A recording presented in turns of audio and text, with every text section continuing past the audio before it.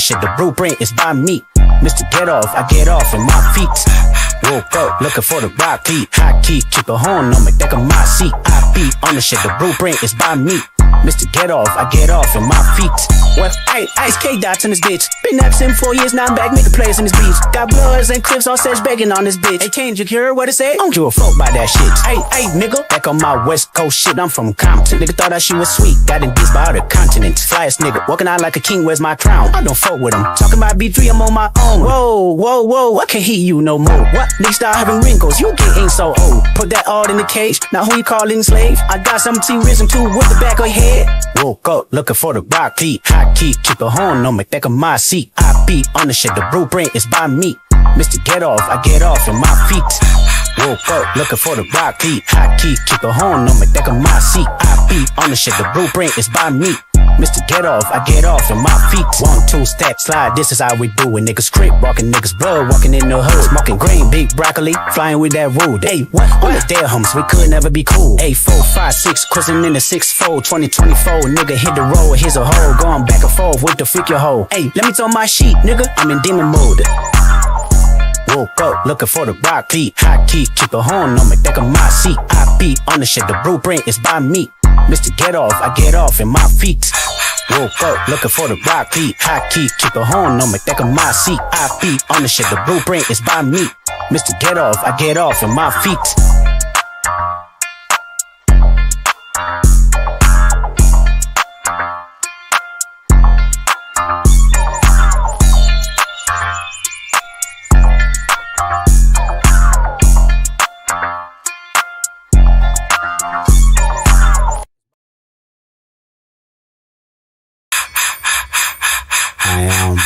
We can call nitty, I'm stargazing. Life goes on, honey, home my business.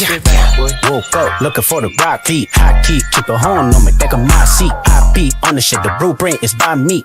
Mr. Get Off, I get off in my feet. Woke up looking for the rock beat. High key, keep a horn on me, back of my seat. I beat on the shit, the blueprint is by me.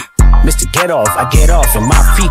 Well, hey, Ice K dots in this bitch. Been absent 4 years, now I'm back making plays in this beats. Got bloods and clips on stage begging on this bitch. Hey, change you hear what it say? Don't give a fuck by that shit. Hey, nigga, back on my West Coast shit, I'm from Compton. Nigga thought that she was sweet, got in dissed by other continents. Flyest nigga, walking out like a king, where's my crown? I don't fuck with him. Talking about B3, I'm on my own. Whoa, I can't hear you no more. What? Niggas start having wrinkles, you getting so old. Put that all in the cage, now who you calling slave? I got some T-Rism too with the back of your head.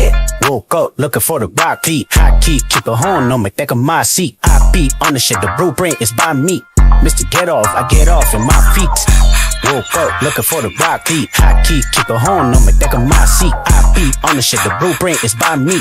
Mr. Get Off, I get off in my feet. 1, 2 step slide, this is how we do it. Niggas crip, walking niggas blood, walking in the hood. Smoking green, big broccoli, flying with that wood. Hey, what? On the dead homes, we could never be cool. 8, 4, 5, 6, cruising in the 6-4, 2024. Nigga hit the road, here's a hole, going back and forth with the freak your hoe. Hey, let me tell my sheet, nigga, I'm in demon mode. Woke up looking for the rock beat. High key, keep a horn on me, back of my seat. I beat on the shit, the blueprint is by me. Mr. Get Off, I get off in my feet. Woke up looking for the rock beat. High key, keep a horn on me, back of my seat. I beat on the shit, the blueprint is by me. Mr. Get Off, I get off in my feet.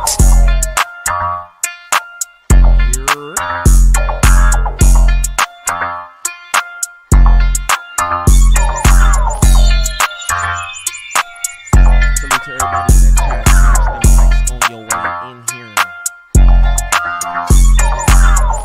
Smash them likes on your way in here, y'all. What that shit do? Shout out to everybody in the chat. Champ Young, I see you, gang. SP, I see you. Yada, I see you. Instigator Cut, what it do? What's the word, y'all? We about to get into this Diddy content. Everybody talking about Diddy, so we about to talk about Diddy. Did he do it? I think he did. I'll be real with y'all. I think he did. We're going to get into a few different clips. Then we'll get into this video I thought it was a real good video. Shout out to everybody entering the chat. PJ Allen, salute, gang, salute. Good seeing y'all in here too. You feel me? A nigga been gone for a little second. Working and doing real life shit. You know what I'm saying? So a nigga ain't been on no content, nothing. I don't even know what's going on. I'm not gonna lie to you. But Diddy and his baby oil is crazy, champ. That's different. That's different. I'ma just be real. They talk about this the baby oil RICO, if you ask me. I always knew something was weird about him. I don't know this nigga. You know what I'm saying? He was always weird to me. Nigga set the mic low. Hey, y'all can hear me? How's my sound? Y'all, I missed y'all too, man. You know what I'm saying? I ain't gonna lie. I missed y'all too. I've been tapped out all the way. You feel me? What's up? How's my sound though? Talk to me.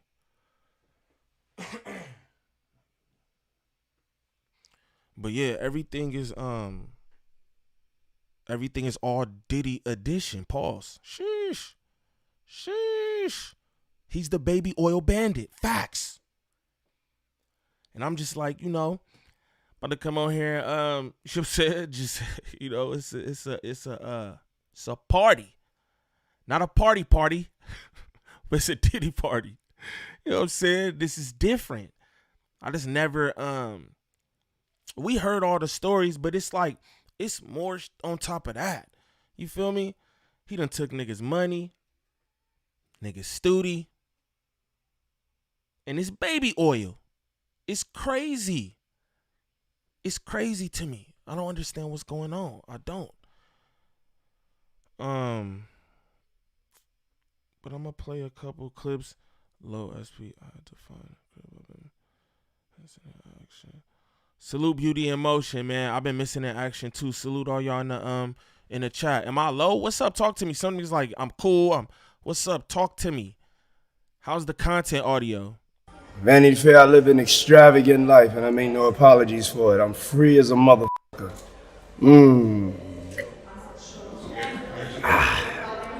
Freaky. Freaky. That's freaky. Ike, what it do, gang? Hey, it's good to see y'all in here. I ain't gonna lie, you feel me? I wasn't even gonna do this. I was being pressed. I wasn't gonna do this. I've been whooped. Work. You know what I'm saying? Move my son to his own room. So I've been getting all that together. You feel me? Carpet cleaned, all the whole shit, all this. All right, cool. We good. So Faraj been tapped out. You know what I'm saying? But it's good to see y'all in here. You feel me? Smash that like for me. I need y'all to smash that like for me. You know what I'm saying? But we're gonna run this back. Diddy's a freak. I'm just going through a few clips just trying to show y'all. Just trying to show y'all like just weird shit. Like, you know what I'm saying? The things that like for me is like, this is weird. Like, you could kind of tell. I mean, my discernment is far better than others. I ain't gonna lie. But I feel like anybody who's really paying attention could tell this shit. That's how I feel. Lord Glass, what it do? Vanity Fair, I live an extravagant life, and I make no apologies for it. I'm free as a motherfucker. What?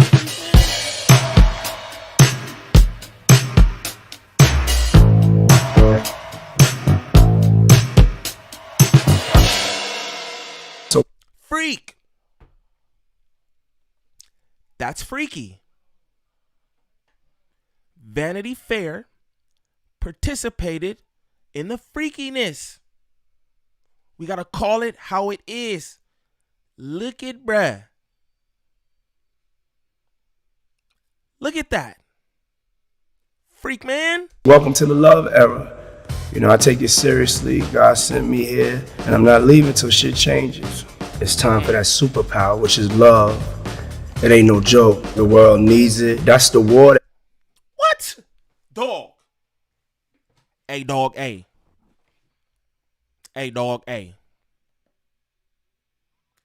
Hey, dog, A.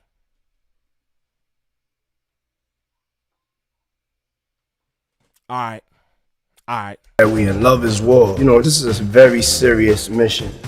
Very high risk mission that God sent me on. It ain't even a black or white thing at this. What? Yiddy's out. I don't know why men are so comfortable posing topless with breasts. Those aren't pectorals. Those are breasts. Why are you comfortable oiling up? This what the baby oil is for.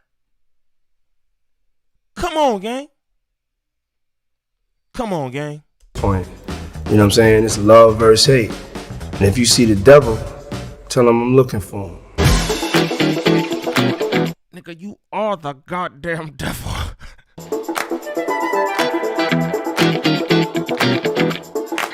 So I started out at Sean Combs. Grew up in Harlem. My first job, I was a paper boy. I was a busboy. They wouldn't even let me be a waiter.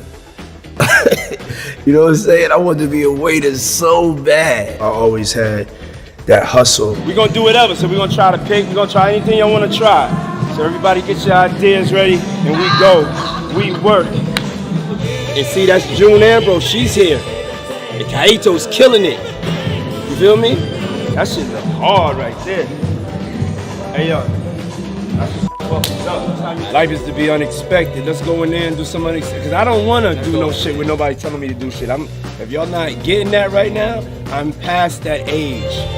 I don't give a Let my body get in the atmosphere. Let me show you what I got. Let's go in there, shit up. Oh man, shit up totally. One day I woke up with like around like 15 roaches on my face. People was like, how you know it was 15? 'Cause I was like, if you had 15 roaches on your face, you would know there was around 15 roaches on your face. And I was like, nah, man, I'm not doing that shit. That. I was like kind of depressed, running around. I'm gonna be honest. We watching this because to me, this is literally like, you know, I know he got kids and all that, but he also, you know what I'm saying? Like, I know he did a lot of this stuff, man. I know he did a lot of this stuff. We saw the footage with Cassie and all that, you know what I'm saying? It's just like, for me, this is just like we're watching a psychopath. Not even trying to be funny. This nigga walks around talk about brother love, and oh, God sent me on a mission. And you know what I'm saying? Like, that's weird. It's weird. This is us watching him play in our face this whole time. You know what I mean? That like, it's crazy to me. This is Vanity Fair that conducted this. You know what I'm saying? You mean to tell me nobody at Vanity Fair like heard any rumblings of any of this kind of stuff? You get me? Of course they did. Of course they did. And he's just performing with that goofy ass flat top. Dancing in the clubs. I still am the greatest dancer in the world. I'm still the greatest dancer in the world. But I was so good that they would just pick me for the music videos. That's when music came into my life. So then I tracked down Andre Harrell. I said, I'll clean your car, I'll wash, whatever, I'll do whatever. Because where he's at, that was the pulse of the music. I'm the way I am because of him, you know what I'm saying? He like taught me everything, he let me be me.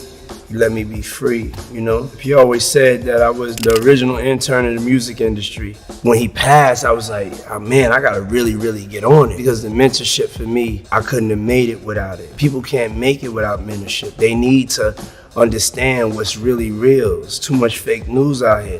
He gave me the mentorship, but also gave me the runway and the resources to be great.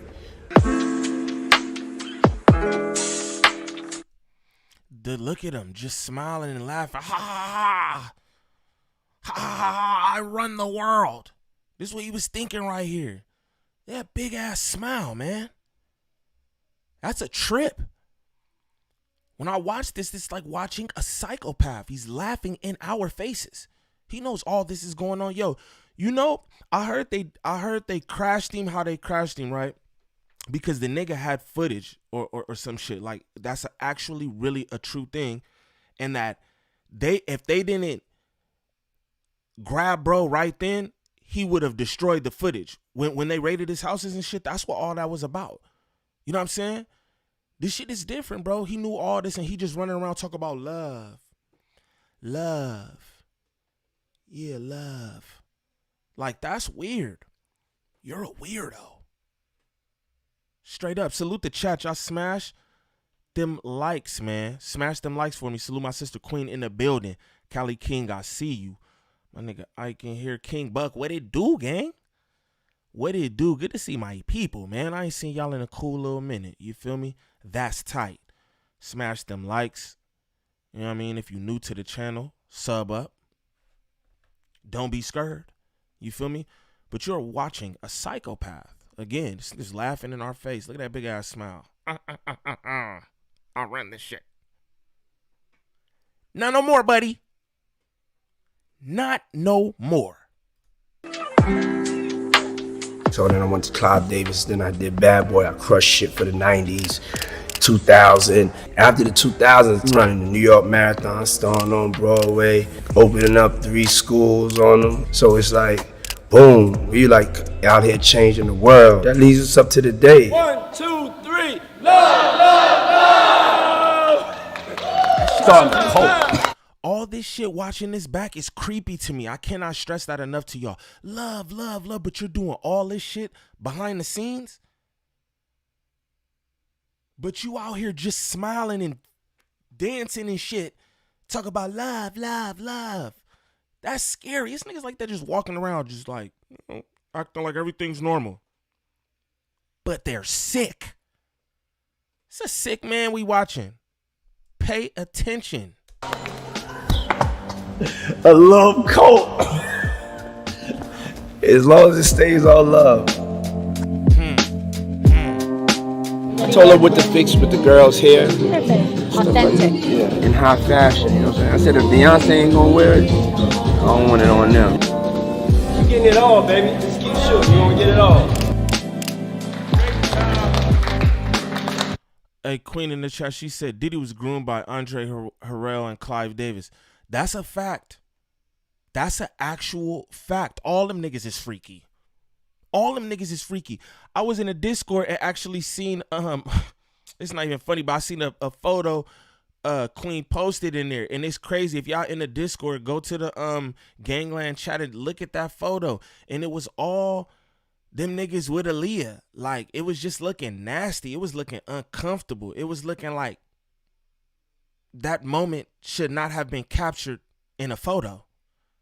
I'ma just be real. Grooming for sure. And then what about R. Kelly? Not even trying to, you know, he locked up for his crimes and all those shit, but I'm just saying. That's crazy to even think about with Aaliyah. I'ma be real. This is nasty. This shit gets sick. Pay attention. Look at the screen. This nigga hugging his daughters, bro. You wasn't thinking about your daughters. You wasn't thinking about your daughters. Like, damn, bro. That's crazy. Oh my God! Did you see these pictures? So great. I love your smile. I think it's important to know who you are, you know what I'm saying? If that's you, then that's you. This is me. Make sure that I played my part in changing the world. Because every day you get another chance. Boy, what in the legend of T'Challa? Boy, what in the legend of M'Baku?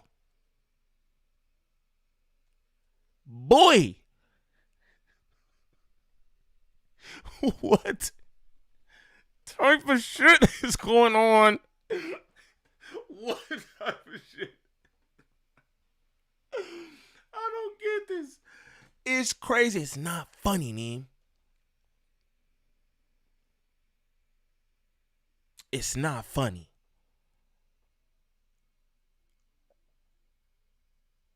This nigga out here.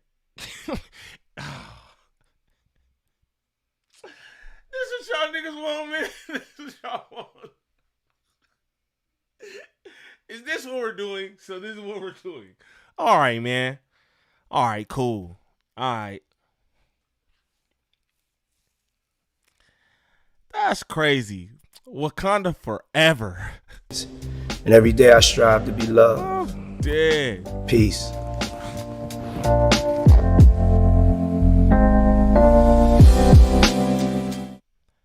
Vanity Fair, shame on you. Shame on you, Vanity Fair. Shame on you. That was disgusting. That was disgusting. You know what I'm saying? We gonna get into another video too. Again, I'm just trying to show y'all, like, I just want y'all to see this is like, it's disturbing, weird things, man. Like, just character things. You know what I mean? And then we gonna bust this video down. But I'm just trying to show y'all things, man. You know what I mean? Puff? Diddy? P. Diddy? Welcome to my home. There he is, ready. Hey, smash them likes, y'all. If you new to the channel, sub up. I'm cool. I heard they got me buried under the algorithms. Yeah, Bunk Skunk Weekend Special Edition. That's a fact. Big Lucci in the building. What that shit do, gang? That's what we on, man. Because this is Bunk Skunk to me. I ain't even gonna lie. This is disgusting. It's atrocious. And he was just walking around doing shit like this. Doing these interviews, just playing on niggas. Playing on niggas. Why we not gonna do that? We're not gonna do that, brother.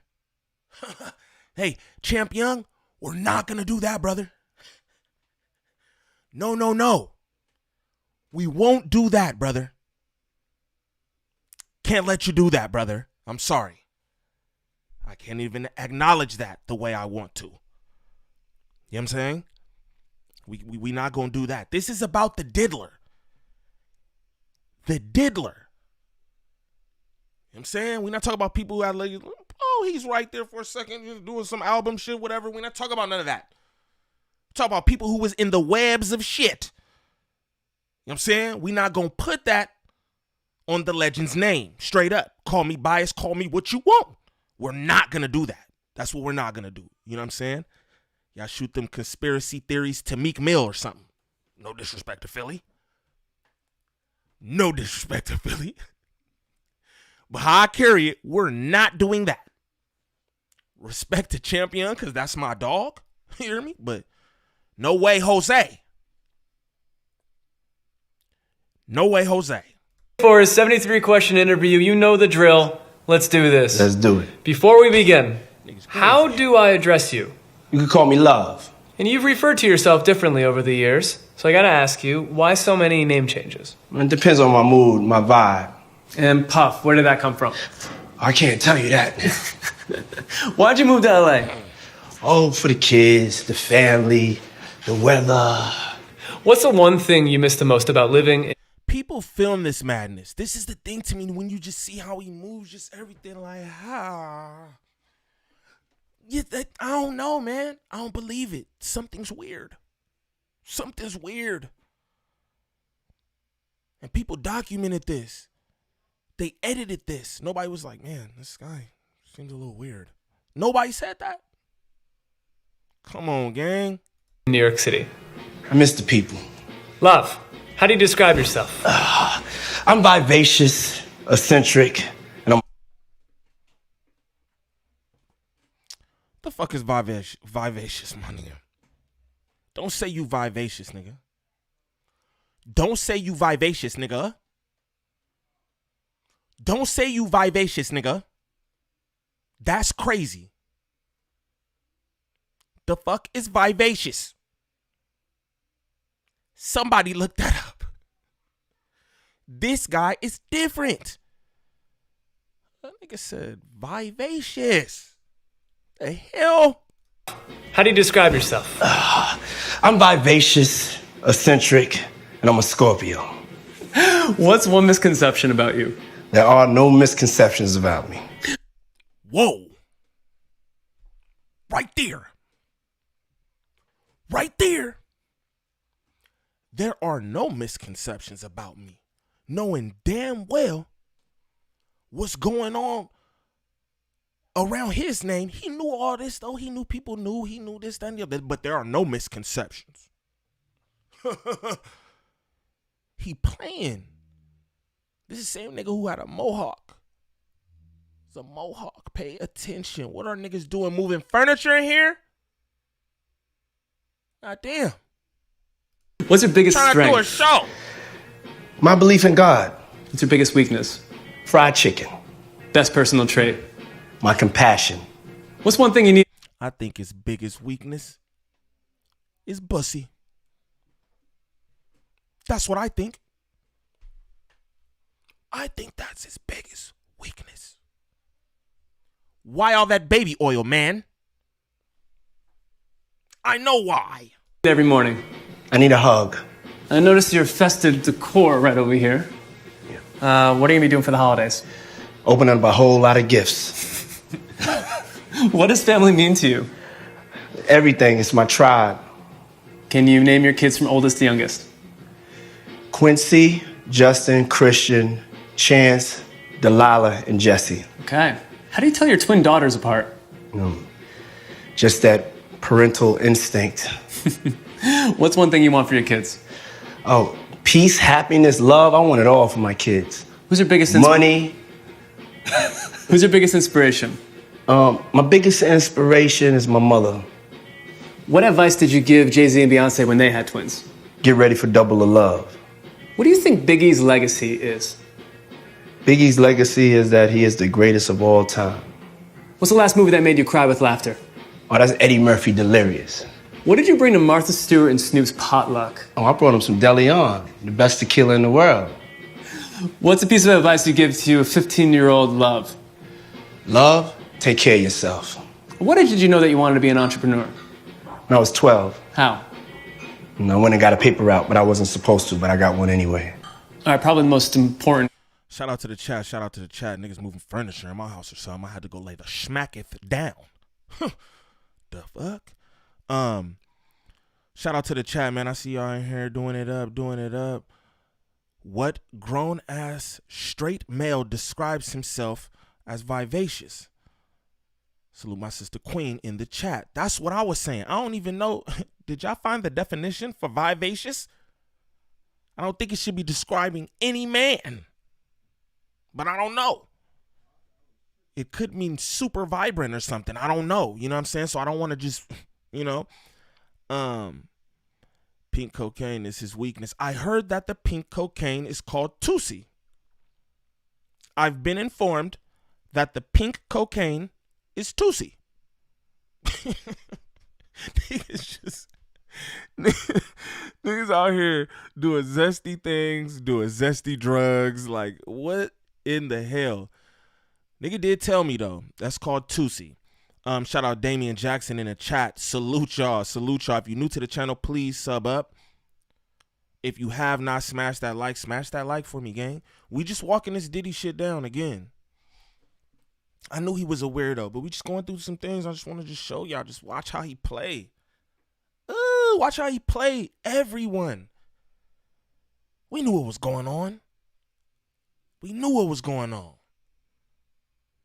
And he played. Vivacious ass nigga. Fuck. Vivacious ass nigga. Come on, man. J Money, what it do? Couple photos. Hey, shout out Damian Jackson with the $9.99 on my photos. I appreciate that. Please know that any snaps on the photo is good with me. Don't be scared to send snaps for that photo. Vivacious.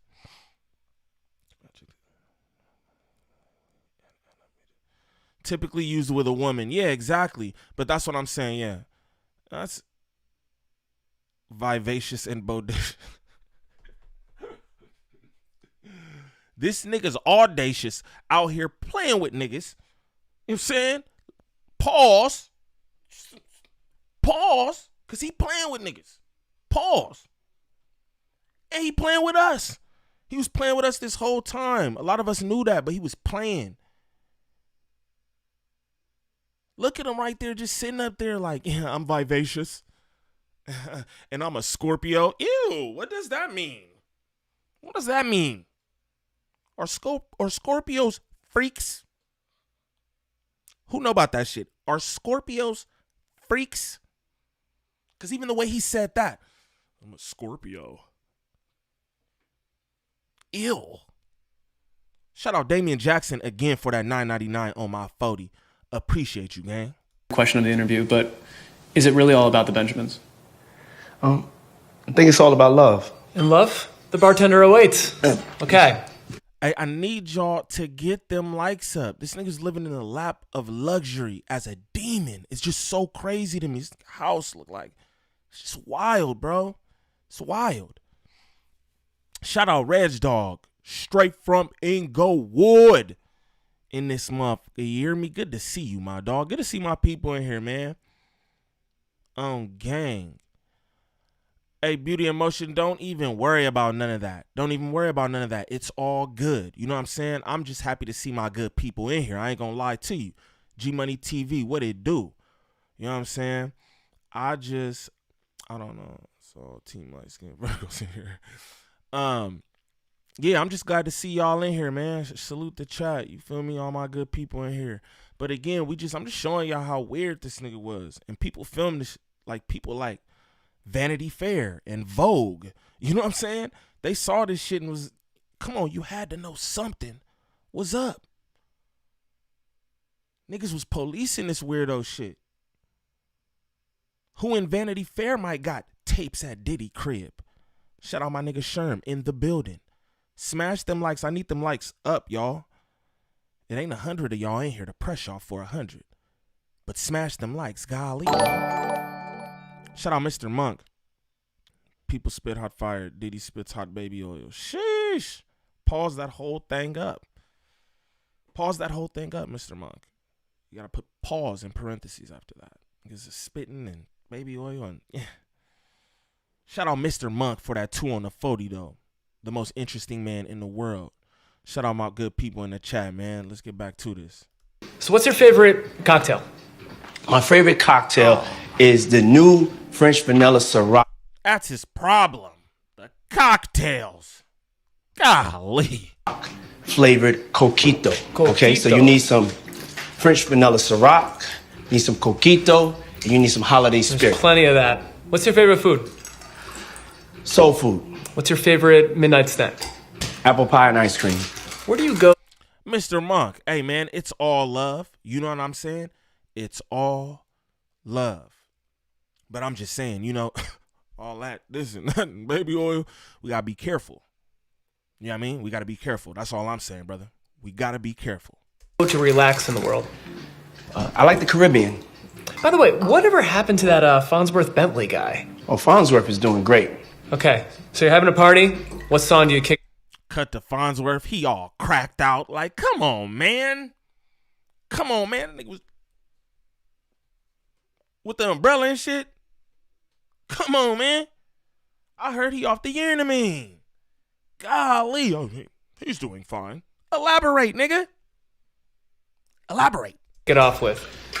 Dougie Fresh and Slick Rick, the show.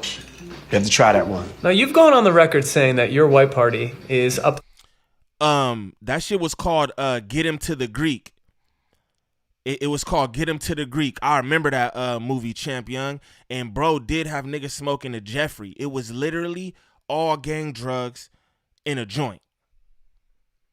And I believe he was trying to do freaky things in the movie as well. It's like he just played in front of all of us. I remember that. Shout out to Champ Young for that. I remember that. Get Him to the Greek. That was wild. I remember that scene. Back then it was like, that's crazy. That's funny. But it was like, we do know he got some weird shit going on. I heard. There were the top 3 that you've ever thrown for people. What are the other 2? I would say when I got my star on Hollywood, I had a party. And this year at Burning Man at an undisclosed location. And if you've had to recall the most lavish, over-the-top, outrageously extravagant decoration on display, what would it be? One time I had the Declaration of Independence in one of my 4th of July parties. It was a 4th of July white party. And the white party's coming back this year, by the way, for charity. Yeah. For charity, huh? I think he was lining up more bussy. That's what you were doing. baby oil at the white party. It's crazy. That's great to hear, and I'm sure that's probably not public information yet, but who's the person that's number one on that invitation list? Leonardo DiCaprio. And I can get on that list, Yes, right? without a doubt, you are invited. That is so generous of you. Cheers to that. See you at the white party, and happy holidays to you and yours. Thanks, love. What's the best thing you've ever worn? Thank you. Best thing I've ever worn is I have a vintage Ralph Lauren double-breasted tuxedo. Wow, sounds nice. And what's your favorite article of clothing? Favorite article of clothing? Socks. And how would you describe your style? Freak.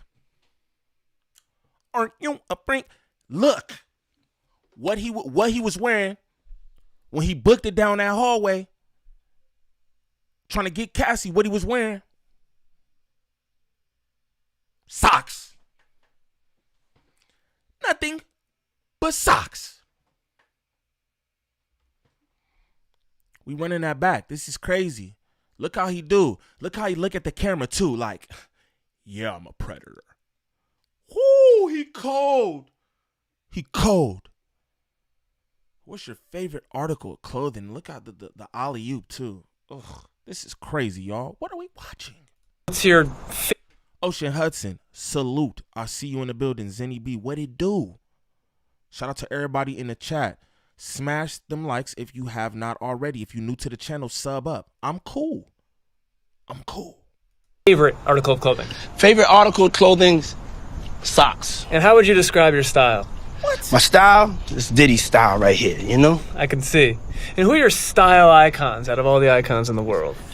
Dapper Dan and this kid right here. What my up, son. Pops? Christian. How you? The third son. Good to see you. How fresh he is, little fresh mini me. See, comfy, cozy tape. Man, go put your put your sneakers up, man. Come on. I got you. I'm sorry. All right. Who's your fashion mentor My mother is my fashion mentor. and designer? As a fashion designer though, I would have to say Tom Ford though. Okay. What's the most memorable Sean John runway show? Freak man. Most memorable Sean John runway show, the first show that we ever did, and it was the first time that New York Fashion Week saw Black excellence in its full glory and splendor. What fashion shoot sticks out in your mind? Talks freaky. Why you gotta talk freaky like that? You like swirling the drink, you got the cherries in the drink, you just yeah, splendor. Like, yo, what's up with that, bro? He was playing. That's what he was doing. He was letting us know what was going on already. Look at that.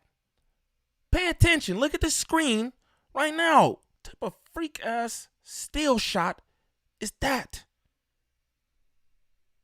That's a nasty man, y'all. Pay attention. That's a nasty man, y'all. Prayers to his children. Somebody said one of them got a weird case too. Sheesh. You passing the freak offs down through the generations? Come on, man. Leave the kids out of it. Annie Leibovitz, the Vogue shoot that I did, it was called Puffy Does Paris, and Kate Moss was in there, and every designer in the world. It was crazy. How has hip hop influenced fashion or changed fashion? Westside Media, my dog, what it do, man? Speedy recovery, gang. Peace and blessings your way. Breezo Ball, man, I see you, gang. If you just came in here, smash them likes. If you're new to the channel, sub up. Hip hop has changed the world of fashion. Look at Gucci. How does fashion influence you when you're recording? If I'm not fresh, I can't make a hit. So to your left, I see a silver statue. Is that a certain CFDA award? This for you. CFDA Menswear Designer of the Year Award? Pow! That is a beautiful thing. Put my drink down. How did it feel winning that? Oh, man. First, Shout out Mr. Monk with the 5 on my photo. He said Diddy is the only dude who could get high on the whole periodic table at once. His blood probably looks like an oil spill. Lemon pepper chicken energy. I hate lemon pepper chicken.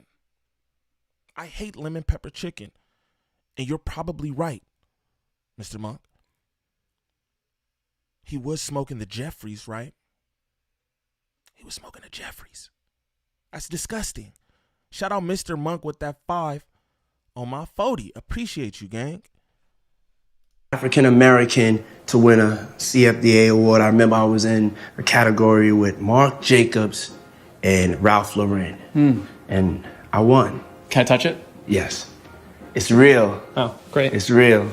All right, notice your Grammys. Tell me, what's your favorite Grammy that you've won? My favorite Grammy would have to be Hip Hop Album of the Year for No Way Out. How many number ones have you had in your career? I probably had 7 as a solo artist and over 40 as a producer. Impressive. And I want you to think back for this question, but what was the first musical memory that you've ever had in your life? My first musical memory was seeing James Brown at the Apollo. Can you finish this sentence for me? Hip-hop music today is? Hip-hop music today is taking over the world. Who's the one artist, living or dead, that you wish you can collaborate with? Michael Jackson. Why? I mean, it's Michael Jackson, man. Come on. Who wouldn't? Who's one actor you hope?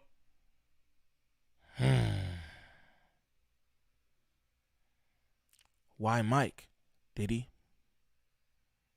Why you want the collab with Mike? I'm going to just leave that out there for y'all to do what y'all want with. Why you want the collab with Mike, gang? To work with?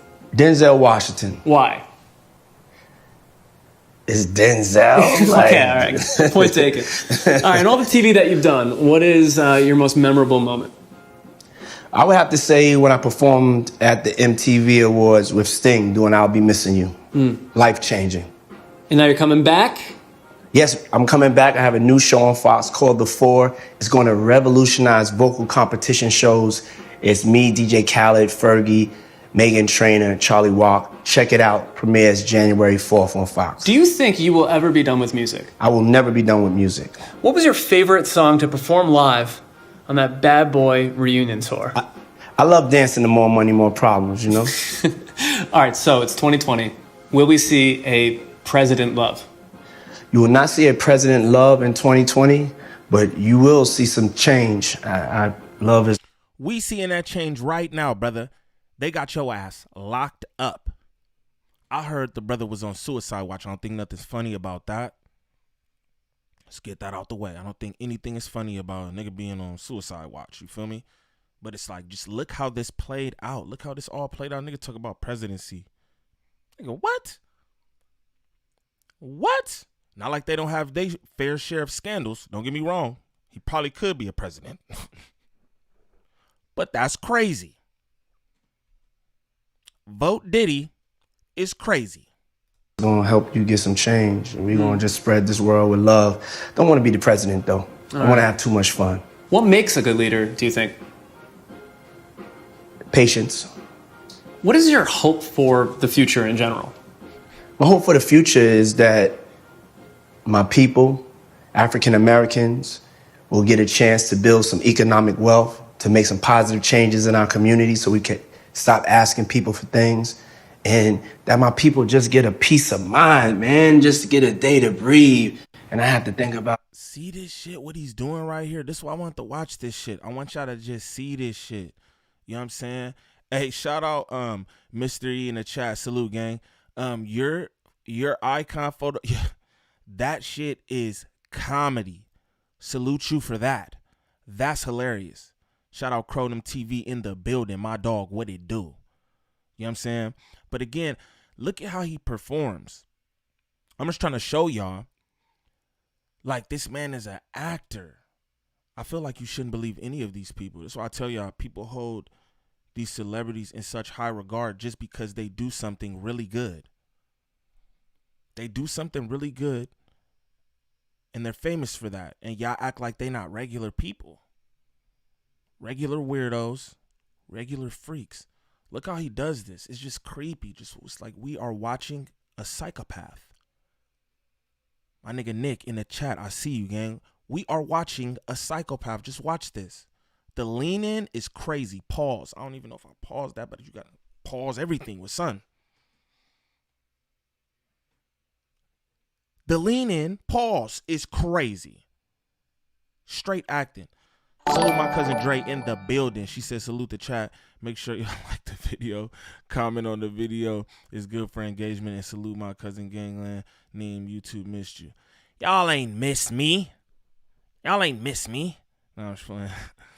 Salute y'all though, man. I missed y'all too for real. Again, salute my cousin for that $9.99, but I send it right back to her. But yeah, man, nigga just been working and shit, you feel me? Staying out the way. And when, like, I don't know, like I really, like I said, this last job I did was different, you know what I'm saying? So I couldn't really be like, it was like time consuming, mind consuming and all that, you feel me? So I really didn't have time for Diddy or nothing else, gang. I'm never gonna lie to y'all, you know what I'm saying? But shout out to y'all for tapping in with me, you know what I'm saying? I appreciate y'all as always, you feel me? Sherman in the building, you know what I'm saying?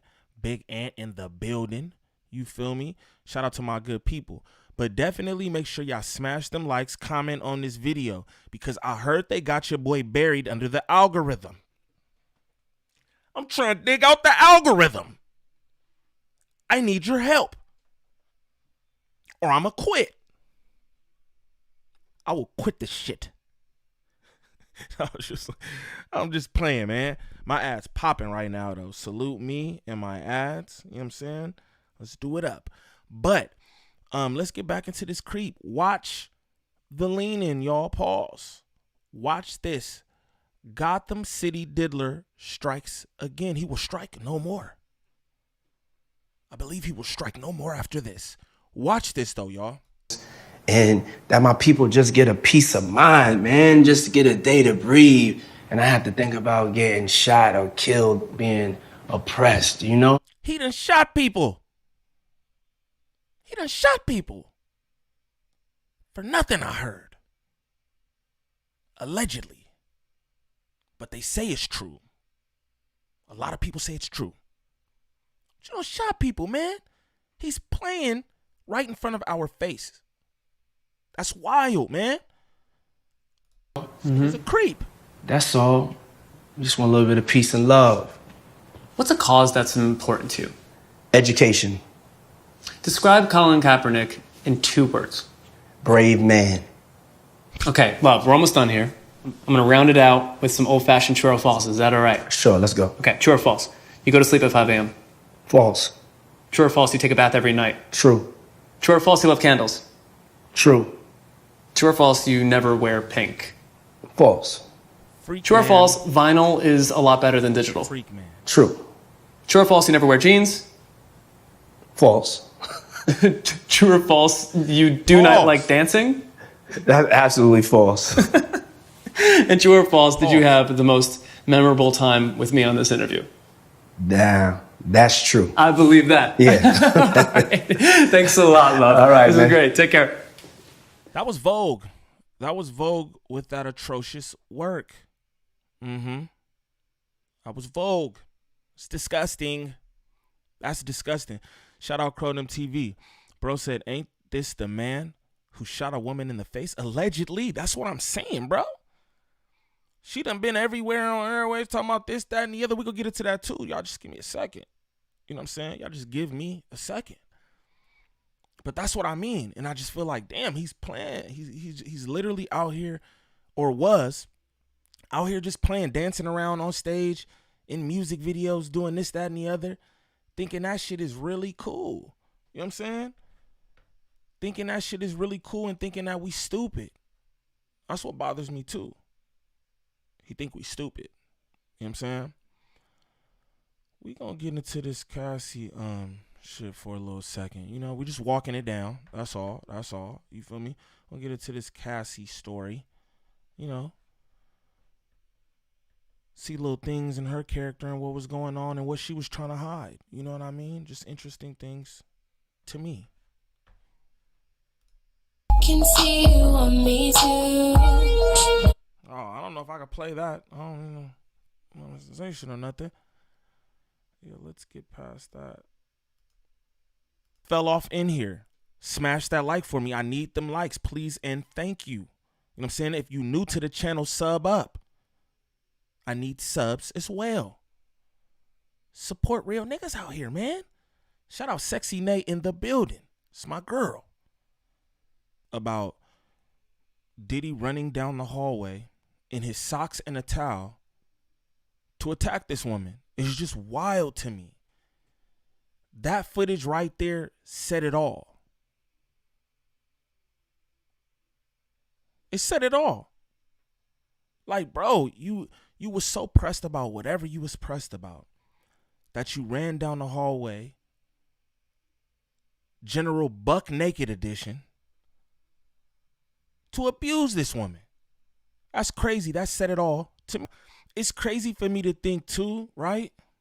It's nothing against Cassie. It's nothing against none of the victims. We're not caping for the diddler. But it's like, damn, she was out here just doing all this while freak offs was going on. It's mad baby oil here and there. It's baby oil, you in the means, and baby oil, you in the means, and two niggas, and leather, and chains, and gang drugs, and baby oil, and you just on the couch like, yeah, and Terrence J, and yeah, and it's like, it's a good movie. That's crazy to me. That's crazy. That's crazy. You got to understand, this shit was going on while we was seeing her do all this different shit in the press and all this shit was going on. That's crazy. That's crazy. Prayers to her. You know what I mean? Because, again, she is a victim. Niggas like to be like, oh, she wanted to be in the freak offs. Whoop. Okay, cool. But I'm sure she did not want to get dragged and beaten in that hotel hallway. You feel me? She's a victim. This is crazy, though. Niggas in the chat talking about herpes. Ew! Ask me, she high right there. She's high. Like, she was probably high doing these. And Jazz, what it do? Drizzlemania in the building. That's my dog. Make sure y'all go sub up to Bro Channel, the best reaction channel on YouTube. He's working, y'all. Pay attention. I want y'all to pay attention to this little back and forth they have talking about how Diddy called Terrence J because they was nervous about the scene, this, that, and the other. I just want y'all to, because she says the conversation went one way. I believe it went another way. Niggas is off the Tusi. Niggas off Tusi. That's the pink powder. Niggas off a freak. Run that back. Look at how his eyes start moving. I've always wanted to hang out with him. You know these. I don't want to say too much about the too much. You know, look at that. Look at the screen right now. Ooh, freaky little man. Freaky little man. That's crazy. Look at that. Watch what he say. I always wanted to hang out. He thirsty. They trying to cut. They like, all right, it's a wrap. He still want to be like, Diddy, I'm here. Weirdo. Pay attention. In California. I always wanted to hang with them. All right, there is a new restaurant in Bushwick getting a lot of buzz. Hang with them. The fuck? That's weird. That's weird. Niggas be out here on the creep shit. Straight creep edition, man. Straight creep edition. I'm saying? Show y'all what Tyrese got to say about Diddy. You know what I'm saying? So what does Tyrese think about what's going on? These are his peers. These are Diddy's peers. You understand me? Let's see what they're thinking. Did you ever go to a Diddy party? Yes. And what was it like? A Diddy party? Is it like what they have in the media or off the hook? Off the hook. And whenever they went into the quote unquote alleged other section, I was never there.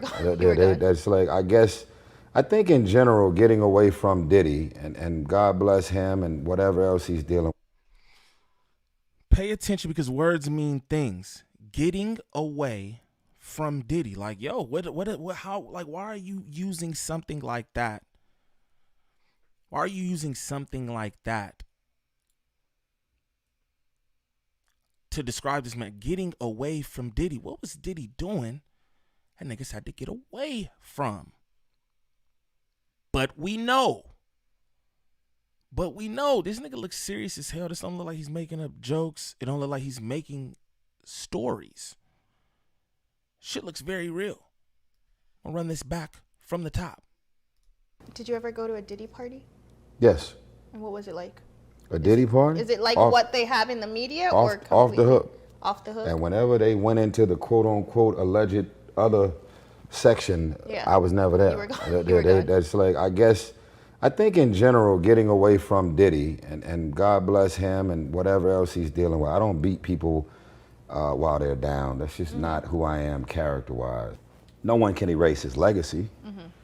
Bad Boy Records and Faith Evans and Biggie and Craig Mack and 112 and Total and I mean mogul. I mean, I don't know what all that other is going on or allegedly, but man, you know, legacy is legacy, man. You know, surviving Neverland.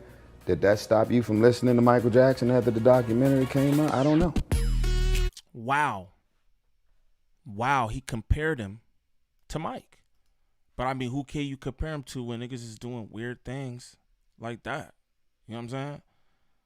That's Mike-esque shit. You feel me? Just keep it all the way real with y'all. Let's see what other people got to say about things. You know what I'm saying? D.L. Hughley always has an opinion on what's going on. I like his opinions. You feel me? So let's see what him and Vladimir had to talk about. You know what I'm saying? Yeah. Is now under federal investigation. Yeah. And all types of wild shit has come out. There's a former porn star that's suing him, saying that he made her boyfriend give him head. 50's working on a Diddy documentary. He made her what? Oh, you didn't hear about this one? No. A 50-50 baby oil water pool is nasty work. Nasty work. Shout out Moss in the chat. Shout out Keish in the chat. I see you. If you new to the channel, sub up. I'm cool. If you just got here, smash them likes for me. I need that. Comment on this live. I need that for the algorithms, y'all. A female porn star is suing Diddy, saying that he forced her boyfriend to give him head. Why is he not suing Diddy? Yeah, I know, right? Is his mouth full? Like what the... Why is he not suing Diddy? What the fuck are you... Hey, Vlad. My boy. It really ain't that funny. Hey, I want y'all to pay attention to Vlad. I want y'all to pay attention to Vlad. Like, bro, was it that funny? You feel me? I don't think no year in the mean jokes are that funny. That was to me. But this nigga was really tickled. The fuck? A female porn star is suing Diddy. And, you know, aside from that too, like, this is crazy too, right? A female porn star is suing Diddy because you about to hear it right now. I can't even say this stuff because it just sounds so nasty. Like, bro, ugh. Disgusting. Like, what? That's not funny, Vlad. I don't care what joke you make off the heels of saying that. It's not funny. Not to me. I don't think that was funny. He go, it ain't funny, man. Saying that he forced her boyfriend to give him head. Why is he not suing Diddy? Yeah, I know, right? Is his mouth full? Like what the... Why is he not suing Diddy? What the fuck are you? First off, I have no... That's a cackle. That's what you call a cackle. Like, bruh. It wasn't that funny, gang. It just wasn't. Was his mouth full?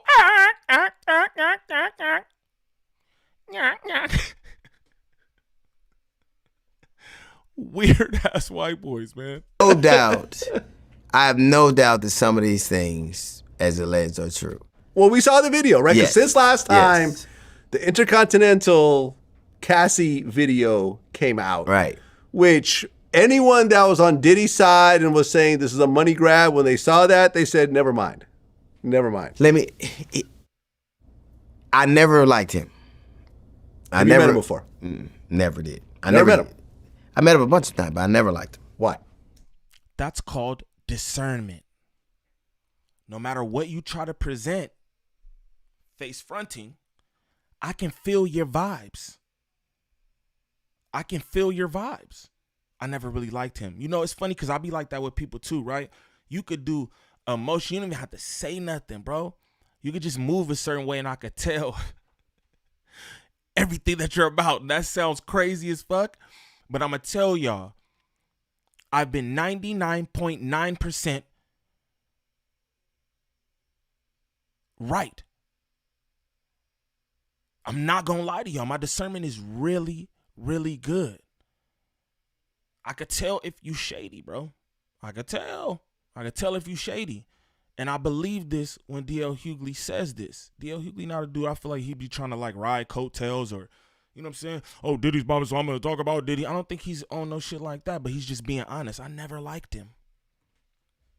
I never liked the dude. It was something about him. I know about that shit. It's just something about him. I don't know. I can't tell you what it is. I don't know, but it's something about him. It just don't rub me right. Pause. Nigga can't even talk during this subject. Golly. Golly, y'all. I just didn't. It felt like when I see those things, I never was shocked about it. I never, like, it just, I could sense a thing. Like, I don't know what it was. But I will say that all those people who are now coming out and talk about these monstrous things he did are only saying it now when they were fine with it when they were benefiting from it. Their silence benefited them from. If you are now telling us all these things you witnessed, then now you want to witness, you're an accomplice. And I think it's weird that a dude, like, you would think that a dude who'd been in that many videos would know when a new one was coming out. Like, you would think. Well, he bought that video for $50,000. Yeah. Well, but you know how this works. Yeah. You know how this works. You knew, like, he been Puffy, Diddy, Puff Daddy. In my experience, any nigga changed his name that many times has done a lot of shit wrong. Where I'm from, we call it an alias. Is that you? No, not no more. That was me last album. Facts. But you know what happened to me? That was the last. Everybody. Trust your gut. That's a fact. And I always do. You want to know something? It's been a few occasions where I have not trusted my gut and they've been almost like life-threatening. One of them times was me being shot. I'm going to tell y'all, when I pulled up to this function, I didn't want to be there. The homies wanted to be there. You know what I'm saying? They was juiced up, turned up, all the shit, and niggas wanted to be there, but I didn't want to be there. You know what I'm saying? My brother didn't roll, you feel me? I was just with the homies, and I didn't want to be there, and it was just like this feeling. I don't know, like I tell y'all about my discernment. I don't know what it is, like, because I don't know you, but you did something that shows me, You know what I'm saying? And it was the same thing with this function. You feel me? It was just something about it. It wasn't like, it didn't feel right. I did not want to be there. You feel me? And end up getting shot 4 times, almost losing my life. You feel me? So when it comes to that shit, I trust it. I trust my gut. I trust my gut, for real. You know what I'm saying? A lot of y'all need to do the same. Straight up. It's a life lesson. Trust your gut. That's just that internal shit that we have in us that just telling us like, yo, you know this ain't right. You know this ain't right. Don't do it. You feel me? In the 90s had been the product of the 70s and 80s and all that wild shit that was going on then. So that was the last vestige of those people who just got to do it. But all those people went to all those parties are now having lawyers explain and what they saw and why they were there. Like, it just wasn't my thing. It just wasn't where I wanted to be. But I'm not shocked about the allegations at all. Well, yeah, I interviewed Roger Bonds, who was the head of his security for 10 years. And he did witness multiple situations with, when he beat Cassie, which he had to break them up and, kind of put her, in a different place and so forth, as well as witnessing a lot of other, the whole Kim Porter, the fight on the boat where he broke her nose. Roger Bonds was there when they landed and, said that Diddy flew in a plastic surgeon to fix her nose. There was a situation with his personal chef, and I heard some of the audio of this, of her explaining how he just basically threw her out of the house like Fresh Prince of Bel-Air because he got mad at her. You know, beat his assistant, beat one of Cassie's friends, and Cassie didn't support her friend, and that's why the friendship kind of fell apart. You saw it over and over and over again. I know people that have worked for him that have seen all types of inappropriate situations where he would walk by and like slap one of the female employees in the ass, and the employee was married, and everyone knew the husband. You know, the husband and Diddy knew each other. Like, it was a bunch of crazy shit that really had been going on for a very long time. I ain't trusted that nigga since he came up with Pizza Rock. Anybody that come up with pizzas and vodka is up to the like. What does Pizza Rock have to do with you know, who comes up with that? You got peaches and vodka? This nigga's up to something. I remember when like Vlad finds this nigga hilarious. Allegations. Vlad finds this nigga absolutely hilarious. Cause he just like, bro, that was funnier than the last one, but like drug and like I love pussy as much as the next man. I just ain't. I won't drug nobody to get it because I'm from the era when lies work. Remember, you could lie and get like lie away to some pussy. Like Rufy ain't got shit on. I love you. We got a future. Just let me put the tip in. You know what? I believe my wife for you. Right. Yeah, that works better than a roofie. Yeah? Right. I'm not saying that. I'm just saying. Nobody goes to jail for that. Right. People just say you ain't shit, but nobody goes to jail. Although, I just read today that in India, a man who promises to marry a woman, you know, for sex, can now face up to 10 years in prison. There's a new law that's passed. Well, you know what? Remind me to stay the fuck out of India. Remind me to stay the fuck out of India. No, it was all. Have you ever noticed like everybody from that era is in trouble? Everybody. Not everybody. No, but I'm talking about like you're right. Not everybody. That's hyperbolic. But all those dudes who are at every party and having the wild stuff is now lawyered up. I mean, look. I remember I interviewed Brother Marquise from the 2 Live crew, and he said during their heyday, some of the dudes around them said to him that they felt they had a rape license. This came out of his mouth, and he passed away now, so you know. But he said it on my show that back then, dudes just felt like, yeah, whatever, I could take the pussy. And, man, you know, there's no cameras, there's no this. I mean, it was a very different era. That's crazy. It was wrong, but it was all. But it was the a different same era. Type of man. Like, let me tell you something, man. That's crazy. And I'm not gonna say who this is, but I was on the road one time. You're not even talking about Diddy no more. We all into the R word. Sheesh. That's crazy. You know what I'm saying? But we about to get into another clip. I want to know why Ray J was dressed up on CNN trying to act regular. Trying to act like he's a normal person. Talking about Diddy. This is crazy again. Everybody coming out the cut, like I said, this is not no cape for Diddy party at all, right? That's not what we're doing. But I feel like a few people should be culpable as well. Y'all knew what was going on, and then y'all want to come out now for profit and talk about how you knew this and you knew that. That's weird. That's weird to me. That's not okay to me. Straight up, you know about all this horrendous shit he doing, but you just keeping it to yourself for some reason. Like, that's weird. Oh, but now everything's out to the... So now I'm gonna get paid a bag to go talk about this shit that I should have been talking about.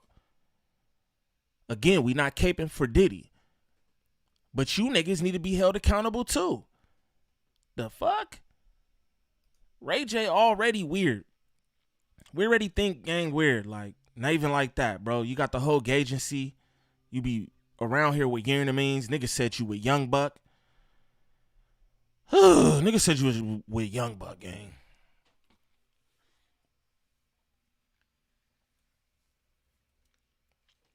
Tennessee, gang. That's crazy. Golly. You all on the low with Young Buck.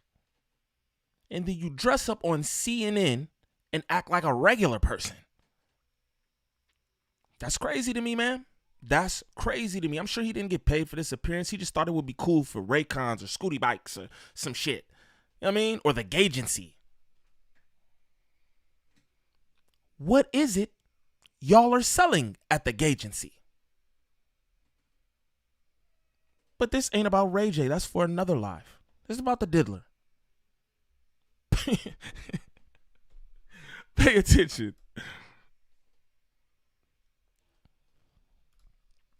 Hold on, y'all. Golly, y'all. The diddler strikes again, y'all. And this nigga Ray J up here just doing it big. Like, bro, you're comedy. Like, we think you're weird too, gang. Like, straight up. That's what we think. We think that you're just as weird as the rest of them. You know what I'm saying? And now you want to come out on CNN with a suit and some glasses, try to act like you regular. You trying to make us think that you're regular. We don't. We don't think you're regular. I need y'all to see this CNN clip. Because I don't even know if this CNN, everything red, white, and blue, they all the same shit to me. I ain't even gonna lie to you. So I don't know if this CNN nigga in my comments, hey, that wasn't CNN, that was MSNBC. Okay, bro. I don't know what the fuck it is. Straight up. You know what I'm saying? But let's get to this. Ray J out here bugging. Ray J has known Diddy most of his life. He considers him a mentor as well as one of his closest friends. He has not spoken out since Diddy's arrest. Joins us now. Appreciate you taking the opportunity. Oh, yeah, he took the opportunity. Looking like a little creep man himself. Straight up. What's up, Chris? How you doing? I'm good, and I'm happy to meet you. Thank you. What do you want people to know about how these... This nigga said, blessings. You all Dalai Lama. This the same nigga who be telling other niggas, hey, I got some homeboys who's gonna take your stooty. You have homeboys who take stooty. Talk about blessings. Yeah. Blessings, brother. That's weird. These guys are all actors. Your friends take stooty. Don't bless me. Dodge that blessing. Whew. Oh, no blessings from you, bruh. The fuck? Blessings. Blessings. Pay attention to these weirdos. Pay attention to these weirdos. I want you to see this from the jump again. Pay attention. What's up, Chris? How you doing? Yeah, what's up? How you doing? I'm good, and I'm happy to meet you. Thank you. What do you want people to know about how these allegations hit you? Had you ever thought you would hear this about the man? I didn't. Cap. And I think it's a different time in this game, and you know when you look at YSL Studio is crazy.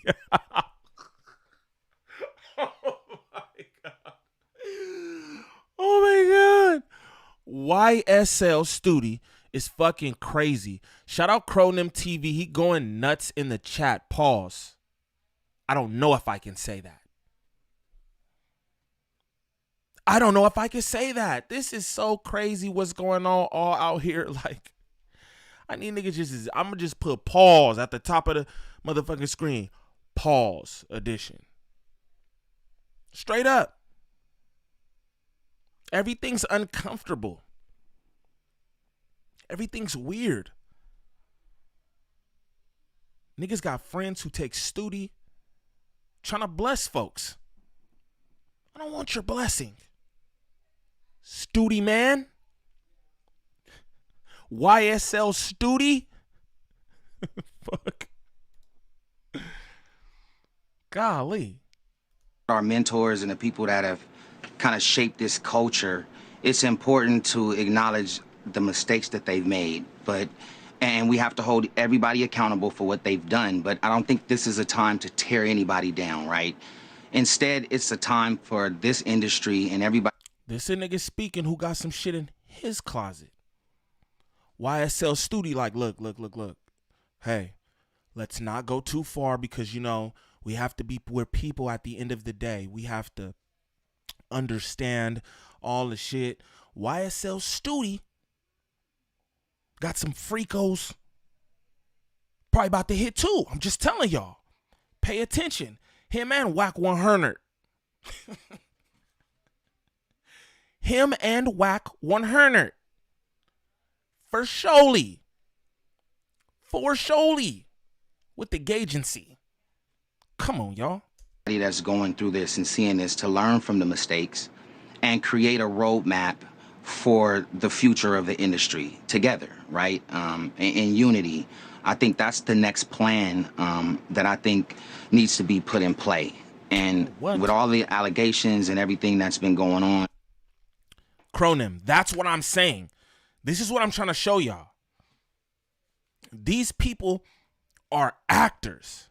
Tyler Towns in the building. That's my dog. What it do? I before the E. Salute you, gang. But that's what I'm saying, Crow. They're actors. I showed you how Diddy just act.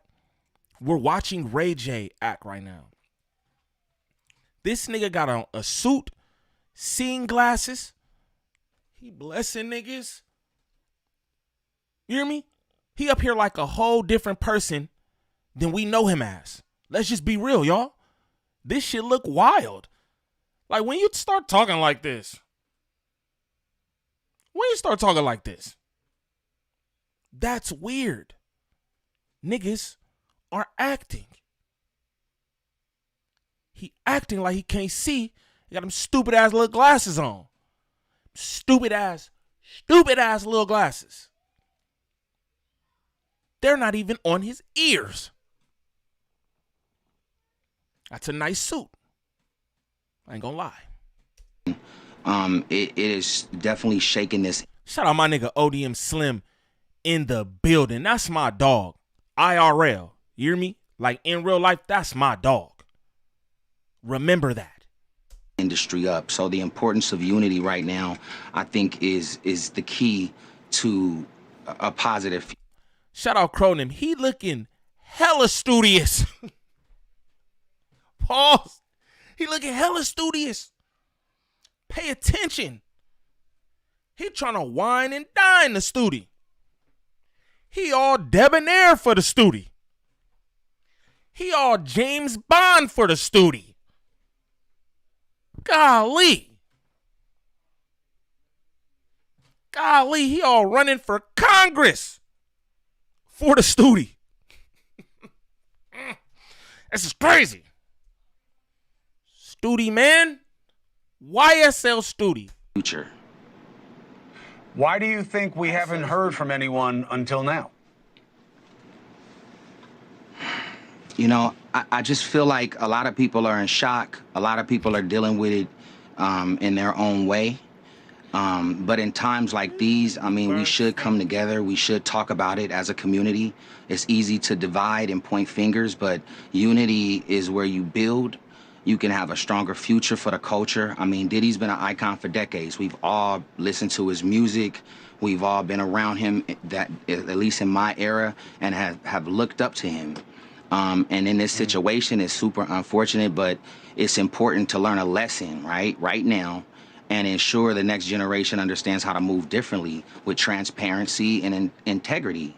And I think transparency and integrity. What is he even saying? What is he even saying? Yo, people was violated. We seen what happened with Cassie in a hotel. Like, what are you talking about? YSL Studio? What are you talking about? That's because this your friend. And you know you have things in your closet. Niggas got skeletons. Niggas got graveyards in their closet. So niggas trying to, hey, look, brother. You know what I'm saying? Let's not rush to judgment because, you know, the next generation and all the whole shit And yeah. What? What are you talking about? What are you talking about, YSL Studi? Niggas like him are here to police this shit. You see the nigga toast, yeah, toast, nigga. Nigga was in the sand, in the water, with capri pants. With Diddy, what were y'all doing? What was that? Y'all was just dancing together on the ocean front? That's weird. Moving forward should be non-negotiable. I hear you, and look, we need that in every culture. You hear and may know what I hear, which is people aren't coming out because they either suspected this about him or they don't want to have any connection to him. And then I guess there's another group who's worried they're going to get pulled in, which is one of the suggestions from prosecutors. When you were with him, you had to have heard the kinds of things that other people heard about what Diddy could be about on the dark side and excesses of his. Yeah, what did you make of what you heard, and what did you ever see for yourself that gave you an opinion about what he was about? He said, come on, tell, nigga. The Caucasoid said, tell, nigga. Tell on him right here, right now. Well, for myself, and I think a lot of other people in this industry, I mean, it's all a shock because, you know, we've never seen the stuff that's being said and the stuff that people are finding out. Like, I've never been in rooms that people are talking about, and I never knew they existed.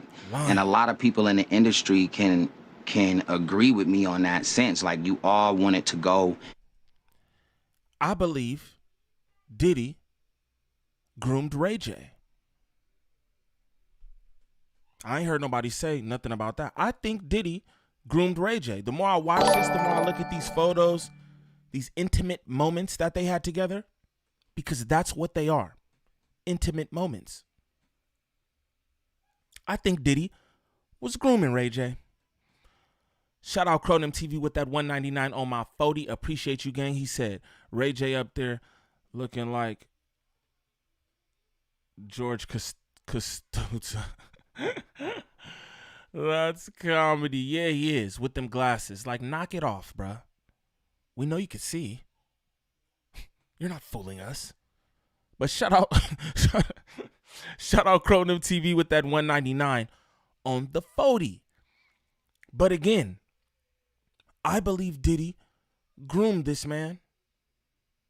I do. Look at them with their shades on, hiding things behind their eyes. It all makes sense. It all makes sense to me. And have a good time at a Diddy party. Tay, we know that nigga ain't civilized. I mean, Cronin, we know that nigga ain't civilized. That's why this is crazy.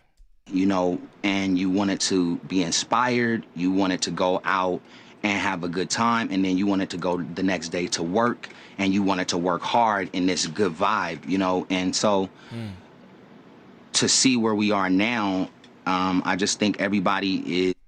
Been around him since he was young. Pay attention to these photos. They going back. You feel me? I was when Ray J was young. This is a case of grooming to me. I'll be honest. He ain't said nothing to denounce all this foul shit that this man allegedly did that he knows is true, but he hasn't said one word to denounce this shit. He's talking about what we got to do for the future and this, that, and the other. Nigga, the future is now. Lock him up. Still trying to digest it and still trying to understand it. And even though, you know, there's still allegations and it's not anything that's just allegation factual yet, but it's hurtful and it's confusing to a lot of people. See, I mean, we all grew up. He keeps saying shit like, we're just confused and surprised. Like, nigga, say this shit is nasty.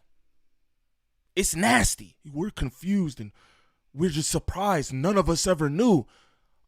Everybody who lying should be held accountable as well. Straight like that. That's what I believe. Y'all niggas should be held accountable as well. There's no excuse for this nasty shit that's going on, and y'all niggas knowing that the shit was going on. A lot of y'all participating in it. Again, I said this in a video I did earlier. Do not be surprised at these names and shit that y'all see that pop up, you know what I'm saying, having to do with this RICO. Oh, such and such. Because I know y'all. Jigga? Not Jigga? Yeah. I heard Jigga name being thrown around. A few other people. I'm just saying, pay attention. Pay attention. Y'all gonna see a lot of shit going on, a lot of different names thrown around. I think some of the names that y'all throwing around right now are low-key fake. I think that that's just stories niggas trying to put together, but I believe y'all gonna be super surprised at the next bombs that's dropped and all this shit. Because this is crazy. This is next level. This nigga up here looking like somebody pastor. Janky ass pastor. Ooh, my discernment tells me he takes all the money from the collection plate. Right in his pocket. Driving a Bentley. You know, listening to Puff and Bad Boy, and they represented success and resilience, but it comes with responsibility. And when people fall, right now we just need to use it as a moment to reflect, not to criticize, but find a better way to move forward as leaders, individuals, in this culture that we're in right now. Hey, thanks for watching. Policing it. Caucasoid, get out of here. We don't want to see you. Policing it. Pay attention. That's what this is. He just policed the sexual assaults. That's what he did. He said things about consensual. Like, what are you talking about, dude? What are you talking about? What are you talking about? You need to get more ironclad contracts when y'all doing freak offs. What are you talking about? Ray J? Excuse me. Ray J. What are you talking about, dude? That's wild. Kendrick told you niggas, though. Kendrick told you niggas. Y'all wasn't trying to listen, though. Niggas like Niem bias. No Niem, no weird ass shit is going on. That's what Niem know. Straight up. We about to get into this content right here. Shout out to the Art of Dialogue. This is Freddie P speaking on the situation. You know Freddie P from the band. You know what I'm saying? And I thought it was funny the shit he had to say too. Because like it sounded like you knew a lot as well and wasn't saying nothing. Why wasn't y'all saying anything? I'm just curious. I want to know why y'all wasn't saying nothing. Talk to me. Freddie looks like a creep too. I have to say. Need work in Hollywood. Trust the inside scoop. Look here, brother. This is what I'm going to tell you. I don't know nothing about this type of shit that be going on. I'll just let you know that. I'm on the production side of things. You understand me? I don't fuck around with none of this type shit. You know what I'm saying? I'm building shit or working while they're filming some shit. But their lives, I'm not in Hollywood like that, brother. Don't get it confused. This is just a career for me. I don't be at the parties, the white parties doing it up and all that. Tootsie. Niggas off Tootsie rolling at the white parties. No. Niem's not there. Niem don't know nothing about that. So we just gonna boop, nip that in the bud right there. Cronin. No. Definitely trust what I'm saying because I wouldn't lie to you. But Niem don't know nothing about that shit. Let's make that abundantly clear. You hear me? All the freak shit. He got indicted. How you feel about that? It was a surprise to me, bro. I ain't even gonna lie to you. Like, when you see Puff, it's kind of a surprise. But like I told my brother, man, you know, he was telling me he don't think Puff gonna get locked up. I say, bitch, they got Chapo. You know what I'm saying? Like I was telling you earlier, they got Chapo. They could put Chapo under the ground. They can hide Puff. But it's just long overdue. Like for a while, it made me kind of question, like, damn, it's to the point where it felt like they forced the feds to do their job. He forced the feds to do their job because if they didn't do it, everybody looking at them like, what? Do you motherfuckers exist? You know what I'm saying? Like, he done got away with too much, but you got to understand this, right? A lot of stuff Puffy going through, and I don't wish bad on him. Like, before this transpired, I had a lot of hatred toward him, but it was about financial reasons. When it comes to this subject, it's very sensitive to me because it's a lot of victims in here. You know what I'm saying? And at the end of the day, it's still somebody's father. You know what I'm saying? So, but we make our own bed, man. And for a long time, a lot of people, I want him to understand that a lot of people was hurt because you couldn't live your truth. Everything he going through right now is because he couldn't let go. He couldn't let go having a position of power over street niggas and also being who he is. The more who he was, he had to show more aggression. That's like when I sucked my thumb. When I grew up, the reason people might think I'm tough and right is transpired because when I was in a place sucking my thumb, I knew I had to go extra hard for you to know not to play with me. You get what I'm saying? Like, it made me turn it to somebody else because you might take a perception of me sucking my thumb. You might think I'm soft. You might think I'm gay, anything. You know what I'm saying? So it's kind of like with him. If people know his secrets, because believe one thing about it, and that's with all these rappers. Somebody know your secrets. You might be you and Puffy getting, because Puffy, I can imagine he approached these guys who going through financial situations, these rappers who get themselves start making a lot of money. Then when things don't be hot no more, you fall back on people like him. He prey on you, and what he do is he offer you things to keep up a lifestyle. You can imagine. Now I did this video for a reaction on my channel. Y'all go check that out. But I didn't say this. I was in the chat doing it up. Shout out to the chat. I was doing it up with the chat. And, as I was watching this, I'm just like, damn, I was watching it back with the chat. And I'm just like, yo, this nigga definitely has some unspeakable things go on. I'm going to be real. And I believe that he don't want to say that. Because his perception and, niggas is tough and niggas is thugs and niggas is gangster. So niggas don't want to be like, oh, no, nigga violated me, even though you was sucking your thumb on television. You know what I'm saying? But as I'm watching this, I'm just like, oh, bro, definitely, you know what I'm saying? You got some shit on him for sure. Because it just seemed like, you know what I mean? I don't know. Pay attention, though. Sounds like a hurt young man, a traumatized young man who don't want to say nothing. He don't want to say anything about what happened to him. He want to talk about the other people, but he don't want to mention himself. Pay attention. Imagine Puppy Playboy. Playboy, don't worry about that, man. I can get us, come with me to the island, Playboy. Come chill with me. Won't be no security guards, no nothing. Won't nobody know about your business. Hey, don't worry about that. I'll wire that, Playboy. Like, you know what I'm saying? So it's a lot of rappers out here that got secrets because they fell into them situations with Puffy. And I know this personally. Like, I know personally, but like I say, a lot of stuff that I know, like I knew a lot of stuff that came out this week we was talking about. I was like, man, I been knew that. I been knew about the girl that came out. She was just afraid to tell her story for a long time. Like, I knew, when you're in a circle, like the band is like a, you know what I'm saying? So things that transpired in their band, because they work with people that we work. It's the band, not the band. DA band. Weren't you a part of this? Gosh. You know what I'm saying? It gets back to us. And not only that, I done been on a phone call and hear people. Hit that like button, Playboy. This is comedy.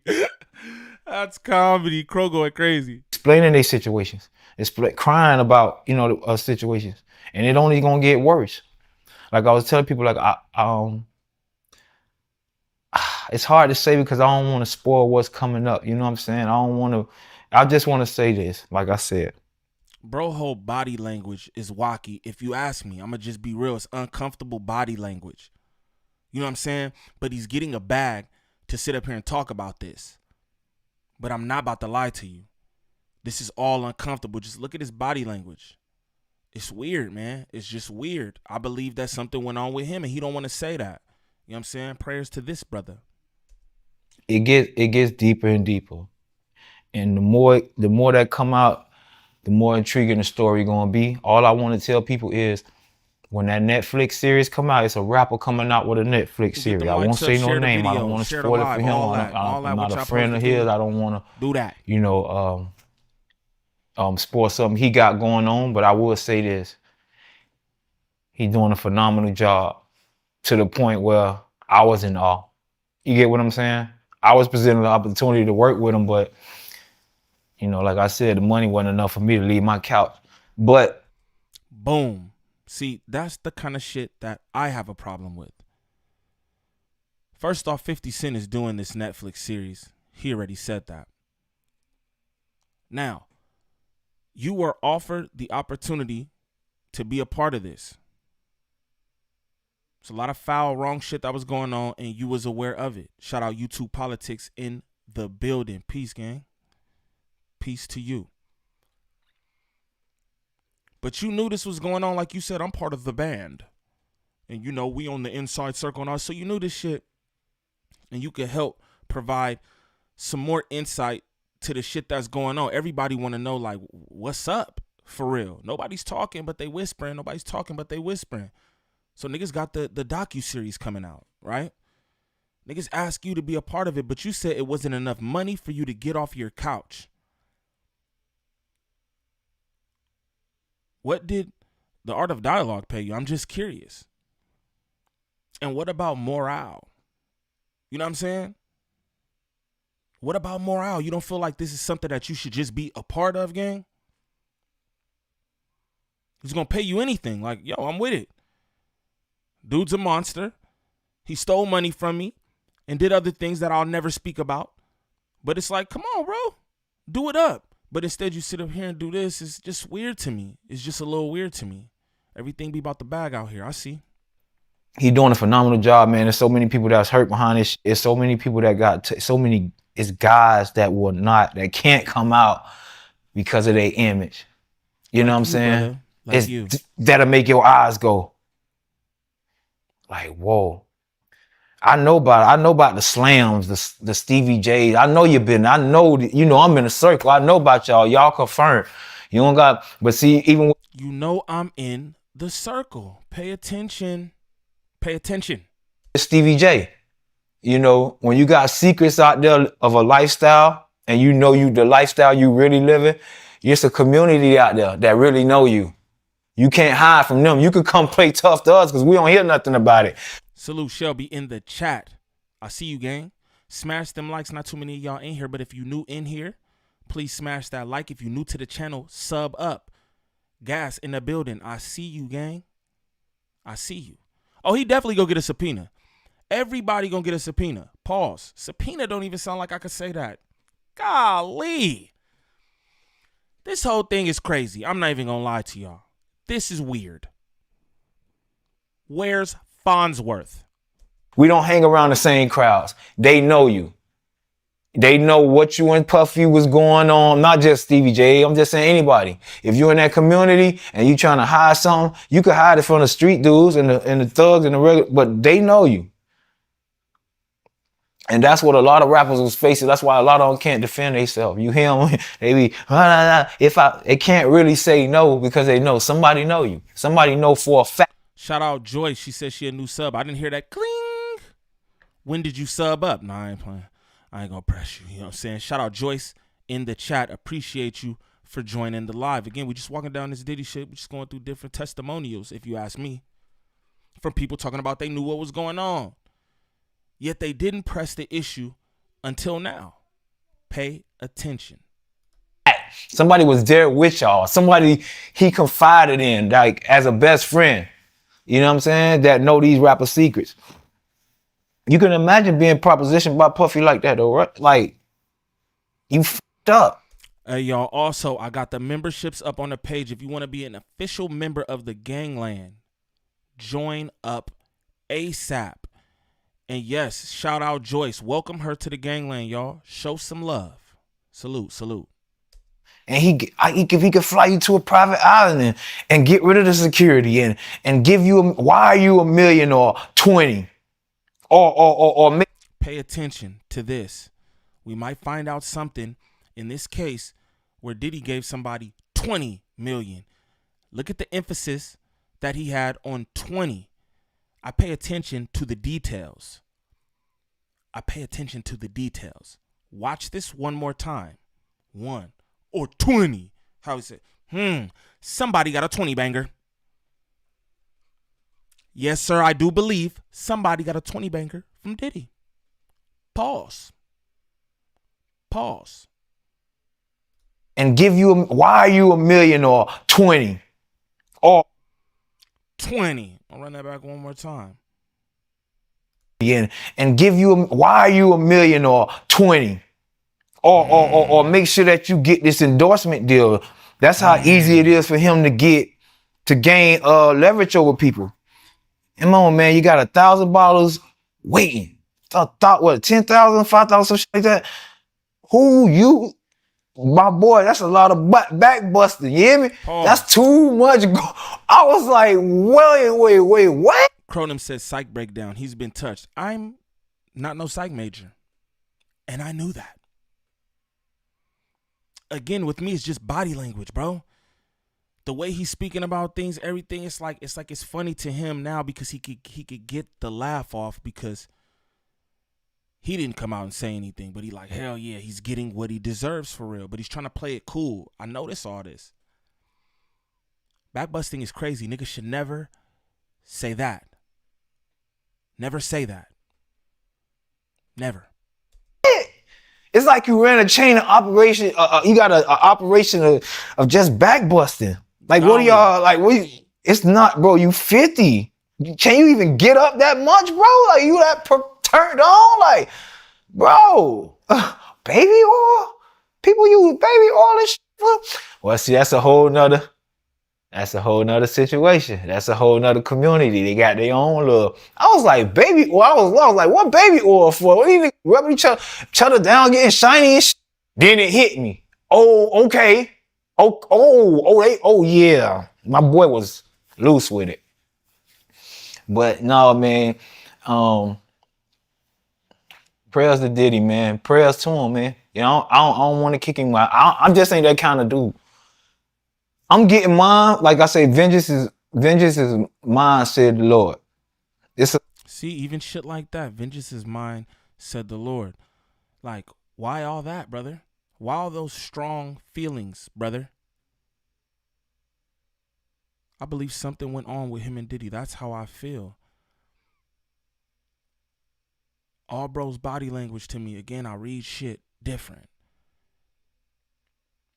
How he keeps scooting up in the chair. You could tell that his pants aren't on his waist. Whatever that signifies, I don't know. But these are just details I'm telling y'all about. Pay attention.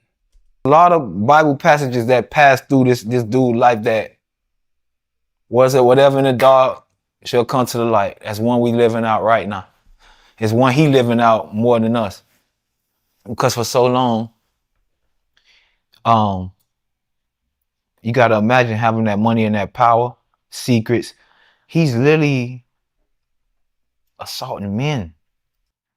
You get what I mean? Like, it may be common nowadays, but for a man to walk up and slap your ass or let me get your number or come to my hotel room, that's not normal. I ain't never heard no shit like that in my lifetime for no man to approach you like that. And he pay attention. Watch how he gets up. This is just like, you know, this is Niem's body language breakdown. Just watch how when he starts talking about what's going on with the men's and all that, how he hops up out of his seat. You feel me? No one should be excited saying any of these things. I'll be honest with you. Nobody should be doing this with passion. Like, you see, I'm sitting up here talking about this. You feel me? I'm not like, oh, he was smacking the. It's not. This is not exciting. But pay attention how he hops up out of his seat. It's different. You got to imagine having that money and that power, secrets. He's literally assaulting men. You get what I mean? Like, it may be common nowadays, but for a man to walk up and slap your ass or let me get your number or come to my hotel room, that's not normal. I ain't never heard no shit like that in my lifetime for no man to approach you like that. And he's done it several times. I just pray for his daughters, man. And all the people around him who was protected for so long. Peep that body language.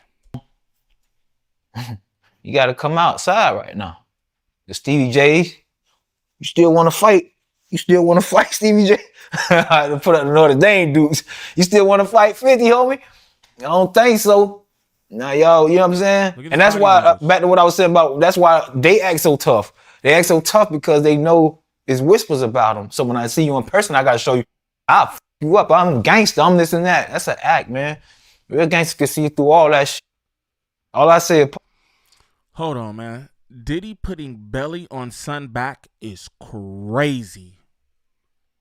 Gas is crazy for that. Hold on. He said, bro, definitely put belly on gang back. Golly, y'all. That's crazy. If you just came to the chat, smash the like. If you're new to the channel, sub up. I'm cool. You should have just lived his life, man. You still could have been on top of the world, enjoy you. It's a world full of love. What's wrong with you living in a world full of love? Even if you loving men, you full of love, bro. You ain't gotta try to come over here and maintain a character that force you to be a monster. Cause you want to be on top. You want to control monsters. You want gangsters to respect you. You still want to be able to slap a nigga in his mouth. You can't do both. You can't do both. You can't be a gangster. You can't be Omar from The Wire, bro. Like, well, he's actually real life Omar from The Wire. He shot a woman in her face. He shot a woman in her face, spat off her, left shine at the crime scene. Oh. He literally is Omar. What are you talking about? He can do that. He's been doing that. This is literally what he's been doing. I heard this nigga blew up Kid Cudi's car. The fuck? This man is literally Omar from The Wire. Talk about you can't be Omar. Yeah, you can. And he is. And he did. You're not that. And it backfired on my boy. Like I say, it's a lot coming out, boy. Check out, it's a rapper coming out with a documentary, and when it come out, everybody gonna be surprised. I think man, that's gonna be body language, y'all. That's gonna be the body language, y'all. He got one hand in his pocket rubbing his thigh. He's got the other hand outside rubbing his thigh. It's just body language, just uncomfortable. It's just weird. It's just different. He seems uncomfortable himself. Pay attention, y'all. The shocker, right? Yeah. I heard some I was hearing and as it was being presented to me, you knew what was up, though. Man, I don't know how to feel sorry for people all the time, but at that moment I was like, damn, bro, because I was in the same situation. And what if he, ever would have came at me like that? I'd probably be dead or, anything. You know what I'm saying? Pay attention, Cronem. You see it. You see it. Body language is different. We telling people you can say whatever out your mouth, right? But it's about your actions. It's about your actions. You can say whatever. Niggas lie all the time, but it's about how you move. That says everything. Pay attention. Because I ain't no telling how I would have reacted. But I pray. What did you hear? You don't have to say the guy's name, but it's kind of hard to explain because it's hard to explain because then you're gonna figure out who I'm talking about. He's freaky. He's freaky. I was also on the phone with somebody, right? And we was discussing, and he was telling me, I was like, that nigga don't like you. He hated your guts, and y'all became friends. He said, man, I want to tell you something, man. He said, I never told nobody this because it ain't my motherfucking business. He was like, I'm just trying to feed my motherfucking kids. and he was like, he's like, man, such and such. One night, you know, I remember when we was woo. I'm like, yeah. He's like, man, what's woo? Woo. My boy, all that leg rubbing, twitching on the seat, moving up on you. See what's going on, man? Woo. Somebody had wanted me to go, you know, deliver a message. It was important. Like I had to do it. And I kept telling the person that Puffy busy. It's like, oh, he need to be, go tell him right now. He said, long story short, I went to the security guard. I told him how important it was. He let me in the room. And when I came in the room, I seen Puffy busting. They was getting it in. And he said, that's kind of like why, he said, and I never sprayed his secret. He said, and that's kind of like why I got to, you know, like, I can't even say it because you're going to know what I'm talking about. But he just told me, like, that's why everything started falling for me. Everything started happening good with me. That's why me and his relationship still cool. But I want to know from the Bentleys. I want to know, like, I don't want to put these people, because these people got kids, like, but I would love for them to just, you know, take the time to get that clarity, bro. Like, when I cried about my financial situations, that shit helped me a lot. It changed my life, actually. Like, I was in a suicidal state, and sometimes we just need people to hear us. So if they going through something, I advise them to just get with somebody. And it's not a... Yeah, I think what's going on with Champ is a little deeper than money. I'm going to be honest, because how much did he really make off of y'all like that? Like that. You know what I mean? How much did he really make off y'all? I think that he took something from you that you can't get back. I'm just saying. His body language is telling a whole nother story. Pay attention. About filing lawsuits or trying to be seen. It's just about having that therapeutic moment, that cleansing, that clarity, and getting that shit out your system. That's assault. And he done it for so many years and got away with it. It's like he can't find comfort in that seat. Like years. Like it became behavior. I'm just saying. You get what I'm saying? It wasn't like a once a month thing. It was a lifestyle. He was a monster in real life. And I knew about this stuff. But you can't prove it, and it's not my job to fucking try to bash Puffy, because where I was coming from was a place of hate. So everything I said would have been taken, but I knew it was coming. You go back to my old interviews. All this stuff that's coming out right now, I'm so happy. It's more. It's more. But I'm so happy it finally came out. A lot of stuff people don't understand Puffy endured. A lot of stuff Puffy went through when he was younger. And I'm gonna leave it at that. Like I say, when this DVD come out, y'all check it out, man. This nigga said DVD. Pay attention, y'all. His mind is so whooped. His mind is so whooped. I'm going to tell you why his mind is whooped. Because he's trying to talk around this situation and about this situation without making it seem like he has anything to do with it. But his body language is telling another story. Pay attention. This nigga just said DVD. I don't know the last time I heard a nigga say DVD. Like, what are those? What are those? That's wild. Again, I'm paying attention to everything. This nigga said DVD, gang. Pray for Freddie. Pray for Freddie, y'all. You know, we watched the icon fall, and a lot of people don't understand. It's like a changing of the guards. That's all it is. Like, they stayed around, they played the game a little too long. And this is how God works. It's like hip hop is independent. You know, the music is independent. The owning of your masters is independent. It's a new changing of the guard.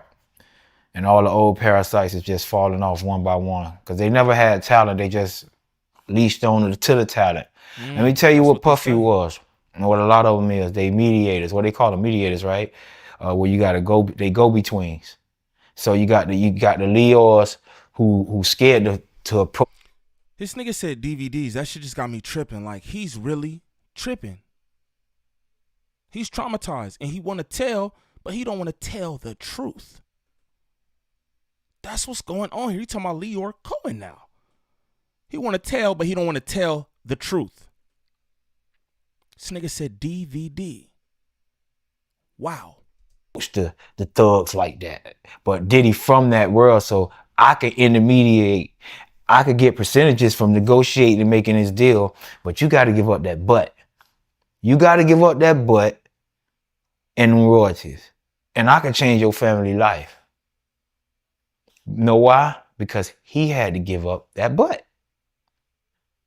People don't understand. That's the reason. That's why it's the reason Puffy don't want to give nobody, any artist he deal with, he'll tell you, I'm make it hard for you. I had to do this. He wants you to endure what he endured. And I felt bad in a sense because he was only trying to feed his family. You get what I'm saying? And he became a victim, and it turned him into a monster just trying to hide his own secrets and not living his truth. And now he in prison just from all this comes from one man not living his truth. I swear to God. Had Puffy just been who he is at heart, it might have been a few jokes. We joked about RuPaul. He's still a boss. You get what I'm saying? This nigga said RuPaul. This nigga said RuPaul. I'm just so confused. Feel bad for the people that got hurt trying to hide his secrets. All the people that been victimized, all the people that been put under the influence so they don't remember certain things because of who he is. And as long as you're under the influence, it ruins your credibility of speaking about anything. So I can understand why he probably kept drugs in the party. You get what I'm saying? All this behavior falls in line behind one thing, trying to hide secrets. So now you got to use this to cover that. And now this makes you cover for that. And it's just going to get worse and worse and worse and worse and worse and worse. It never stops. It's a cycle. That's why I don't live in fear. I don't hide secrets. I'm not scared of nobody. I don't do none of that. And that's why we don't do gang drugs, y'all. Pay attention. Stay away from gang drugs. You end up at Diddy parties. Wild baby oil. The fuck? Nigga was just doing gang drugs. He wake up, oiled the fuck up. The fuck is this? With Diddy with the Wakanda pose standing over him. That's crazy. Oh my God. He had to die. You have to go. That's crazy. I live for God. Man, you live that way, your ass ain't got to worry about nothing. You know one thing that's crazy to me, though? Because I know him, is me picturing them in a cell. And that shit made me feel a little bad. That's the only thing. Like, I don't like the nigga or whatever. This is how victims talk. Pay attention. This is how victims talk. Salute 5 mics in the chat. I see you, gang. Moneybags, what it do? This is how victims talk. He said, yo, when I think about him in prison, it makes me feel bad. What? What? How, Sway? How, Sway? How could that make you feel bad when you was violated yourself? But you hear that in a lot of victims. They feel remorse for their violators. It's kind of crazy. Pay attention, y'all. Pay attention. Whatever, I still got love for the nigga. You get what I'm saying? Like, I wouldn't be in here right now if it wasn't for that dude. Regardless of what, it was 40,000 people. He had to hear something from me. He had to hear my talent. He had to pick me out. He had to learn my personality. You know what I'm saying? It wasn't always easy to deal with me every day too. They used to have shit on the motherfucking refrigerator. We had like notes of what people, when people come in the house, they'll know, you know, what to deal with or whatever. On the notes, they'll be like let Fred sleep an extra 45 minutes. Like, this nigga is like, cause when I woke up, you know, I had a bad attitude and I used to get up or whatever, but they done did too much. They did a lot to help me get where I ain't gonna let Fred sleep. A nigga let you sleep an extra 45 minutes. I wonder why you was so whooped. Fred. Come on, y'all. You got to pay attention. You have to pay attention. say where I'm at in life, because really it's like, where am I? I'm 40, I don't owe the properties or nothing, you know what I'm saying? And people don't understand, oh, why you blaming Puffy? I'm not blaming Puffy, I'm blaming, I can't get time back. I dedicated my time to a situation to provide for my family, which I'm talking about when I was into it, I never went home like everybody got to go home on the weekends. I was the furthest away. So I was really dedicated to changing my situation.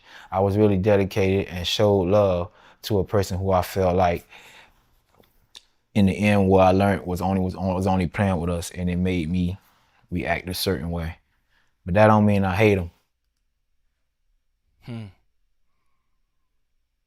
Nigga spent time and studio on Diddy, you hear me? Time and studio, that's crazy. Two things you could never get back.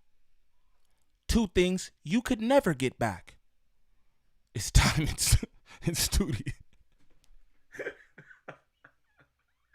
This shit ain't even funny, man. It's not even funny. It's not okay. It's nothing okay about what bro got going on, man. It's really not. Golly, y'all. Shout out to everybody in the chat, man. I appreciate y'all for being in here with your boy. You feel me? I'm just in here cooking. I'm gonna probably be in here for a while longer. I'm gonna just tell y'all, you know what I'm saying? Shout out to y'all for being in here. I don't even like doing things like this. You know what I mean? I don't like doing things like this. Like, you know, we can make jokes about it and shit, but this nigga was a violator, a predator, a groomer, an abuser, an assaulter. You know what I'm saying? Like, there's nothing funny or cool about this, and I don't really know what to say about it except for, like, you know, shame on bro. You feel me? And prayers to his kids, you know? But, again, you know, these people coming out talking about things now, you know? Fred talking about I spent a lot of time. Yeah, time in studio, gang. So I know what's going on. And I'm not trying to out nobody, make nobody feel no kind of way or nothing. You feel me? But you did. Time in studio is a crazy ass duo. Again, two things that you cannot get back. I hope he got paid well for the Art of Dialogue video. Straight up. I hope he got paid well for that. Because he said to participate in the Netflix documentary, he needed more. He said they didn't offer him enough to get off of his couch. I haven't heard anything from Freddie P. No music, no nothing. Just commentary on Puff. You know what I mean? That's all I heard. Shout out to the chat. You know what I'm saying? Well, I appreciate you again. Shout out to my cousin Dre in the building. I appreciate you too, cuzzo. Shout out my dog Gangland Pharaoh in here. My good people, man. I appreciate y'all rocking with me. You feel me? This nigga Tyler Town said Fred did a tip drill. Golly, y'all. Golly, y'all. That's crazy, y'all. But yeah, man. Prayers to Freddie, because I know what's going on. You don't gotta say it, but I know what's going on. But we about to get into this next video, you feel me? My last piece of content here, you feel me? This is longer form, but this is different. Niggas really walking Diddy down. Pay attention. You know what I'm saying? This is just the whole timeline of everything, y'all. And it looks crazy. When people do this kind of work, it looks crazy.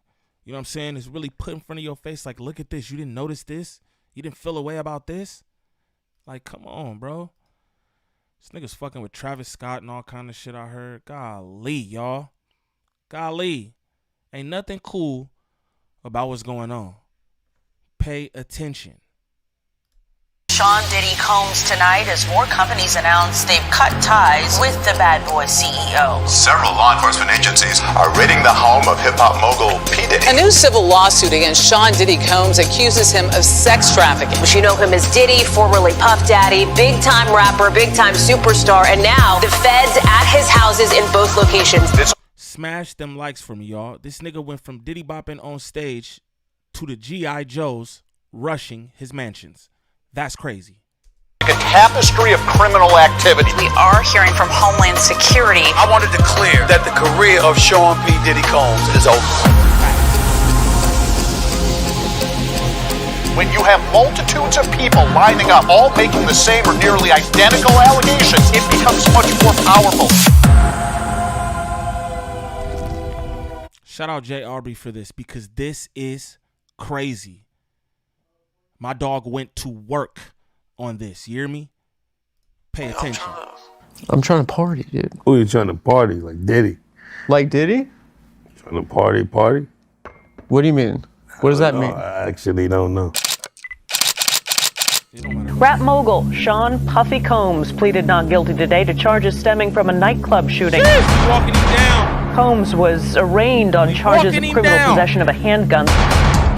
On December 27th, 1999, the NYPD responded to an incident that occurred on West 43rd Street in Times Square. At around 3 o'clock in the morning, gunshots rang out in Manhattan's very own Club New York, leaving numerous innocent bystanders in dire need of medical attention. Authorities reached the scene of the crime and arrested 21-year-old Jamal Barrow, a young, up-and-coming rapper known professionally as Shine, who had just signed to Bad Boy Records only a few months prior. But the man who signed him was nowhere to be found. Despite arriving with Shine that night, Sean Puff Daddy Combs was attempting to flee the club in a brand new Lincoln Navigator, leaving Shine alone to be charged with 3 counts of attempted murder and criminal possession of a weapon. It was reported that Diddy's driver sped through 11 separate red lights that night, flying down 8th Avenue past 2 parked police cars before finally being pulled over. Officers were quick to find 2 9mm pistols inside the vehicle, prompting them to arraign all 4 passengers, which included Diddy's then-girlfriend, Jennifer Lopez. One former detective recalling how J-Lo's mother was yelling at her in Spanish over the phone by the time they arrived at the Manhattan South Police Precinct, telling the New York Post she was really mad at Jennifer. I heard her say, "I told you not to get involved with him."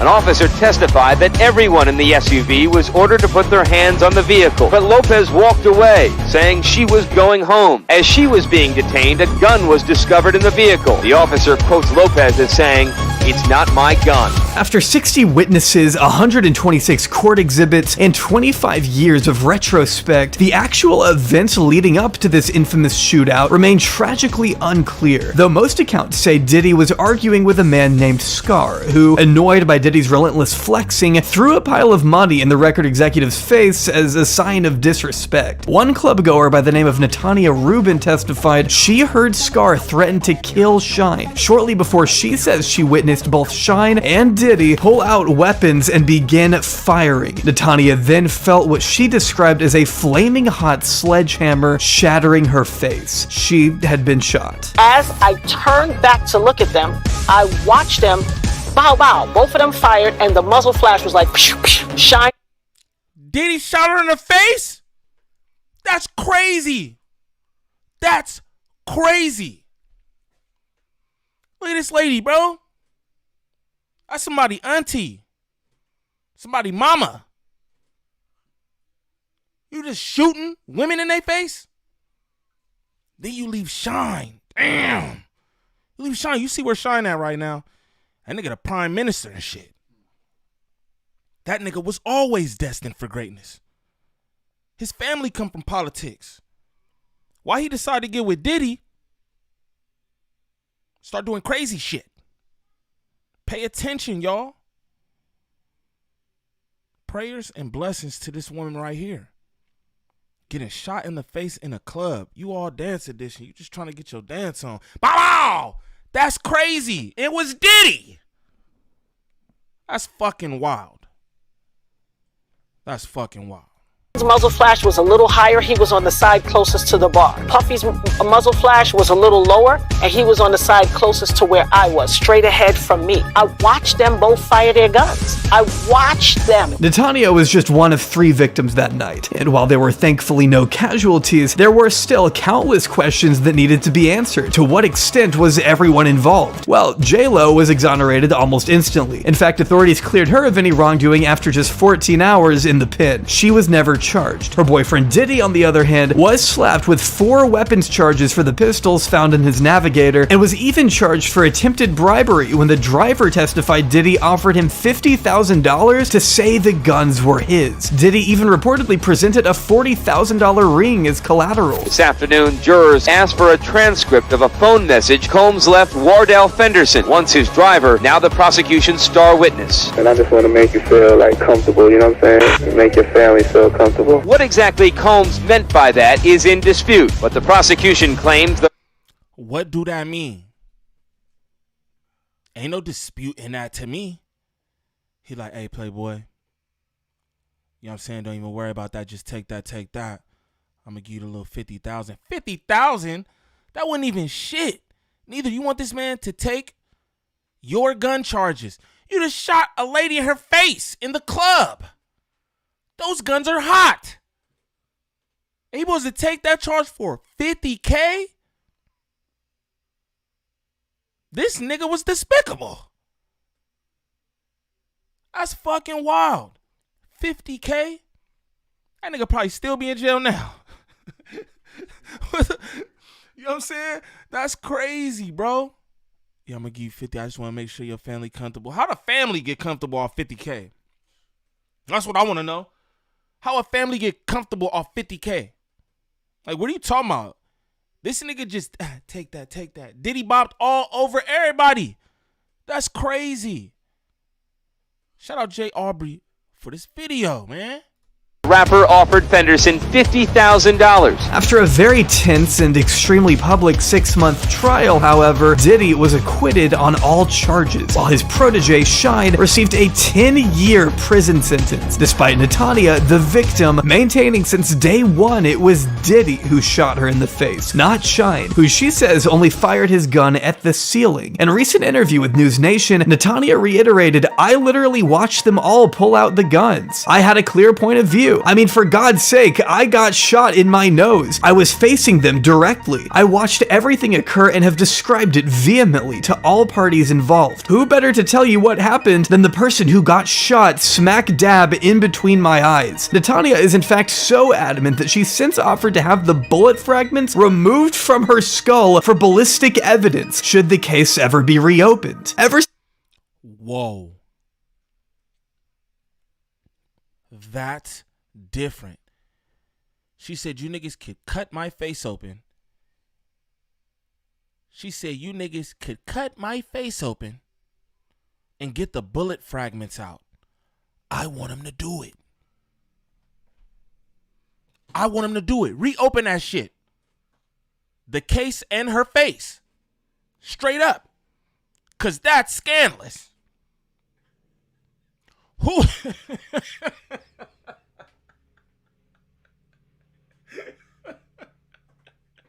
I have my brother here with me. That nigga gassing. That should make me gas. But you know what I'm saying? That's crazy. She telling y'all exactly who did it. Shine still got a 10-banger for it. Diddy did it. Yeah, get the fuck out of here. Yeah, man. Diddy did it, man. That's crazy. I'm saying this, she said, bro, she said vehemently, my ain't changed. You hear me? My story have not changed. He shot me. I want them to reopen the case and her face. Because I'll believe we gonna get the evidence that we need. I'm gonna be real because that's crazy, bro. That's attempted murder. The woman said Shine fired in the air. I could see that. Wow, yo, it's real. You know what I'm saying? Diddy spiraling, flying off the handle about shit because this is what they talk about notoriously about him. He be losing it. You know what I'm saying? Boom! Shoots her right in the face, gang. She saw it. She was shot. She was in front of them. She said, you could reopen my face to take the fragments out. I take her up on that, me. I take her up on that. You niggas owe Shine something if them fragments don't add up. And he need to be put away for longer. That's how I feel. Straight like that. Since that life-altering verdict, Netanya has insisted that Shine was the fall guy, a term literally used by Shine himself after leaving jail. As much as Shine has made an effort to grow and change as a person, distancing himself from his troubled past by becoming the leader of the Belize Democratic Party in recent years, yeah, his dad is the former prime minister of Belize, by the way, no big deal, Shine has recently opened up about his role in that fateful club shooting during an interview with Channel 5 Belize. In reference to Netanya's claims, Shine stated, "It opens wounds when you hear the victim saying that it was Diddy who shot her. Everyone knew all along that I was the fall guy. My political enemies and detractors try to make me into this criminal, but everyone knew that I was just a young kid that took the fall. Everyone knew that was the story. I'm just saying that I've maintained my..." Shady. Look at young Shine. Young king. I was a young king. Still is. You feel me? Diddy just using niggas. You can groom him more than one way. It ain't just about nexual shit. You could groom somebody into just being your fall guy. Ultimately, it's just brainwashing. That's what it is. That grooming shit is a new term. This is called brainwashing. You got all the money and this, that, and the other, and you take that, flashing the dollar bills in the champagne. Yeah, playboy. And you brainwashing these niggas into thinking that you gonna give them a better life. You know what I'm saying? So in turn, they'll do whatever for you. This shit is crazy, bro. This shit is crazy. This nigga's a monster. At the end of the day, you know what I'm saying? He's still going to trial, this, that, and the other. But I'm me personally, Gvnglvnd Niem, I'm gonna stand on this nigga's a monster. Straight up. This nigga's a monster, bro. Nigga Shine was tough. Shine was cultured. You hear about his father. Like, come on, bro. I don't think this is no nigga who just shooting women in the face in a club. That's my opinion.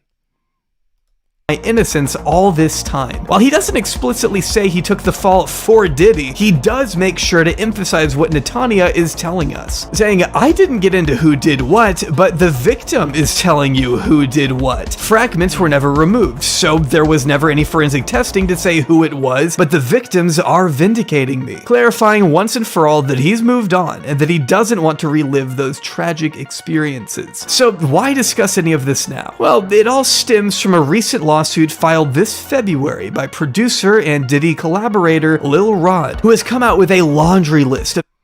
Now we're gonna pause on Lil Rod. I'm not trying to be funny or nothing, but Lil Rod look like a little freak man.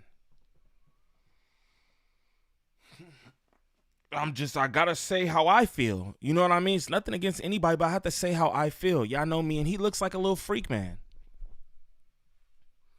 I don't know if anything happened to gang. I think this might just be some like money shit with him. But I don't know. But Lil Rod look like a little freak. Straight up. Shout out Showface News in the building. Salute the mayor.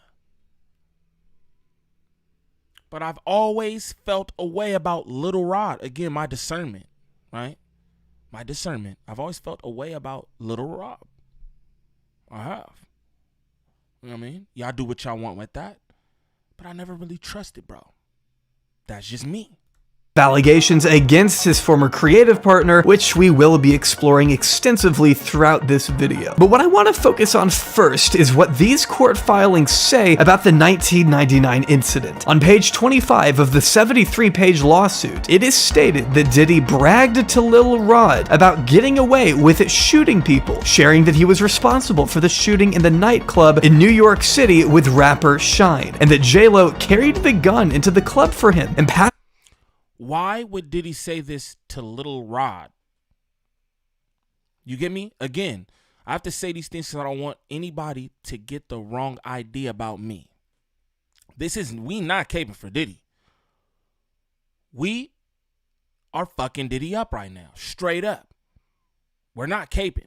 But why would Diddy tell Lil Rod something like this? Again, I'm just talking about everybody. This is accountability stream.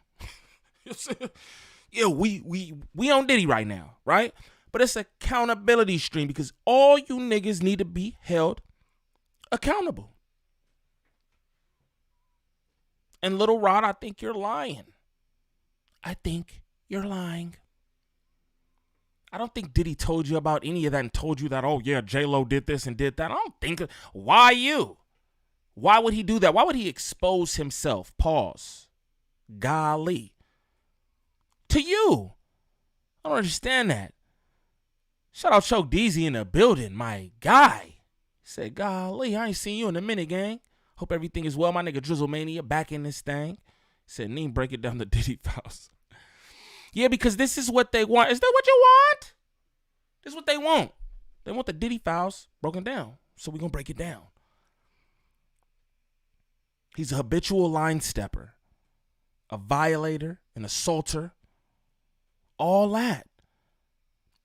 But Lil Rod is a clout chaser. That's what I think. That's what I think. I think he just making up all kind of shit. That's what I think. Straight up. Shout out to Jay Aubrey for this video again, because bro is cooking. Look at the editing on this shit. This nigga got the red spray paint like it's blood or something. He makes shit look way worse than it is. I don't even know if I can say that because it looks crazy. But this editing is crazy too. Like, he got blood marks and shit. Him the gun after he got into an altercation with another individual. Lil Rod's assertion that Diddy bragged about bribing witnesses and jurors in the criminal case concerning the 1999 shooting lines up perfectly with Natania's own recollection of events that she has never once deviated from. Even the surgeon who did my surgery to take out part of the bullet fragments that was aspirating into my lungs and try to remove as many bullet fragments as possible testified in the criminal trial that while they were putting me under, I was screaming, Puffy, pew pew me in the face. But as mentioned, this is far from the only concerning allegation against Sean P. Diddy Combs. In fact, there are entire decades of those, with the most recent wave of lawsuits being the most shocking and disgusting of all. Which is why today we'll be going through all of these stories, presenting them as cohesively as possible here in this video. It's gonna be a long one, and I don't doubt it will get pretty dark. While Diddy has yet to be charged for anything connected to the recent flurry of allegations against him, I think it's important. Pay attention, y'all. I'm just in here cooking. Shout out to everybody in the chat. Continue to smash them likes. If you're new to the channel, sub up. I'm cool. You feel me? But we just in here cooking. So for anybody who got the time and you just, you know what I'm saying, roll you something. You feel me? Smoke that smoke. Drink that drink. Because we gonna bust it down. We know what exactly he's currently facing in order to get a better sense of who he is and where he may go from here. But in order for that to happen, we need to start a little further back. Diddy, P. Diddy, Puff Daddy, Puffy, whatever you want to call him, has existed in the cultural zeitgeist for a minute now. In fact, he's remained a prominent figure in American pop culture since the early 90s. But I want to venture back to when he was nothing more than a young boy from Mount Vernon. Born in Harlem in 1967, Sean Combs was raised by a single mother in New York.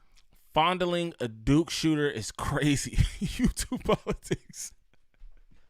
Y'all niggas are wild. This nigga said fondle your Duke shooter. That's crazy. Never fondle Duke shooters, gang. That's wild.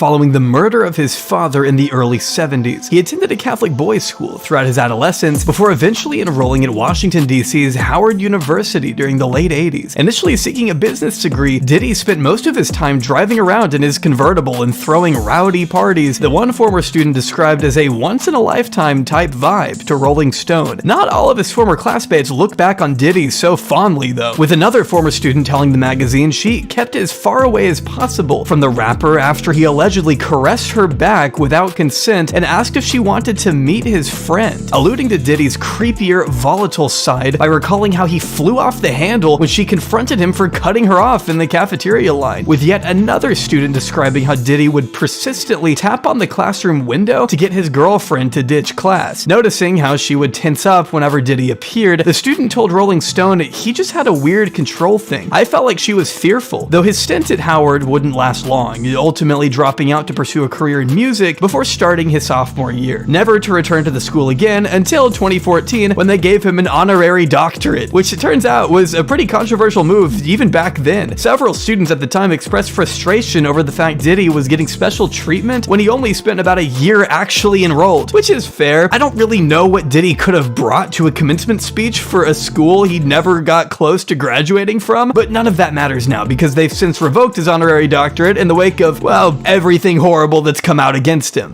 The university also made the decision to return Combs' $1 million contribution and terminate a $1 million pledge agreement from the Sean Combs Foundation. But that was all way before he became established in the music scene. The way Diddy first got his foot in the door was by becoming an intern at Uptown Records, one of the oldest hip-hop labels whose roster once included the likes of Mary J. Blige, Father MC, Heavy D and the Boys, and of course, the notorious B.I.G. Needless to say, this is where Diddy began forming some of his earliest friendships in the industry, gradually working his way up to talent director and eventually to vice president of the entire company. That is until a falling out with the CEO, Andre Harrell, modestly telling Oprah Winfrey years later that the reason Andre fired him was because there can't be two kings in one castle. I don't presume that was the exact reason he got fired, but that's what he tells people. Still, the connections he made through Uptown would ultimately serve him well in 1993 when he launched his own label, Bad Boy Entertainment, just weeks after leaving his old job, signing Biggie immediately, which ended up being a huge blow to Uptown after the massive success of Biggie's critically acclaimed debut album, Ready to Die, in 1994. Throughout the early to mid-90s, Diddy continued to build his reputation as a record executive and producer by working with esteemed artists such as Mariah Carey, Mace, TLC, Method Man, Aretha Franklin, and so many others, seeing his company generate over $100 million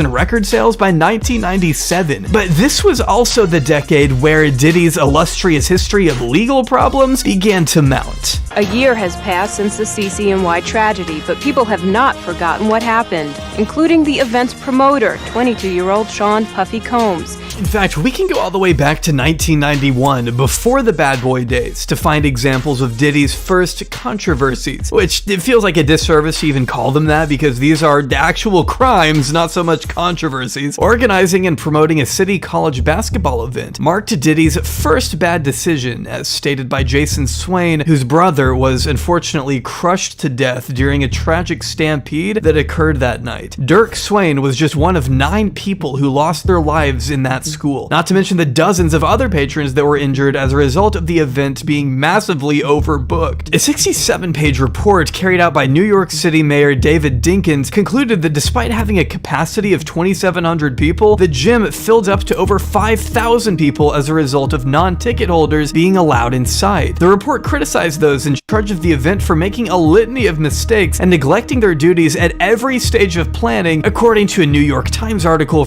Now, right here, what we watching is this is where he start feeling the power. Shit like this. Now he's starting to feel the power. Oh, I could just pack the place out. I could just do what I want. Pay attention to how my boy is walking this down. Again, this is showing why he felt like he was untouchable. Things like this right here. A man was killed during some shit that he threw. That's wild. And nothing happens. It's all good. And now you got the power. He's feeling the power. Shout out my nigga TF. Everything's scandalous. De Leon. Bro is feeling the power.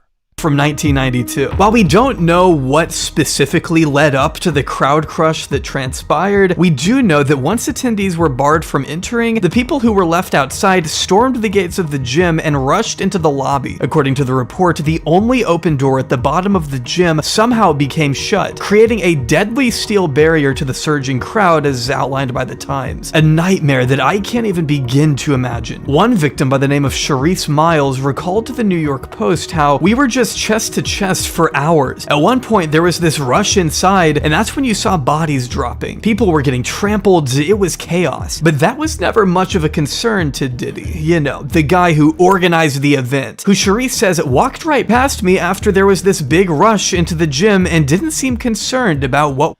Shout out Sexy Nay in the chat. She know what's going on. You hear me? Shout out the Fly, nigga. Was going on. He just wanted to get his stuff and get out of there. I never got the sense of remorse or accountability. Just like, let me get my stuff and get out. What's interesting to me is that the mayor's report, which you can read for free on the Wayback Machine, describes Diddy's initial plans of arranging a celebrity basketball game featuring rap artists in order to raise concern over the AIDS crisis. He then promptly called up an associate by the name of Tara Jeter to hammer out the details with the school. A contract was drafted up, and Diddy didn't even really bother to read it, despite it pinning a lot of responsibility on him as the contractor of the event, requiring him to buy insurance, which of course he didn't do. While a lot of the report spends time criticizing the school and police department, 2 entire pages are dedicated to the failure of responsibility by Sean Combs, citing that as a known promoter of rap concerts and other functions, he is fully aware of the need for proper preparation and coordination of such events, particularly with regard to the need of adequate security. In this instance, Mr. Combs spent little time making the actual preparation for the game and delegated most, if not all, of the arrangements to those who claim to have no prior experience with such events. The report also acknowledges how Diddy promoted street niggas. Pay attention. He let the street niggas in the event. Pay attention, y'all. the hell out of this thing, plugging it repeatedly over the radio on Kiss FM and knowing that over 1,000 tickets had already been sold in advance. They were already at half capacity and Diddy was still trying to get as many people there as possible without even making adequate arrangements with security. According to the report, the security situation was an absolute mess, with hired personnel having little to no understanding of their designated roles. It also faults Diddy for evidently not communicating with the AIDS education outreach program despite listing the organization on flyers, assuring ticket holders that donations would be made to that organization. It was marketed as a charity basketball event after all. Only the leader of the charity says they were never approached regarding any monetary donations. As outlined by the report. So he faked the AIDS outreach charity basketball event. He said that this was to donate money to AIDS research and this, that, and the other, and pocketed the money. Now, fast forward, we see all the things that he did with his artists and the discrepancies that they have with him today. Again, this is just showing you how he start to feel that power when shit like this going on. You know what I'm saying? From this early time, it's like, yo, you start getting comfortable in your position. Like, oh, okay, so I could just do this. I could lie, I could cheat, and I could steal. And then you wonder why we're where we are today with bro. Because shit like this. Pay attention, y'all. Diddy's assertion that the proceeds were being donated was in error, meaning nobody quite knows what happened to that $24,000 the event raised for charity. There were also a number of settlements that Diddy was required to pay. Throughout the 90s, Diddy paid about $600,000 collectively to the victims' families, or roughly $75,000 per death, settling the last suit in the year 2000, according to Rolling Stone. The New York Post emphasized the frustration of these families, who blamed Diddy for resisting accountability and never officially apologizing to them. Dirk Swain's mother, Barbara, telling the Daily News in 1998 that she didn't think he'd ever taken true accountability, though he did reference the tragedy in a song, rapping it to the City College deceased, may you rest in peace. To the families, I never meant to cause pain. I know the truth, but if you want, then I'll shoulder the blame. Oh, that's bullshit. Then he went to mention niggas in a hit record That's crazy. That's diabolical. Why you didn't pay them AIDS people? You want to say in the song, yeah, I'm sorry to the people, you can put the blame on me. They are, because the blame is to be put on you. C3, I see you, gang. Shout out to the chat, man. I see y'all out there, man. I appreciate y'all for tapping in with your boy. I've been going for a minute. You know what I'm saying? Not even a minute. Really, it's not even that long, but I know how this YouTube shit is. When y'all niggas getting content constantly like that, that shit is like forever. You feel me? But the nigga got real life things going on. You know what I'm saying? Real life things going on. I got a whole career. Again, I'm trying to grow this YouTube. Pardon me. I'm trying to grow this YouTube so I could do this. You know what I'm saying? Full time. But until then, I have a career. You know what I'm saying? I know I've been out the way, but I appreciate y'all for being tapped in with me. Shout out my good people in the chat. Lucci, I see you. Sexy Nay, I see you. Champ Young. 5 Mics, I ain't seen you in a minute. My nigga Nick. You know what I'm saying? Moneybag. Shout out my cousin Dre in the building. You know what I'm saying? Crow and MTV in the building. Shout out my nigga Drizzle. Gangland Pharaoh. I appreciate y'all. You feel me? Smash them likes. If you new to the channel, sub up. Diddy is a monster.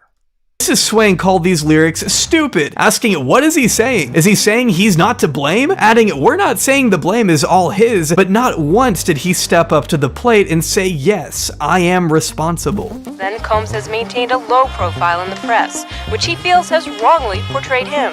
I'm famous for like big ad edition. I gotta get that money on, y'all. I'm like, damn, I wonder how niggas gonna feel about these ads and the shit, but I have to get the money on. Again, y'all can cash app a nigga. Don't feel no type of way about throwing snaps on the 40. You hear me? I love kicking it with y'all. But I'm not getting that kind of YouTube money. Straight up. And I still try my hardest to deliver. I do. You know what I'm saying? Shout out to y'all. But don't feel a way about throwing snaps on that 40. You hear me? in their minds who through the tragic city college, and that's kind of hard for me sometimes to live with. I think you can see by now that the 90s were a pretty tumultuous period for Diddy. He wasn't just making headlines for his mismanagement of charity basketball events, he was also routinely getting into violent clashes with fellow industry executives, like the time he caught his first assault charge in 1999 following the accidental release of a Nas music video for the song Hate Me Now. Directed by Hype Williams, the infamous video featured controversial depictions of Diddy and Nas carrying large wooden crosses on their backs, being flogged by an angry mob before being pinned down and crucified on those crosses. This thing remained lost media for over 20 years until 2022 when a user named HipHopVCR posted the entire music video in full on Patreon. And sure enough, it literally shows nails being driven through Diddy and Nas's hands. Diddy, being raised in the Catholic Church, had a long talk with his priest shortly before the release of the video and decided he no longer wanted his crucifixion scene included. Only by the time he came to that decision, it was pretty late in the process, and Steve Stout, Nas's manager, was reluctant to make the change considering A, he had already sunk 14 grand into the scene, and B, the crucifixion was Diddy's idea in the first place. Either way, the uncut music video aired on national television April 15th, 1999. And according to XXL, it was only a matter of minutes before Diddy and his bodyguards burst into Steve's office to violently assault him, clubbing him over the head with a champagne bottle in front of 2 clients. As Steve recalled to the LA Times all the way back in 1999, one minute I'm in the middle of a meeting, and the next minute I'm down on the floor and Puffy and his guys are kicking and pounding me. One of them picks up a Pause. This is what I want to say too. Bro, like, this ain't the first we heard of Steve Stout getting whooped on and shit. I heard Dame Dash used to whoop on him. Everybody used to whoop on him. What was you doing that make you so damn whoopable? I'm not trying to be funny. You know what I'm saying? Again, we're not caping for Diddy. Shame on him and everything that he's involved in. Straight like that. But it's like, yo, Steve, everybody was whooping your ass all up and down Def Jam, all through New York. Something was going on. That's what I'll say. Something was going on. Shout out Cheney in the chat. Again, smash them likes, y'all. If you new to the channel, sub up. I'm cool. chair and throws it at me. Then Puffy throws my desk and they just walk out like nothing happened. My jaw and my head were all swollen. It was a traumatic experience, and in the middle of it, I didn't know exactly how to feel. I was upset, embarrassed, scared, angry. As far as I'm concerned, this was an attempt on my life. Also telling the New York Post at the time, I'm scared of him, despite Steve standing 6 feet tall and weighing over 300 pounds, as the Post mentions. But I have to defend the record industry. It's the record industry versus Sean P. Diddy Combs, he added. Everybody is afraid of him. He has a dark history. Almost instantly, Diddy was arrested, criminally charged, and faced up to 7 years in prison until Steve had a change of heart and asked the DA's office to drop the charges once Diddy apologized. Issuing an apology is an otherwise rare move for Diddy, but I guess he would have done or said anything in this instance to avoid 7 years behind bars. And I gotta say, the fact that people like Steve were speaking publicly about the dangerous side of Sean Combs 25 years ago says a lot. His abusive past has always been one of the industry's worst kept secrets. In fact, in 2001, a Detroit talk show host by the name of Roger Mills filed a lawsuit that accused Diddy and his entourage of assault, false imprisonment, destruction of property, intentional infliction of emotional distress, and a civil conspiracy, according to a 23-year-old article from Billboard. This lawsuit was reportedly filed around 2 years after Diddy and Roger filmed an interview in which the latter asked Diddy to comment on speculation that he had. Diddy looked like a dolphin from Harlem. That's just how I feel. I just wanted to say that.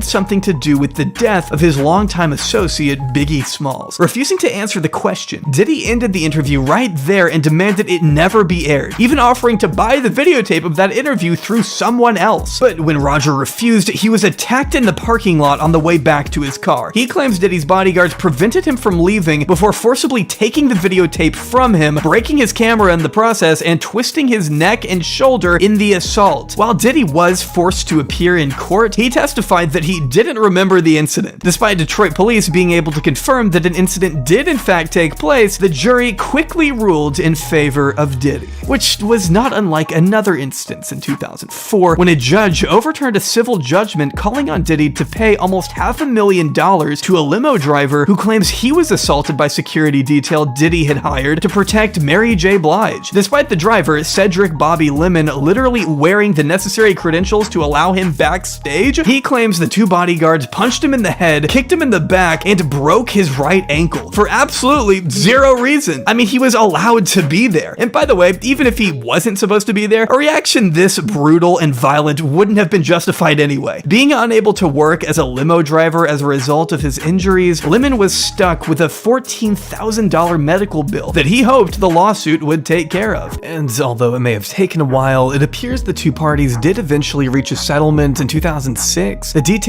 of which have never been disclosed. But I definitely hope this guy got a pretty big payout, considering Diddy's net worth topped $200 million at the time, according to Fortune magazine. The same article notes he was paying $112K a month for his son Justin's child support. Clearly, Diddy is not unfamiliar with controversy. He was in the news for this kind of thing all the time in the 90s and 2000s. Take, for example, a bloody altercation at an Atlanta club in 1995, where Diddy's longtime bodyguard Anthony Wolf Jones was involved in an argument between bi-coastal hip-hop group members from Bad Boy Entertainment and Death Row Records, Suge Knight's infamous record label that went on to sign Tupac Shakur. According to a 2001 report from the Los Angeles Times, an off-duty Fulton County sheriff by the name of Chris Howard, who had been working security detail at the club that night, witnessed both groups in a heated argument that included Diddy and Suge. It got so bad that Howard had to step in and break it up. Things calmed down for a second, only for another flare-up to occur, this time between Wolf and a man by the name of Big Jake Robles, a close friend of Suge. Howard then ordered the two groups to leave the club, making sure to keep Suge's party inside as Diddy's entourage cleared out. As Howard recalled, I told Suge, okay, the coast is clear, and we walked outside and he got into the limo. His partner was just about ready to get into the limo when all of a sudden Puffy's guys came around the corner and one of them had a gun. I chased the guy with the gun around the corner. He handed the gun off to another guy. It was a .45. By the time I got back out front, that's when the guy took a shot at Suge's partner. He shot him 2 or 3 times, alleging he then saw the shooter jump into a car with Diddy's associates. The police arrived 15 minutes later, but at that point, the shooter was nowhere to be found. No weapon was ever recovered, and the victim, Jake Robles, died in the hospital a few weeks later. According to the LA Times, one witness recalled seeing Diddy's bodyguard, Wolf, pull the trigger. But that never really went anywhere. As this article points out, Diddy and Wolf were both standing trial in Manhattan on gun and bribery charges pertaining to the 1999 Club New York incident at the time this whole thing was being investigated again, which kind of took precedence in the media. To this day, Suge Knight still blames Diddy for what happened to his right-hand man.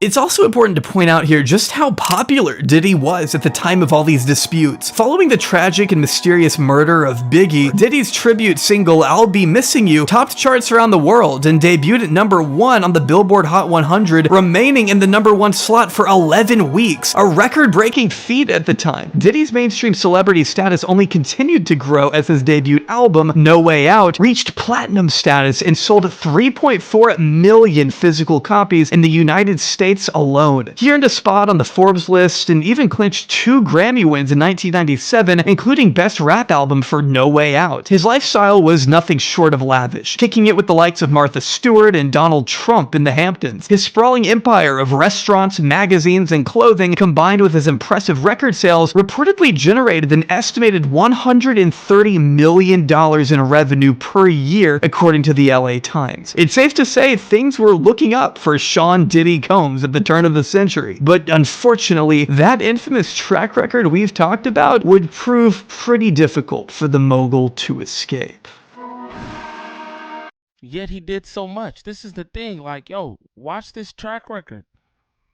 This is from him in college all the way until now.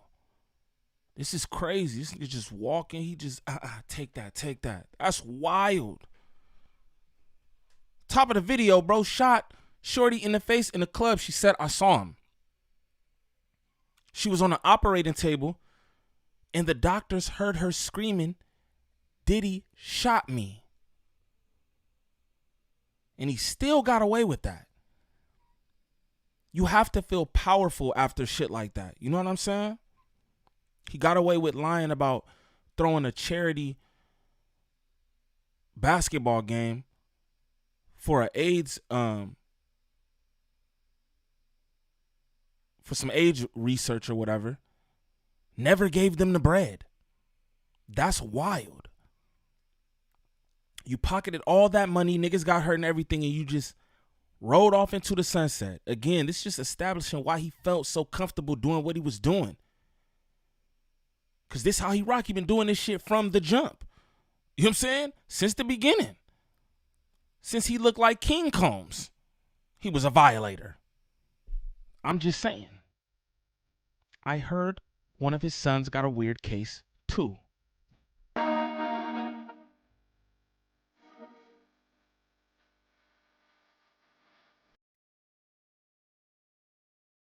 But before we go any further, I would like to go ahead and pause to thank today's sponsor, Fume. Fume is an award-winning flavored air device that uses plants to an entirely... We're not doing your ads, gang. Shout out to you, though. And this man is poised to become a star. He has been taken under the wings of Ellie Reed and Sean Puffy Combs. In August 2016, R&B icon Usher made an appearance on The Howard Stern Show, where he described some of his earliest years in the music industry. At just 15, Usher was already collaborating with established record executive Sean P. Diddy Combs, who was happy to co-produce the young artist's self-titled album in 1994. But that's not where the relationship ended. As Usher told Howard, he lived with the mogul for up to a year without his parents even knowing. Remember, he was a teenager at the time, and Diddy was well into his 20s. Yeah, wasn't these niggas wrestling over cereal? That's weird. This is where the grooming starts. This is where the grooming starts. Wasn't they wrestling over cereal? Usher. Say it ain't so, gang. say it ain't so, gang. In fact, Diddy himself would later go on to claim he had legal custody over Usher during this time. Been given custody of him. You know, he signed to Usher. Signed to Usher. I had legal guardianship of Usher when you know he did his first album. I did Usher's first. Look how he's looking at Bieber. This is all wild, uncomfortable. I'm going to just let y'all know this is weird. Continue to smash them likes if you're new to the channel. Sub up, please, and thank you. This looks weird. Look at how close he is.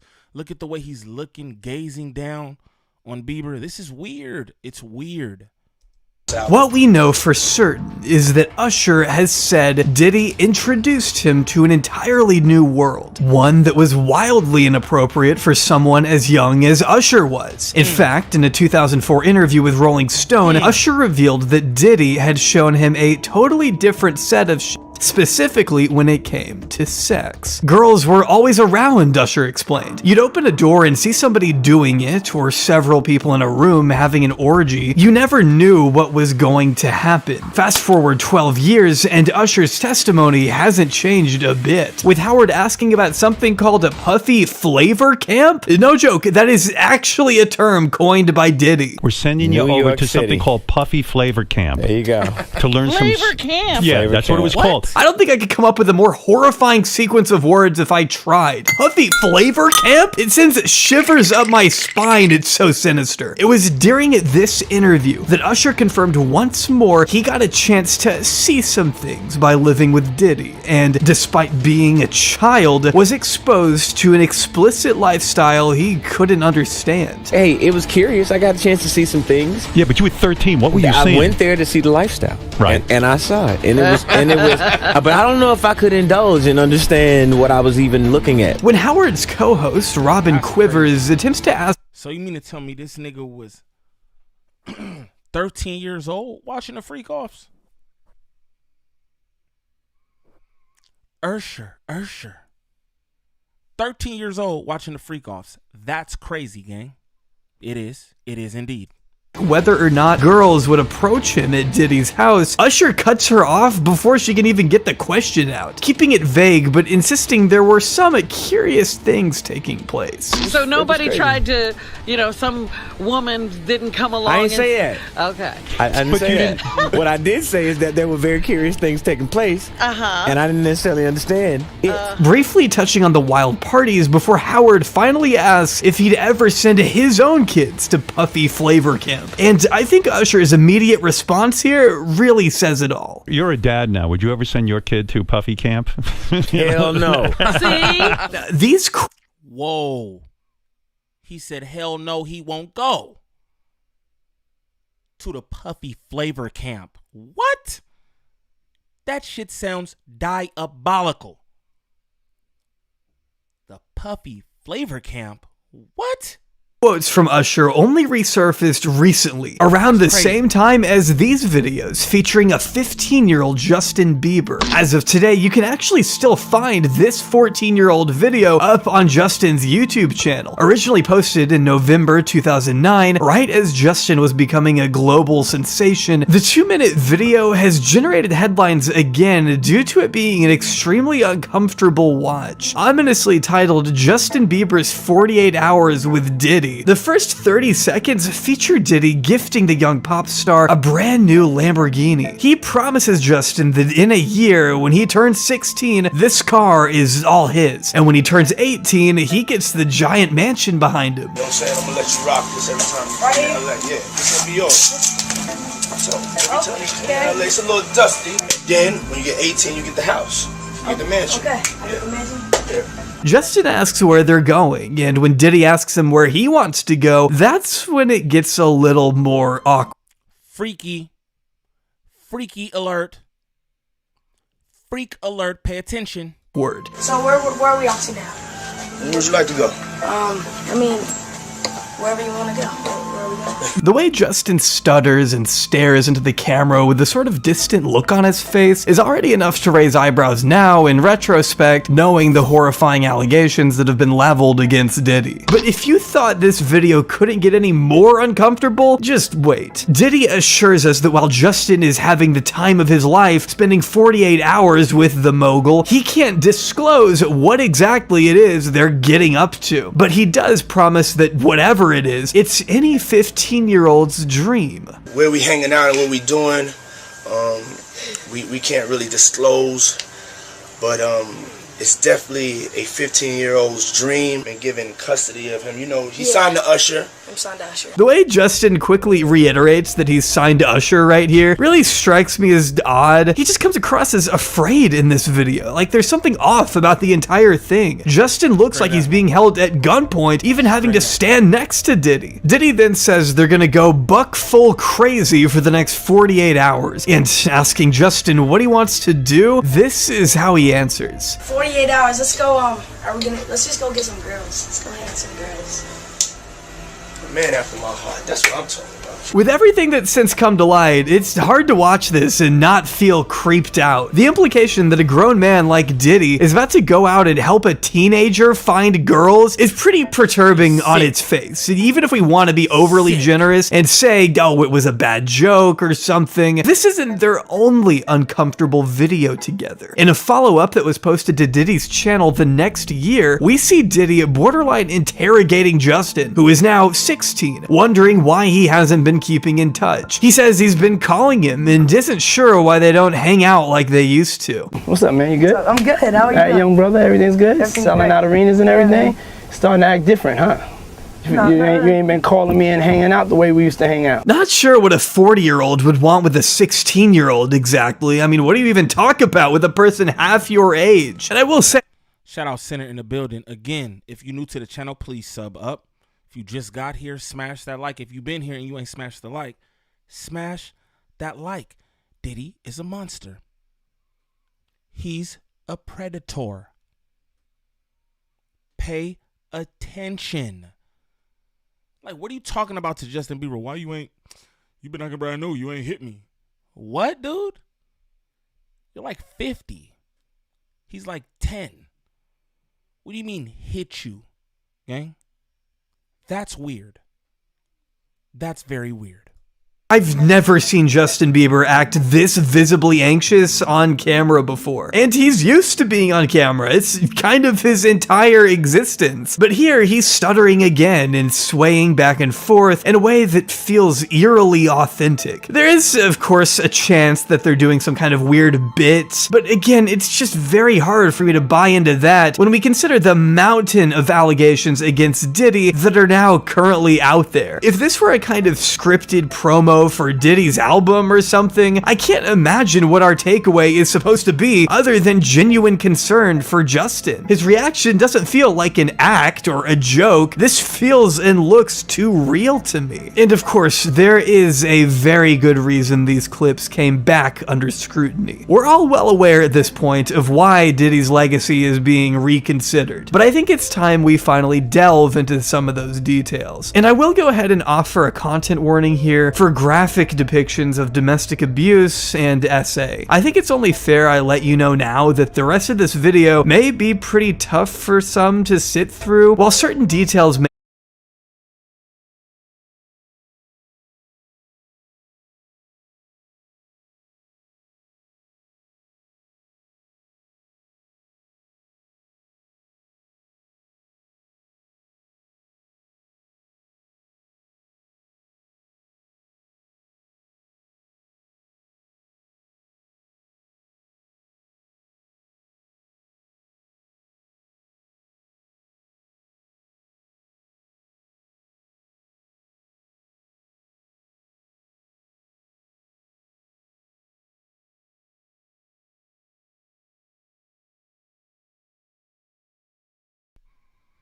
Oh, shout out Sexy Nay, muted. Thank you.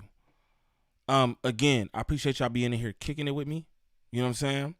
I know I've been gone for a minute and all that, but I just want to give y'all some content. You know what I'm saying? And again, Bro put a cold ass warning before this. I don't know what we're about to see. I'm going to be honest. I didn't go through this whole thing. I just watched a little of it and was like, ooh, this is interesting. But that was a cold ass warning. I never seen a nigga do a warning like that. So I don't know what we might see. Shout out to everybody in the chat. Yeah, I was muted. Definitely. And there goes that. You feel me? I was muted. Hey, look, I've been gone. I gotta knock the rust off. You know what I'm saying? I gotta knock the rust off. You feel me? Shout out to everybody in here tapped in with your boy. I appreciate that for real. Continue to smash them likes. Share the live. I'll be telling y'all that. Share the live. You feel me? Share the love. Pause. So we not talking about brother love. But share the live, y'all. Trigger warning. That's what Aubrey just told us. Trigger warning. Pay attention. May be censored. Viewer discretion is certainly advised. Sheesh. Did you party with Diddy a lot? Oh, no, not really. I would go to the party and leave early. That's why I don't be going to them puffy parties. They can hug you from the front and the back at the same time. I don't know what goes on after hours, but He wasn't trying to find out. I wasn't trying to find I mean, look, if you're into that, I'm fine with it. To each his own. I'm just saying this ain't my motherfucking kind of party. Because P. Diddy be wanting to party. And you gotta tell him no. You got to tell him no. One recurring element that keeps popping up in these lawsuits is a reference to Diddy's freak-off parties, as he's termed them. While the details may vary case by case, we know from a swath of testimonies that Diddy was not unfamiliar with hosting hedonistic, drug-induced parties complete with female and male sex workers wearing masquerade masks. These would often take place at some of the most extravagant hotels in the country, as reported by Miami Herald journalist Julie K. Brown. Back in March, Brown described these freak-offs as sex parties so brutal that the young women and men lured into attending them would often vomit and pass out from being drugged, beaten, and raped, sometimes for hours on end. What did Cassie tell you about these freak-offs? You know, that he would hire these, like, sex workers and, like, they would have, you know, sex with her or whatever, and he would watch and tell them what to do. When Diddy's longtime girlfriend, Cassie Ventura, filed her lawsuit back in November, she opened up about Diddy's constant need to have these freak-offs, or FOs, every week. He would decide on having one at random moments, according to the lawsuit, expecting Cassie to find the location and hire the sex workers herself. The lawsuit even goes on to name the exact hotels where these FOs would occur, with the hotels occasionally charging Diddy thousands of dollars in damages afterwards. Cassie's lawsuit goes into excruciating detail on how these encounters were arranged, alleging Diddy forced her to use websites and escort services to find male sex workers, specifically instructing her to search for terms like large black penises on the website, as the lawsuit asserts. He would often involve his assistants as well, asking they provide baby oil and Astroglide to the hotel suites, and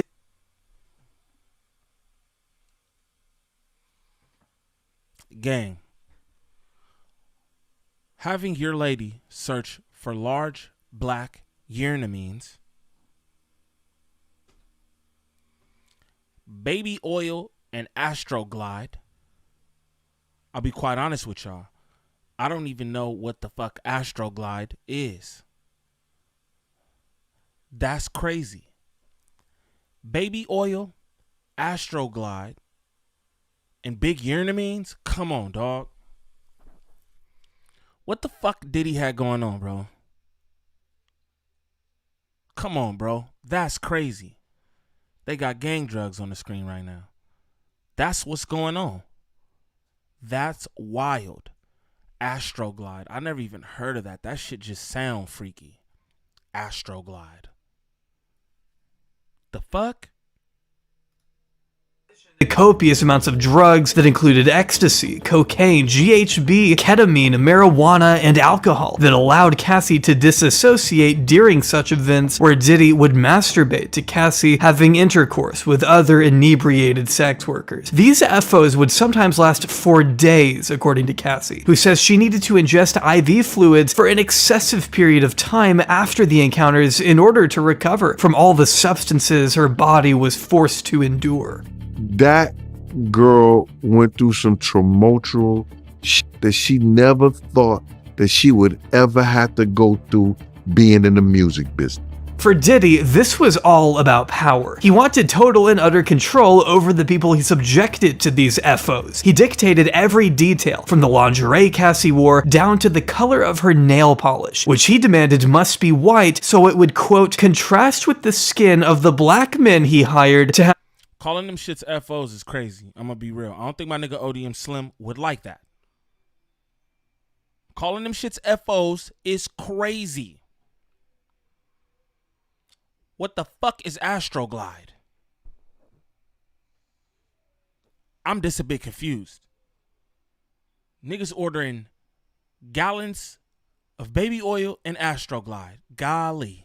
Have sex with her, as the lawsuit alleges. The suit also makes it clear Diddy would direct the sexual encounters, specifically telling Cassie where he wanted her to touch the sex workers while he masturbated and filmed it. As the lawsuit put it, Diddy treated the forced encounter as a personal art project, adjusting the candles he used for lighting to frame the videos he took. It should also be emphasized that members of Diddy's staff were actively allowing these things to happen too, according to Cassie, as she recalls one alleged instance of being cornered by his security detail who forced her to leave her friends at her 29th birthday party to have a spontaneous FO with Diddy at a nearby hotel, despite expressing clearly to him that she did not want to go. When the pair then You take Shorty from her birthday to participate in a freak off, dude, that's just fucking crazy.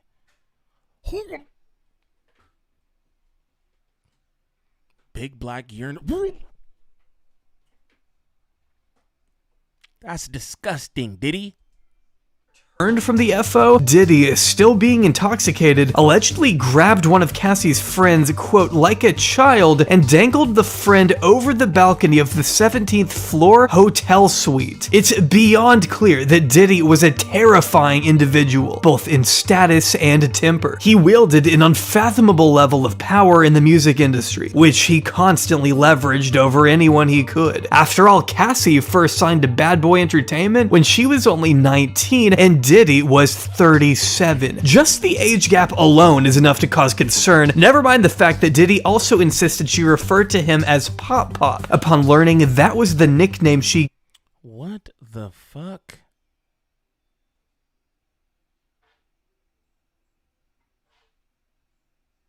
What? She called her grandfather Pop Pop, so bro wanted her to call him Pop Pop? Come on, dog. That's weird. Shame on this nigga. I'm glad they have him locked up. Prayers to his kids. Y'all niggas would be good, though. All that money. Prayers to the kids, though. But your father out here wildin'.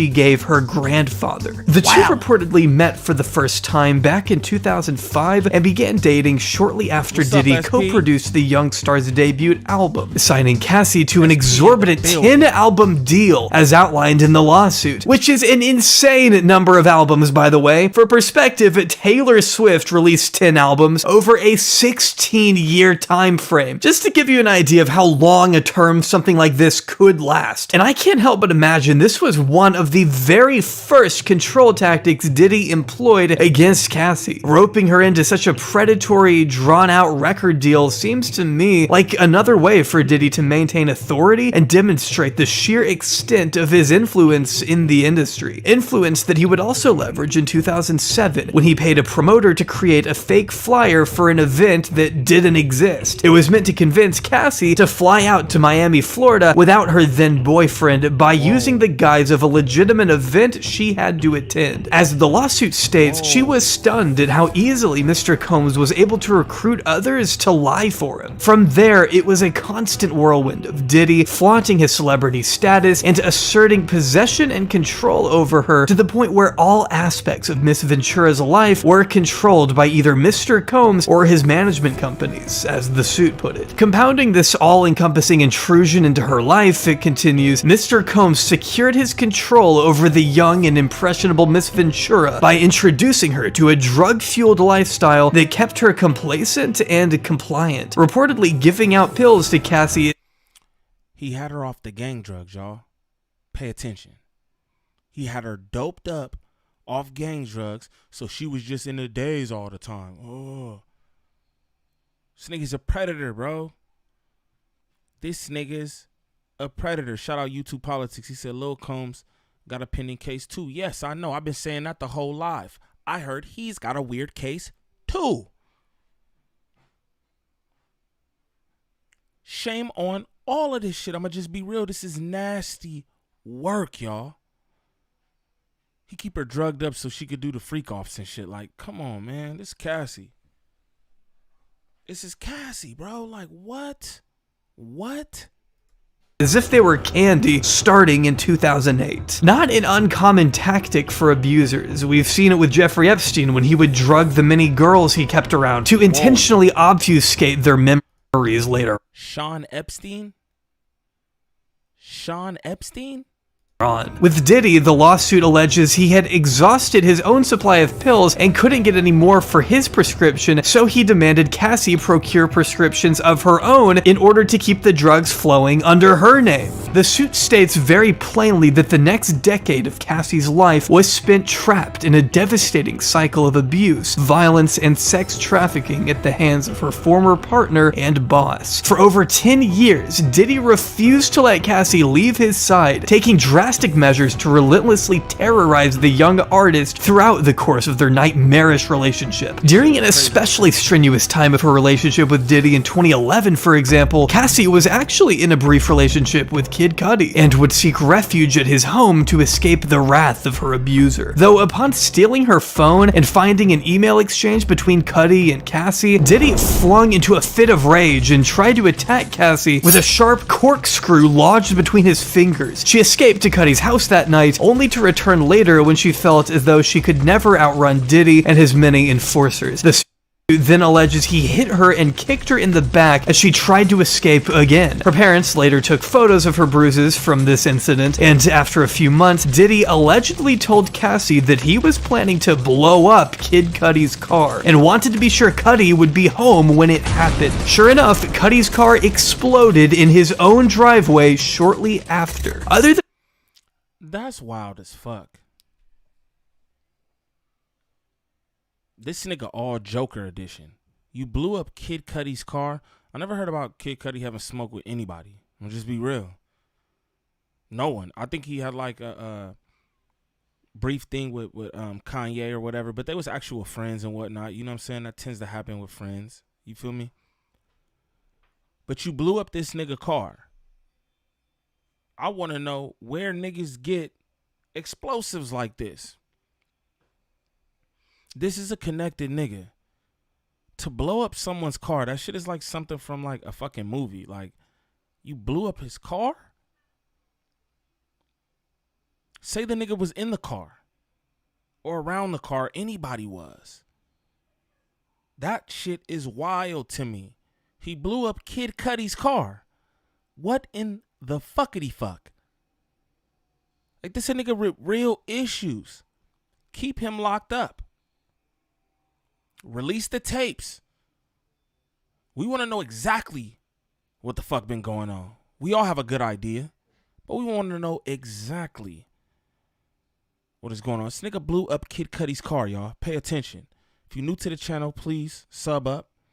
If you have not smashed that like already, do that, please and thank you. A single tweet in 2014 from a man claiming he had heard rumors of Diddy setting Kid Cudi's car on fire for messing around with Cassie. The event remained largely in the shadows until this recent lawsuit, only for Cudi to turn around and confirm to the New York Times that it did in fact take place. A horrifying incident that further emphasized not only the immense power and connections Diddy maintained, but the depraved measures he would take to keep Cassie compliant. One particularly concerning passage from the lawsuit happens on page 22, which notes that in March 2016, Diddy became intoxicated during an FO at the now closed Intercontinental Hotel in Century City, LA, where he punched Cassie in the face, giving her a black eye. Diddy later fell asleep and Cassie saw an opportunity to escape. Only unfortunately, on her way out of the room, Diddy woke up and immediately charged down the hallway after her, grabbing her from behind as she attempted to get into the elevator. Diddy violently threw Cassie to the floor and kicked her multiple times while she laid there in a fetal position before attempting to drag her back to his room. Cassie did manage to soon leave in a taxi, but not before her partner threw a glass vase at her. And I am using slightly more descriptive language here than the lawsuit because I have actually seen the incident by now, and you probably have too. When CCTV footage of the assault leaked to CNN in May, about 6 months after Cassie made this initial allegation in court. In case you're wondering why this tape wasn't made public any sooner, the lawsuit explains that Diddy paid the hotel $50,000 for the hallway footage from that evening. Who exactly received that money remains unclear, but what we do know for certain is that this footage only solidified what we had already heard about Diddy's abusive tendencies. Following its release, Cassie's lawyer told the media, the gut-wrenching video has only further confirmed the disturbing and predatory behavior of Mr. Combs. Words cannot express the courage and fortitude that Miss Ventura has shown in coming forward to bring this to light. The overwhelming media spotlight even forced Diddy himself to come out of the shadows and make his own shitty 1-minute YouTuber apology video. But before we watch that, I want you to hear Diddy's original statement regarding the allegations Cassie and others had made against him in late 2023. This past December, Diddy wrote, "Enough is enough. For the last couple of weeks, I have sat silently and watched people try to assassinate my character, destroy my reputation and my legacy. Sickening allegations have been made against me by..." This was wild when he posted this. I was just like, bro, what? He was still feeling that power at this point. He thought he was still going to get away with all this shit. You could tell because he was talking high power. High power. For the last couple of weeks, I've sat silently and watched people assassinate my character, destroy my reputation and my legacy. Sickening allegations have been made against me by individuals looking to seek a quick payday. Like, bro, you're a fucking monster. You are a fucking monster. And to even get on here and make a statement like that is crazy, bro. He was playing all of us. Except for me. Nigga said Jay-Z's next. I heard they looking for Hova. Niggas don't like to hear that. I'm gonna be real with y'all. Hov, my favorite rapper. It's my favorite rapper, not my favorite person. I am a fan of the service he provides. I don't know that nigga. I heard they looking for Hova. Individuals looking for a quick payday. Let me be absolutely clear. I did not do any of the awful things being alleged. Keep in mind, he's also talking about the hotel incident here. I will fight for my name, my family, and for the truth. Unfortunately for Diddy, that truth only exposed him as the abusive, lying monster that he is. On that note, though, here's his apology. It's so difficult to reflect on the darkest times in your life. Shout out Kelly King. Hey, shout out to all my battle rap fans who be in here. I don't really talk battle rap that much because I feel like people don't really like fuck with it like that. You know what I'm saying? But it'd be a few people in here who be catching certain shit. Shout out to Kelly King, man. I heard. Sometimes you gotta do that. Right off the bat, I've gotta say how much I hate Diddy doing this little, "Oh, I'm so sorry" voice. Oh, it's so difficult to reflect on those dark times. Were those times dark for you, though? Or for Niggas saying Cassie Box been compromised is crazy. Champ been out here running amok. Cassie Box been compromised is crazy. I don't even know what that means. Cassie was this cool. It was just me and you. Yeah, we didn't hear nothing about Cassie. You know what I'm saying? Nah. Tell me if you like it. Tell me if you like it. Hey, yeah, yeah. All that. You know what I'm saying? All that. I never heard nothing about the box being compromised, but Champ Young said so. Cassie, though I don't doubt he's going through some dark times right now, on top of having the Department of Homeland Security. Hey, I'm gonna start doing battle rap reactions low key. I'm not even gonna lie to you, bro, because like I'm really into that shit. Shout out to Gangland Pharaoh. Me and bro be talking about battle rap all the time. You know what I'm saying? And I'm definitely gonna start doing that. My little bro is Cali Smooth too. I don't know if y'all if you know battle rap, you know who Cali Smooth is. Straight up, that's my little bro. You know what I'm saying? I'm gonna have bro on the platform too. I'm probably do like an interview or a live or something with him. You feel me? But we definitely go get into the battle rap. I want to take shit back to hip hop. You feel me? Niggas talk about Baby Oil and Astroglide. What am I doing? I often find myself lost in the sauce. I'm gonna just be real with y'all. Like, what the fuck is this? Baby Oil and Astroglide? Like, come on, gang. That's a freaky ass mixtape. That's a freak ass mixtape, gang. Baby Oil and Astroglide, golly. Both of his properties not long ago, the entire world has now just witnessed irrefutable evidence of Diddy being the abusive pile of shit we already knew he was. This is just visual confirmation. The idea that Diddy even thought he could make a video like this speaks to the overwhelming egotistical power trip he's constantly on. We are really witnessing right now the mind-numbing levels of narcissism described so vividly in the myriad of lawsuits. Nothing he says in this video could ever possibly vindicate him. But let's watch him try. I was f***ed up. I mean, I hit rock bottom, but I made no excuses. Yeah, you haven't been making excuses. You've been lying through your teeth when you tried to say the allegations were all false. You knew this video existed, and yet you still put out that garbage statement denying everything. You've shown you're a deceitful moron, and that's why no one believes you when you say, I take full responsibility for my actions in that video. I'm disgusted. I was disgusted then when I did it. I'm disgusted now. No, you're not, and no, you weren't. You still continued to abuse Cassie and others for years after this incident. And even if by chance you were disgusted with yourself, you still beat a woman to a pulp. Are we supposed to have any shred of sympathy? You're supposed to be in jail! I went and I sought out professional help. I had to go into therapy. Going to rehab. You absolutely didn't, but even if you did, it didn't work because, again, there are lawsuits from other people who have alleged extremely similar things in the years following that hotel incident. Does he think we just don't know about the other allegations? Are we supposed to take his word on this or something? He already lied! Had to ask God for his mercy and grace. It's kind of impressive Diddy has managed to be in so many movies with acting skills this abhorrent. I'm so sorry. But I'm committed to be a better man each and every day. I'm not asking for forgiveness. Well, good, because no one on the planet was going to forgive you anyway. And I have to point out that we aren't the ones that need apologies. And my brother ugly. Say something ugly. Anyway, ain't nobody ugly over here. Ain't nobody ugly over here. Apologizing to. Go apologize to Cassie along with the rest of your countless victims, man. I don't know why you're talking to us. Your reputation is gone, obliterated, never to be revived again. And it's laughable to think a measly minute-long apology video on Instagram is even maybe gonna be enough to salvage it. It's not enough. This man beat the dog shit out this woman on camera. Facts. Run down a hallway in a towel. You know what I mean? I don't know what the thread count was. But it wasn't an expensive towel. You were in an expensive hotel and you didn't give a fuck about them cameras. And you whooped that girl's ass and you deserve whatever comes to you, brother. And I'm not gonna say good, brother. Because ain't nothing good about the diddler. Besides, most people already figured he was guilty anyway. He kind of... Come look at this picture, cuz.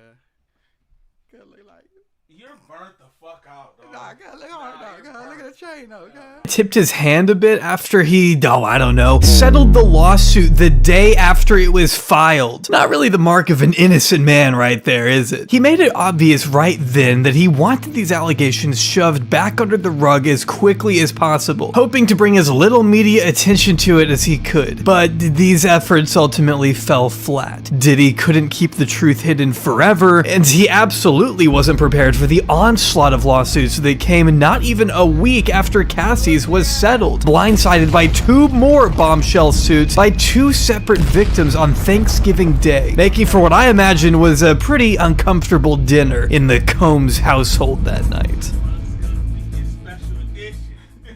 The first suit was filed by a woman named Joy Dickerson Neal, who described the substantial and lifetime injuries she suffered. Joy Dickerson, pay attention. Joy Dickerson. Dick, Joy, Diddy. Pause. Being drugged, essayed, and abused, and alleged she was the victim of revenge porn that Sean Combs, or P. Diddy, created and distributed. Joy first came into contact with Diddy back when she was a student at Syracuse University in 1991. Sharing some mutual friends, Joy had also appeared in one of Diddy's early music videos and reluctantly agreed to a dinner with the rapper in Harlem. As the suit puts it, getting into Combs' car that You should never agree to a dinner in Harlem. Don't agree to a dinner in Harlem. That's where you fucked up. Day was something Miss Dickerson would come to regret forever, claiming Diddy drugged her, took her to a nearby recording studio, and essayed her while she was in a physical state where she could not independently stand or walk, as described in the lawsuit. Joy found out later that Diddy had recorded the entire assault against. That's crazy. So they're saying, Joy Dickerson. I'm not. Hold on, homie. Let me do my one too. Cause let me do my one too. Anyway, she agreed to a dinner in Harlem, which first of all is a red flag. You don't go to dinner in Harlem. I already said that. Boom. Apparently, she was inebriated somehow and couldn't walk on her own. Couldn't function on her own. And then the diddler did what did he do? I don't know what did he do, but y'all know what did he do. So that's what's going on right here. As it was his practice, only finding out about the tape when a friend told her he had seen it along with other men. In fact, according to him, everyone had seen the video. The shoot goes on to describe the emotional and mental tailspin she endured from there, returning to college only to be admitted to the hospital for severe depression and suicidal ideation. The essay and public exposure of it caused her to suffer overwhelming feelings of humiliation, embarrassment, violation, and constant apprehension. I make fun, but this isn't tight. You feel me? Anybody who's sexually assaulted and then goes through these type of emotions afterwards, which is completely normal, should this shit just ain't right. You feel me? It's not right. I made a joke of it, but this shit ain't tight at all. Fuck Diddy. All viewed it, the lawsuit states. Still today, Miss Dickerson continues to work on her emotional health, economic recovery, and finishing her college degree. Seeking accountability from Combs under the law is one more step in that journey. Diddy has since referred to these claims as a money grab, one of his favorite ways to write off the many accusations that have been made about him, as we'll soon see. And despite his best efforts to dismiss these claims, this is not the only legal filing Diddy has to worry about. Because hours after this one was filed, another woman named Liza Gardner went public with her claims that Diddy violently raped her alongside a man named Aaron Hall when she was just 16 years old. Liza was just a high school student when she met the two men at the offices of MCA Records in 1990, alleging that Diddy and Hall were very flirtatious and handsy with Liza and her friend, offering them alcohol and inviting them back to Hall's apartment for an after party. Keep in mind, these were kids. They were in the presence of adults who they didn't think would hurt them. The lawsuit claims that after Diddy coerced the young girl into sex, she was still laying on the bed traumatized when Hall then barged into the room, pinned her down, and raped her as well. Afterwards, Liza ran out and met up with her friend later that night, where she learned that she too had been forced to have sex with the two men in a different room. Damn, that's crazy. The homegirls pulled up to the spot. One got raped in one room. The other got raped in the other room, and they met up in the middle and realized they was wine, because everybody got smashed. This shit is crazy. This shit is crazy. You know what I'm saying? The Diddler's been at this for years, you guys. He's been at this he's a seasoned vet. States. The lawsuit also claims that when Combs finished with Liza Gardner, he and Hall switched and they commenced assaulting Liza Gardner's friend. But that's not even where the nightmare ended, as a couple days later, Liza claims an irate Diddy showed up at the house where she and her friend were staying to assault and choke Liza to the point where she passed out. Apparently, he was afraid they would tell the girl he was dating at the time. Again, Diddy Damn. Diddy choked the broad out. Diddy choked her out because he was afraid that she was gonna tell his current girlfriend, which I don't know who that was at the time, but that's wild to choke a bitch out to prevent the bitch from telling your bitch. Like, was he like?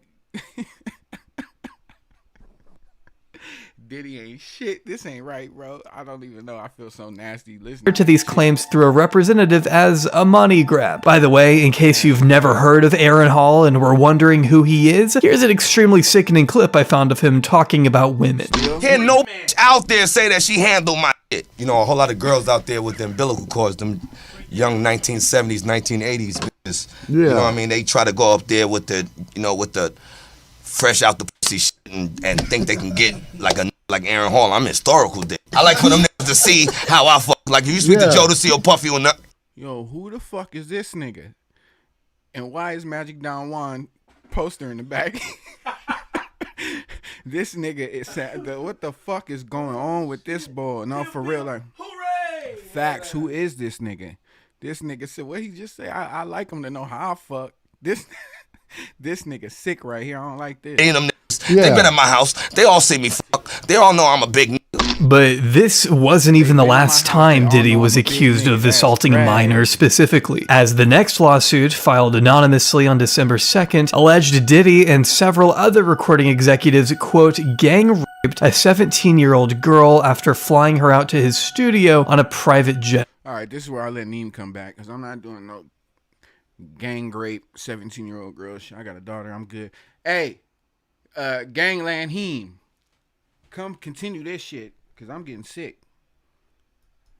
While we don't know the identity of the victim, this lawsuit actually provides censored images of the girl supposedly touring the studio and even sitting on Diddy's lap. The lawsuit makes sure to emphasize how she was only in 11th grade when she first met Diddy, who was twice her age, along with then president of Bad Boy Entertainment, Harvey Pierre, and a third unnamed assailant in 2003. As stated in the lawsuit, while at the studio, Mr. Combs and his associates, including Mr. Pierre, plied Miss Doe with drugs and alcohol. As the night wore on, the plied is crazy. Damn, this mic loud as hell. You talk low like a little baby girl or something, nigga.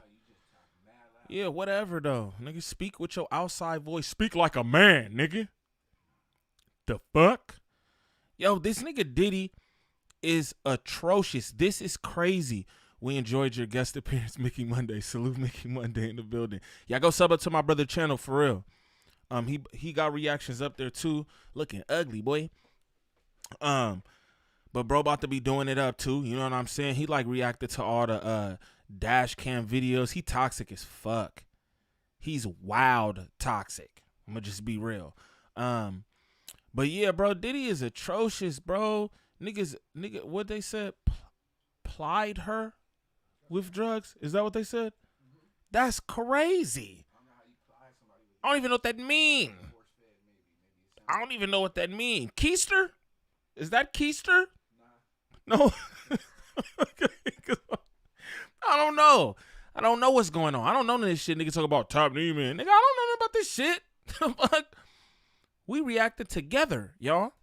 18-year-old Miss Doe became more and more inebriated, eventually to the point where she could not possibly have consented to having sex with anyone, much less someone twice her age. During the alleged gang rape, The victim claims Diddy complained he could not, quote, get off unless the victim pinched his nipples as hard as she could. The suit goes on to describe the three men taking turns assaulting the victim in excruciating detail until she finally collapsed in the restroom alone, her genitalia in pain. She couldn't even walk out of the building without assistance. She then flew back home to Michigan, where she would have to live. Hey, salute all y'all subbing up to my brother. Appreciate that. You feel me?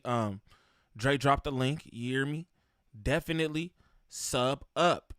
You hear my cousin Dre? Keep it in the family. This her cousin too. Keep it in the family. You hear me? Would you pretty please turn the mic up? With traumatic memories for the next. Hey, I need to turn my mic up. My shit peaking. It's showing red right now. Yeah, the mix super low, fam. Freaky deaky activities. All right, Mike. Now, what about now? Mike. We good? Neminator. Judgment Pod. That's what this is. How's the mic now? Damn, that shit loud as hell in my ears. But it's like, y'all niggas, I hope y'all niggas not trying to view my shit from Metro PC or something, because that might be the problem.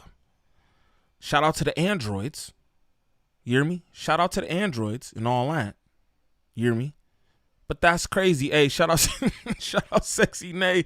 She sent me a DM. I just watched that right now.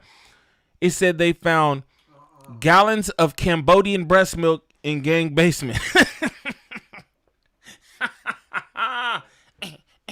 Take that. That's crazy. Great. That's good. Damn, that shit is loud as hell. Yeah, mic check 1 2 until we good. Boom. I'm watching you on the Sony TV. Now, I wouldn't talk about you, SP. I would talk about you. I wouldn't talk about you. Yeah, your mic is low. Am I good now, though? When niggas try to talk over the content, that's what happens, too. Android Master Race, if you know, you know. Yeah, I ain't. Shout out Center. Shout out Center, GAHHHLEE. Stud farming is wild. Yes. Yes, it is. Diddy is a despicable man. Let me know how them levels are, y'all. You know what I'm saying? Because I sound loud as hell. Mike sound better. All right, because I'm loud as hell in my headset. There you go. Okay, cool. Shout out my nigga Choke, Deezy. Bro, I ain't seen you in a cold minute, gang. I like that. Now you on my TV. That's tight. Hey, shout out to everybody who be watching me on their television. Niggas be sending me DMs. Niggas be sending me DMs with me on the television. Like, that should be tripping me out. That's funny. Shout out to y'all, though, bro. I appreciate y'all. For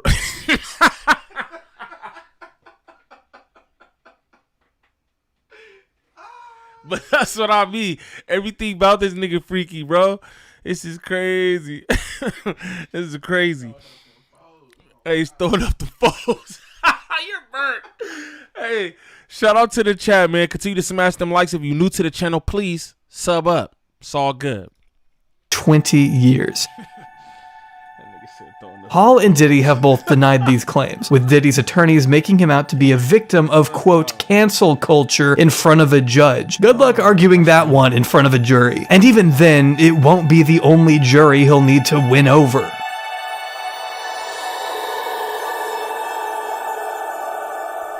Shout out Jay Aubrey again for this video, because this is crazy. He really walked this down. He walked this down from beginning to now. Pay attention, y'all. It's a pattern with everything.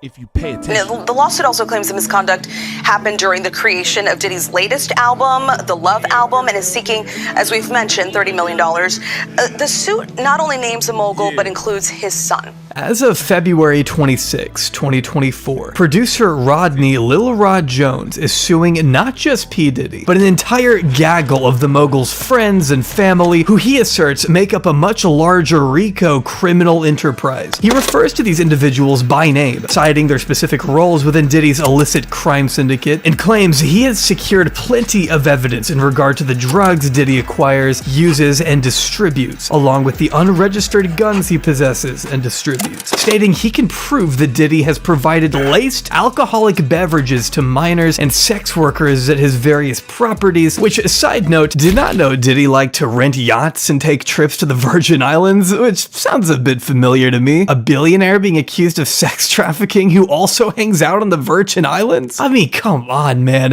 Jones even compares Diddy's The Virgin Islands. That's ironic. Chief of Staff Christina Coram to Ghislaine Maxwell in this very lawsuit. One more side note, why does Diddy have a Chief of Staff? Is he the president? I mean, what does this lady even do? Well, if you ask Lil Rod, she procures drugs for Diddy and willingly abets and downplays the nature of... Pay attention to niggas that procure things. Chief of Staff, huh? Chief of Staff, huh? So you procuring shit. Where's she at? Lock her up. Where's she at? Procuring things. the man's behavior, allegedly telling him, you know, Sean will be Sean. When Lil Rod expressed to her his discomfort with Diddy's unwanted sexual advances towards him, Christina was quick to write, I'm gonna be real. I think Lil Rod is lying. It's something about my discernment that's telling me that Lil Rod is a clout chaser. He ain't get paid on some credits or acknowledged on some credits or some shit like that, because we know how that goes. Notoriously, Diddy just takes everybody else's work and poses it as his, right? I think that's what was going on with Lil Rod.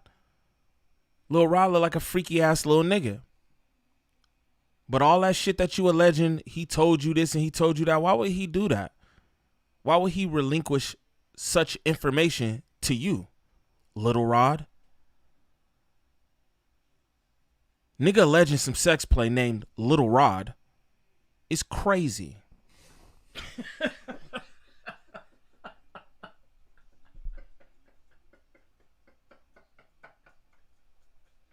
That wasn't even a joke, eh? That wasn't even a joke. That's crazy, though. Lil Rod. Golly, pause. Pause his whole existence, Lil Rod. Shout out Stay Go Radio for that 5 on the 40. Never thought I would live to see the day Diddy would be outed as the Thanos of habitual bussy buzzing. Of habitual bussy buzzing. Baby oiled Bucci Bandit is insane. Shout out Stay Go Radio for that 5 on the 40, bro. We appreciate that. I appreciate that, bro. That's crazy. Shout out Sexy Nate. She came in this motherfucker with lotion emojis and baby oil emojis. She put that shit in the chat. I said, yo, where did you get that emoji? Fuck? She said, I typed in lotion. That's crazy. That's crazy. You know what I'm saying? Man, shout out Stay Go Radio for that. You know what I mean? But I don't believe Lil Rod. I believe everybody except Lil Rod. I'm going to just be real with y'all. It's just me. What's a Lil Rod? Hey, yo. Whoa. Whoa. Pause. That's what I'm saying, though. That's what I'm saying. I believe everybody but Rod. We just gonna call him. Oh, that's not even cool. Pause this whole section, y'all. It's just crazy. This is crazy. According to the lawsuit, which also makes sure to clarify this was not just horseplay. We're talking about unauthorized groping and touching of Jones's anus and genitals, as written in the suit. Christina allegedly told Jones it was just Diddy's way of showing that he likes him. As the suit puts it, Mr. Jones believes that KK aided and abetted Mr. Combs' essay of him and was working with Mr. Combs to groom him into accepting a homosexual relationship. The next few pages describe the very... I want to know what nigga get his buttocks fondled and don't fucking. What they said? They said anus. Words mean things. Kip, what it do? I see you in the building, gang. Salute. Words mean things. My brother just pointed out. He didn't say fondled his cheeks or nothing. He said anus, and anus would mean, right?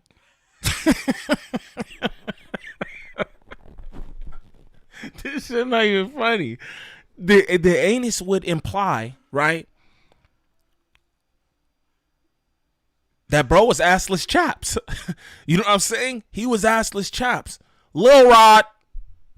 Lil Rod. Lil Rod. What you was doing, assless chaps, gang? Ain't you supposed to be mixing and mastering, gang? It looked like you was on another project. Personal project, gang. Anus is crazy. Anus is despicable. Lil Rod, why you ain't kill that man? I don't even care. That shit like you're supposed to say that shit on YouTube. Why you ain't kill that man? Why were your cheeks out? Anus exposed. I have questions for Lil Rod.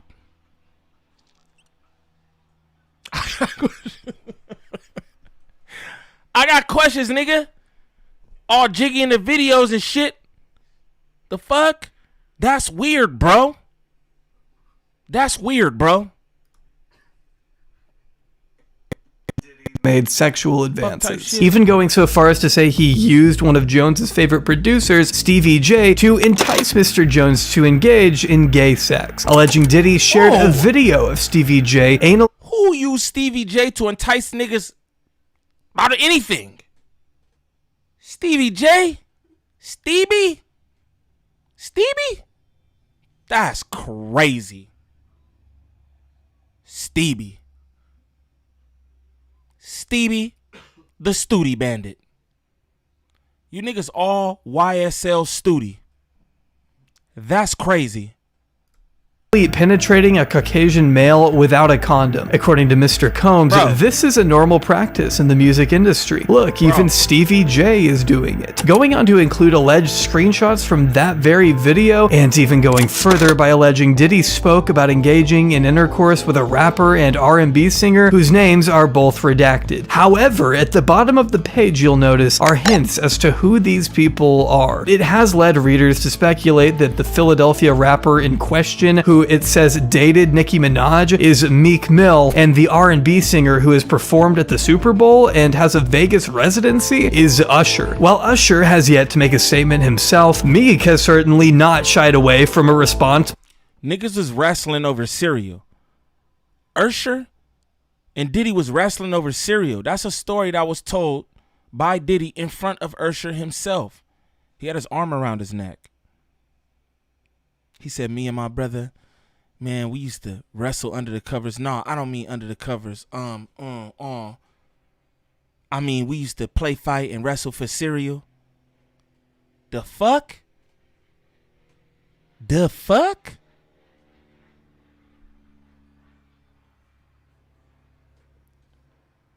Meek. Say it ain't so. Say it ain't so, bro.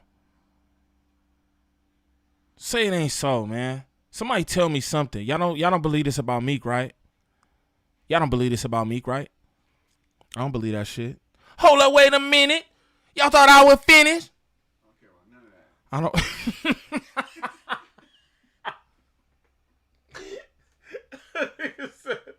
I don't care about none of that shit. Say it ain't so, Meek. Say it ain't so, man. Golly. We seen him bunny hopping. That, whoa. That's not even cool, bro. That's not even cool.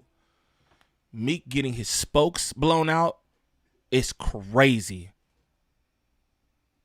That's crazy, y'all. Golly. By taking to Twitter and writing this. I don't think it's necessary for me to read this out loud. You can pause and read for yourself, but his point. When I got a girl around me, working her twice a day. Hello, I sound like your favorites. Pussy don't control me. I get too hot. One of the love. Whoa. Yeah. We not even gonna read that. Y'all take the time. I'll block out this chat for y'all can see that. Y'all can read that yourself. Whoa. Meek is looking wacky. It's looking wacky, gang. Like, what? What? Niggas is all 69 gods. That's crazy. Is very clear. This wasn't even his only tweet on the matter. He was going on like this for days. And I'm sorry to say, we really don't have time to get into it here. I don't really think anyone should be focusing on the sexualities of Meek or Usher or anyone else involved here anyway. I mean, that should be the least prescient part of all. That's a fact. What he's saying right now is an actual fact, but it's still weird, bud. We have to acknowledge it's still weird. We seen Meek bunny hopping on the tennis court for the Caucasoid. That's wild. Nigga said Meek was in the half water, half astroglide pool. Nigga told Meek, yeah, daddy. Yeah, daddy, you deserve that, daddy. What? Meek topless in the pool. Did he talk about, yeah, daddy, you deserve that? Whoa. That's disgusting. Shout out Stay Go Radio. Another 5 on the 40. I want to tell y'all again, please don't feel no kind of way dropping snaps on that 40. Please and thank you. You know what I'm saying? I believe Meek was getting... oh, shit. Oh, man. I believe Meek was getting his buns trampoline because he wears turtlenecks. Something about that just seems a little finger in the Bucci to me. I would agree. I don't even know what to say. Turtlenecks are wild. Pause. Turtlenecks of any kind. Pause. That's just why. Shut the fuck up, bro. Shut the fuck up. All of this, unless of course there wasn't consent, but we currently don't have much information on that front yet. What we do know is that Mr. Jones, or Lil Rod, is claiming that he was assaulted not just by Diddy, but also Young Miami's female cousin as well, who, as the lawsuit claims, groped Mr. Jones in the bathroom of Diddy's house in November 2022. Lil Rod believes she was... Look at that man on the screen. Look at this nigga, man. Look at this nigga, man. He part of the Zesty Panther party. Look at bruh. Ain't nothing against him, but you look a little freaky. Sent in by Diddy to assault him. You look freaky enough, gang. Straight like that. You look freaky enough. Stay Go Radio. It's all good. I appreciate the comment. That shit was jokes. Shout out Sexy Nay. The rabbit hole does get deeper. Pause. We got to pause everything this stream. This is a pausable stream. I'm going to just let y'all know that. Straight up. But look at Little Rob. Or Rod. Pause. Golly, y'all. Says she did not accept his rejection, following him out of the bathroom, where he says she attempted to straddle him and have sex with him in the presence of Mr. Combs and his staff. The suit even includes photos from Diddy's house, supposedly taken right before this assault. The accusation that Diddy left Lil Rod alone to get assaulted by one of his friends is one that comes back up later in the suit, unfortunately, where he says Diddy tried to pass him off to actor Cuba Gooding Jr. on the mogul's yacht. The suit states that Diddy suggested Cuba get to know Mr. Jones better. After leaving the two alone in a makeshift studio, Lil Rod claims Cuba began touching, groping, and fondling his legs, his upper inner thighs near his groin, the small of his back, and his shoulders. He rejected his advances, and Mr. Gooding Jr. did not stop. The small of a nigga back sound crazy, like the small of his back. I don't got no small on my back, nigga. My back big. On gang. The small of his back. The fuck? This nigga was gently caressing you and shit? Like, what's up, gang? What's up, gang? Man, shout out Stay Go Radio again for that 5 on the 40. He said turtleneck question mark. and beret, question mark, with the jean jacket. He a LBGI Joe. Lil Mama militant. Oh, that's crazy. Lil Mama militant. Fair to say Lil Mama is militant. I'm gonna tell y'all niggas something too. Niggas is zesty out here. You know what I'm saying? And to each his own and all the whole shit, because we don't care. But niggas is zesty. Niggas don't want to admit to their zestiness. Niggas don't get paid enough for their zesty acts, so now they want to act out. I'm just saying. He rejected his advances, and Mr. Gooding Jr. did not stop until Mr. Jones forcibly pushed him away, it states. These claims were accompanied by photo evidence depicting Cuba, Diddy, and Lil Rod all hanging out together in a small, dimly lit studio, reportedly taken shortly before the Hey, real quick. I was at this bar in West LA, right? And I seen Cuba Gooding Jr. I always knew he was a weirdo, right? I was at this bar in West LA, me and the homies, and Cuba was in there. He buying everybody drinks, and he was fucking smashed. He was doing cocaine all in the nose, right there at the bar counter. It was crazy, and he was like tonguing down random Caucasoid women. He just like, oh yeah, and he talks like a Caucasoid. He's like, yeah, come here, you're freaking hot. That's what he was doing. He's kissing some bitches all in the mouth. You know what I'm saying? He's like, yeah, rounds on me, and doing it up. And that's just a story that I have about Cuba. You know what I'm saying? I don't know what that means. But I've seen gang in action, and he different. That's why I'm telling y'all. You feel me? Just a little more insight. I seen him. He a wild boy. He's a wild boy. That nigga was in there acting like a whole ass white man, and it was tripping me out. I was just like, what the fuck? So this nigga Radio. That shit is crazy. Radio just in here just doing it up. You know what I'm saying? It was a trip. Incident happened, and even included this uncomfortable photo of Cuba's arm wrapped tightly around Lil Rod against his will, as it clarifies. Ew. Lil Rod also alleges he was transported by Diddy from state to state and forced to sleep with sex workers against his will for Diddy's enjoyment. You're supposed to be a producer. Why were you shipped state to state? And that's where the trafficking comes in. Pay attention, y'all.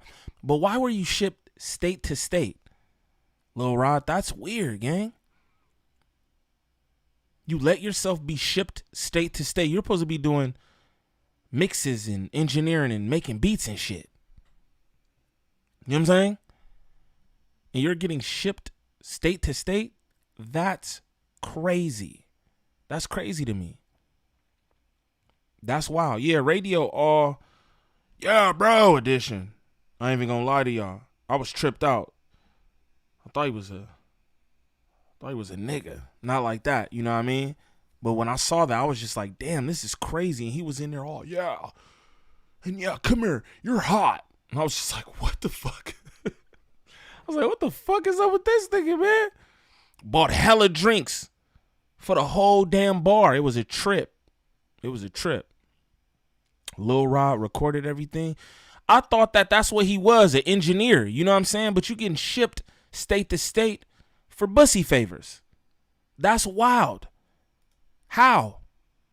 23, he says he recalls being drugged by the mogul before waking up in a bed with 2 sex workers and Diddy himself. The suit outlines a number of times Lil Rod was ordered to recruit sex workers, at one point being given an exclusive Poltergeist classic, my nigga Zay in the building. Salute the gang in this motherfucker, you hear me? Bad boy baseball cap and instructed to wear it to a Miami club as a signal to any sex worker he approached that Mr. Combs was in town and had sent Mr. Jones to recruit them. Apparently, these workers were accustomed to servicing Mr. Combs and would know that he is in town by the sight of the bad boy's baseball cap, even including photos of the alleged sex workers he solicited that night. But even more concerning is Lil Rod's assertion that there were underage girls around Diddy as well, frequently, describing one specific listening party where Diddy, his son, sex workers, underage girls.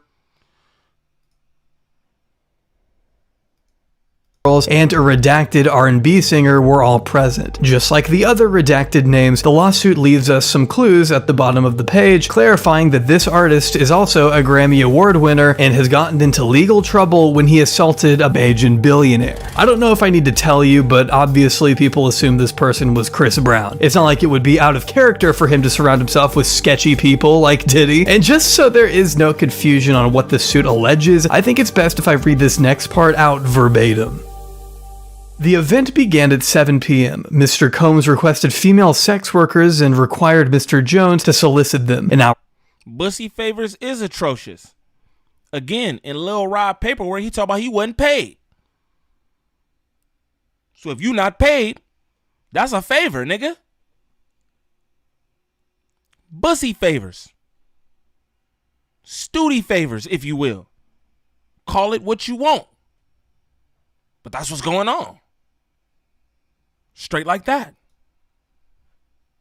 Sex workers appeared. In addition to sex workers, there were at least 5 girls in the crowd that were under the age of 16. Mr. Combs forced all the women to drink laced De Leon liquor. Upon information and belief, Mr. Combs laced the liquor with ecstasy. Mr. Combs did not check the identification of any of these underage girls. The presence of these underage girls made Mr. Jones very uncomfortable. He attempted to leave, and Mr. Combs forced him to stay. Mr. Combs went so far as to take Mr. Jones's car keys to prevent him from leaving. After being forced to drink laced De Leon shots, Mr. Jones began feeling lightheaded and recalls passing out and waking up at 4 a.m. the following morning naked with the sex workers sleeping next to him. These allegations came with more screenshots from a video supposedly taken that evening depicting Diddy and his son partying with who Lil Rod described as underage girls. Similar to the Cassie case, this suit paints a vivid picture of Diddy using his seemingly endless power to intimidate Lil Rod into doing his bidding out of fear of retaliation. I think we're all aware at this point just how dangerous of an individual Diddy has made himself out to be, and I can't imagine how paralyzed Lil Rod must have felt during the year he spent with the man. I mean, just look at what happened at the very beginning of their time together. September 2022, the very same month he began working with Diddy, Lil Rod claims he heard a series of gunshots coming out from a studio bathroom. When he went in to check on the commotion, Lil Rod says he saw Diddy and his son Justin exiting the bathroom, leaving Justin's friend G curled up on the floor holding his stomach, bleeding out of his leg and hip area. According to the suit, Lil Rod helped G get out of the front door where an ambulance was waiting and recalled Diddy telling him and the rest of the crew to lie to police that G was shot outside as a result of a drive-by shooting, which is in fact the narrative the media went with at the time because that's what they had been told, despite these photos that seem to depict the aftermath of said shooting with blood smeared all over the floor and toilet seat of the restroom. In fact, Lil Rod himself believes the clothing he wore that day still contains blood stains and DNA from G. The lawsuit also states there are witnesses who have corroborated this series of events anonymously out of fear of Diddy, but are still willing to go public if necessary.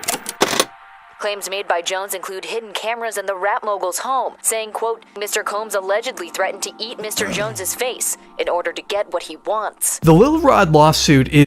Hey, we almost out of here, you know what I'm saying? The video almost done and all that. I just want to say, shout out to everybody in the chat. I appreciate y'all, my good people in this motherfucker, for real. Y'all know I appreciate y'all. I tell y'all that every single stream. I know I've been out the way, but a nigga got a whole career. You feel me? So I'll be having to handle different shit again.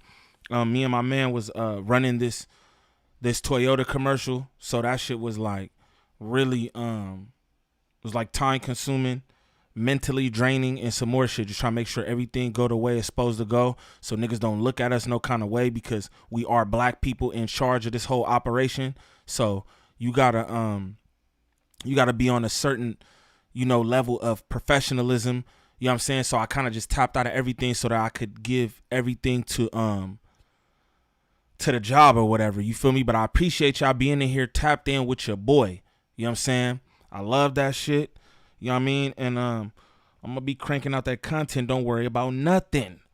Again, shout out to all y'all in the chat watching this. Shout out to my brother pulling up. He's bunk. Shout out to all that shit. I appreciate y'all. Again, if you new to the channel, sub up. You know what I'm saying? If you have not smashed that like, please do so. Please do so. It's 66 likes. I'd like to get to 100. You know what I mean? Probably not likely, but I'm just saying.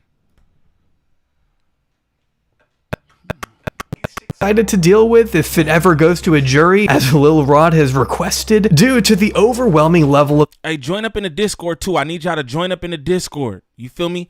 Follow me on Instagram. You know what I'm saying? Follow me on TikTok. Join up in the Discord. I'm gonna get in Discord after this stream, and we could chop it up, do it up, whatever. Shout out my nigga Zay. I know he probably gonna be in there.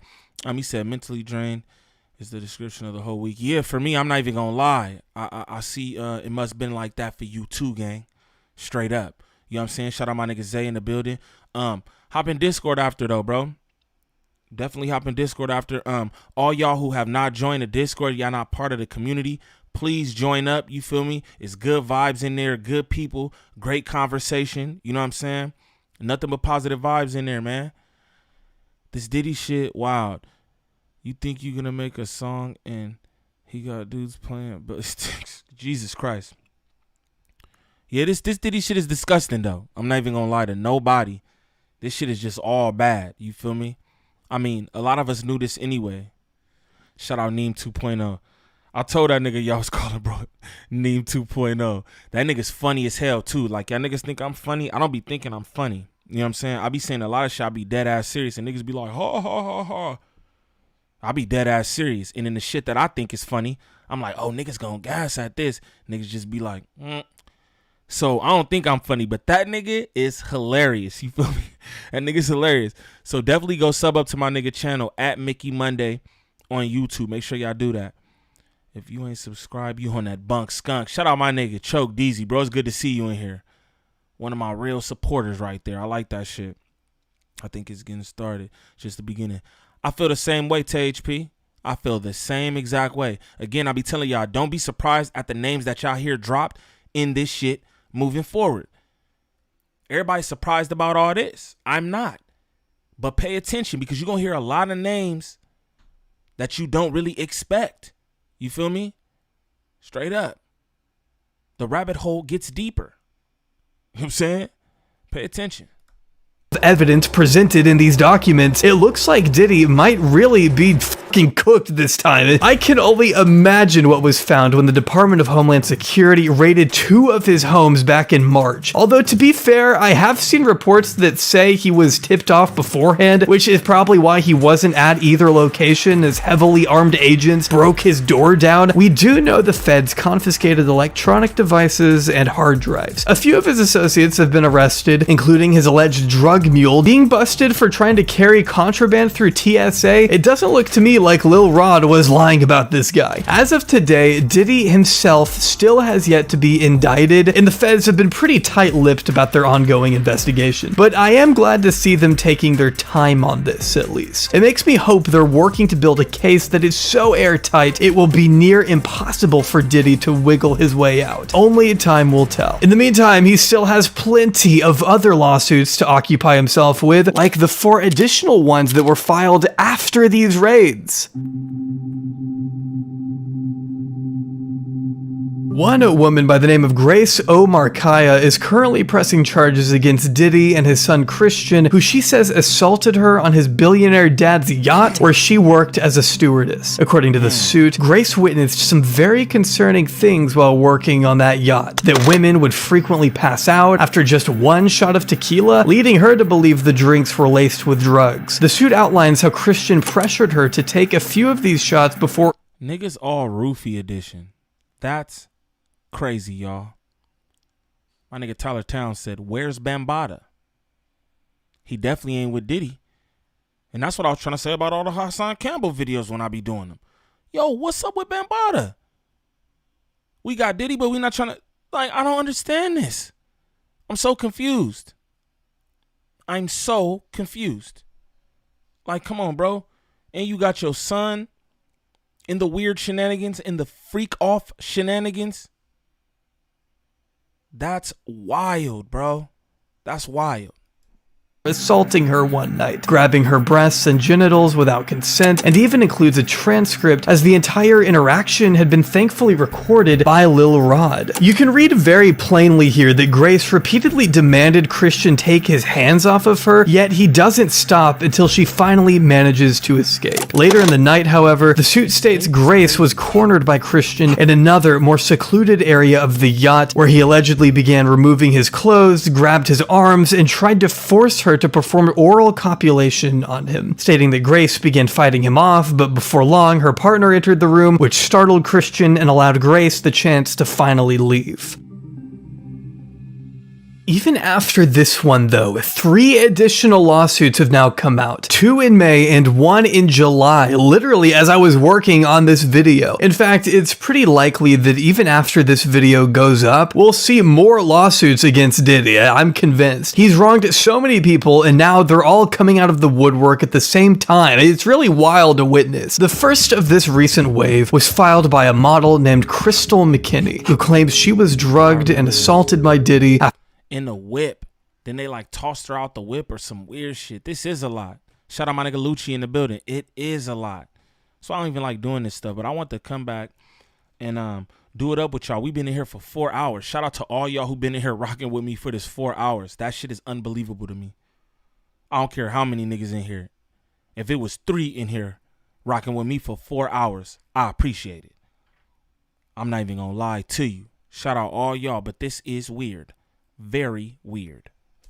After meeting him at a fashion event in 2003, promising to help her make it big in the industry, the lawsuit states Diddy invited Crystal back to his hotel room where he handed her a laced blunt, making sure she was highly inebriated before following her into the bathroom where he allegedly began kissing her without consent, shoving her head down to his crotch, and commanding her to suck it, as the suit claims. She says she recalls remembering waking up in a taxi after passing out. She then realized what had happened and says she's kept her clothes from that event sealed in plastic wrap to this day. The second lawsuit from May, filed only 2 days after Crystal's, came from a woman named April Lampros, who claims to have been assaulted by Diddy 4 separate times from the mid-90s to early 2000s. Each event laid out in horrifying detail throughout the 22-page document. The first alleged assault took place after the two went drinking in Houston. April, who didn't drink at the time, felt pressure to do so by Diddy and says she felt strangely uneasy after just a few sips and remembers being ushered back to Diddy's hotel room where she says he forced himself on top of her, kissed her, and began removing her clothes despite her repeatedly telling him that she wasn't feeling well. Ignoring her words, Diddy is alleged to have raped April despite her telling him to stop over and over. For the next few months, she says, Diddy showered her in gifts and, hoping that he had maybe changed after enough time, ended up meeting up with him again to discuss how he could help her in the world of music and fashion. After regaining her trust, April says Diddy assaulted her again in a parking garage, forcing his penis into her mouth while a parking attendant stood by and watched. Despite her best efforts to distance herself, Diddy came back with more gifts and empty promises. When she continued to refuse his advances, however, she says Diddy's attitude became more irate than ever before. Taking on a sort of mob boss persona, Diddy would call her all the time and threaten to beat her and anyone else who was home with her. She says he knew where she lived and worked and felt constantly trapped by Diddy. He would constantly threaten to ruin her dreams of pursuing a career in the entertainment world if she did not comply. Threatening people's career. We heard this with Cassie. Cassie said the same thing. Every single thing that she had business-wise was tied to this man. And that's what he threatened her with. Things like that, yo, I'll end your career. Yo, when your whole life is one way and you're accustomed to this lifestyle, that shit is something for some people. Me, I wouldn't give a fuck, right? I'm not taking no violation for no amount of money. Fame, notoriety, clout, any of that shit. But some people, that does have effect on them. She didn't want to go back. She didn't want to go back to where she was before me and you. You know what I'm saying? So she stayed. She stayed for the diddler's abuse. Golly.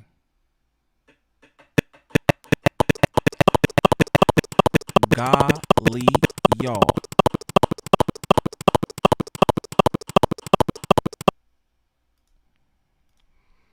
We gonna end that right there because really ain't much more to this story. We know what's going on.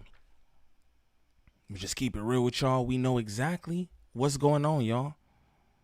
Now, I just got a question for y'all. You feel me? Shout out to everybody who been in the chat, man. I appreciate y'all for rocking with me again. You know what I'm saying? Nigga been out the way, but I'm back.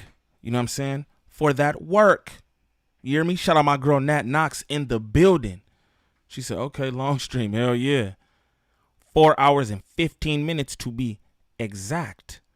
Yeah, you saw that, Nay? You saw, Sexy Nay, you saw that? That was crazy. And it's cool because I'm done any damn way. Straight up. I don't know what that was. You know what I'm saying? But I was done with this anyway. You know what I mean? But I do want to ask y'all real quick before we get up out of here. I want to ask y'all, what do y'all feel is going to become of all this? Good 4 hours of foolery, bunk, skunk weekend special edition. Yes, sir. You know what I'm saying? Shout out to my brother Mickey Monday making his little guest appearance. Ugly ass boy. Shout out, yada. Thank you, Niem. Don't wait so long. Next time we miss you. Man, I just been working. You feel me? Nigga gotta work. I gotta get that money on. You feel me? I missed y'all too, though. For real. I like sitting up here doing it up with y'all. But I want to know, though. Y'all in the chat, everybody who in the chat right now. Do y'all think that he's really gonna go down? Do you think that this is gonna y'all think this is going to end the way that we all want it to end? You feel me? Because I'm going to be real. I'm going to give y'all my take. I don't. And I don't know what it is. I was talking to my boy, Corey. Shout out my nigga, Corey. I was talking to bro about this, and I'm just like, I just don't think he's going down all the evidence into this and to that. And I'm like, nah, I feel you. And like, you're right for the record. Everybody who thinks, oh, yeah, he's going down, it's over. You're absolutely right. You are. But it's just something that I feel like, I don't know, man. I don't know what it is. I don't know what this feeling I have is. But I just don't think that this is going to pan out the way that, you know, all of us want it to. And I don't know why. I can't tell you why. There's no tangible nothing for me to be like, this look down at this and everything happens like that. I don't know.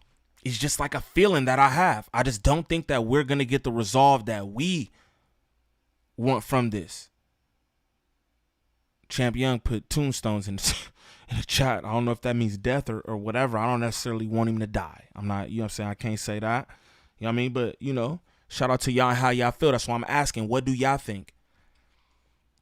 Because I just don't. Something about this is just weird to me. It's weird. All the moving parts in the situation, every single person who had something to do with this, who was aware of this, everybody who's coming out now who had stories about this but didn't say much. It's just weird to me. I don't know. I just, you know what I'm saying? I don't know, man. I don't know. We gonna see, though. I heard they confiscated a bunch of footage that they thought he was going to destroy in that raid. I don't know, y'all. But I just don't think that it's going to work out the way that we all want it to. Someone needs to sneak a drone into his jail cell. That's what they be doing. They be on a drone game. If not, might get another clothing deal or movie deal. You know how white people want to pay the worst of us. Ooh, shout out Poltergeist Classics in the chat. That's my nigga in real life. That's my friend. And he said that. That's a fact. That's a fact. But just me, man, just can't explain it. I feel like the unexpected turn gonna happen and we'll see the great escape. THP. Pay attention. That's what I'm saying. That's what I'm saying. I just feel like, shout out Moneybags. He said Diddy's the fall guy now. Everybody got secrets. They saying Diddy's the fall guy. I feel that too. But shout out THP. I feel like an unexpected turn gonna happen and we'll see the great escape. I feel the same way and I don't know why. But that's just my feelings. You know what I'm saying? That's just how I feel about it. Shout out to everybody in the chat, man. I appreciate y'all for rocking with me. Damn near 5 hours on this diddler stream. Shame on me. Shame on me. But I had to do this. You feel me? This is what everybody's talking about. I got to give y'all my opinion on things. I feel like a lot of people need to be held accountable. I feel like Diddy for sure should be held accountable. But I want to salute everybody in the chat. Shout out to my mods that been in here again. It's been 4 hours. So shout out to everybody who been rocking with me for that 4 hours. You know what I'm saying? Shout out Big Lucci. Center, I see you. My nigga Sherm in the building. Sexy Nay, what it do?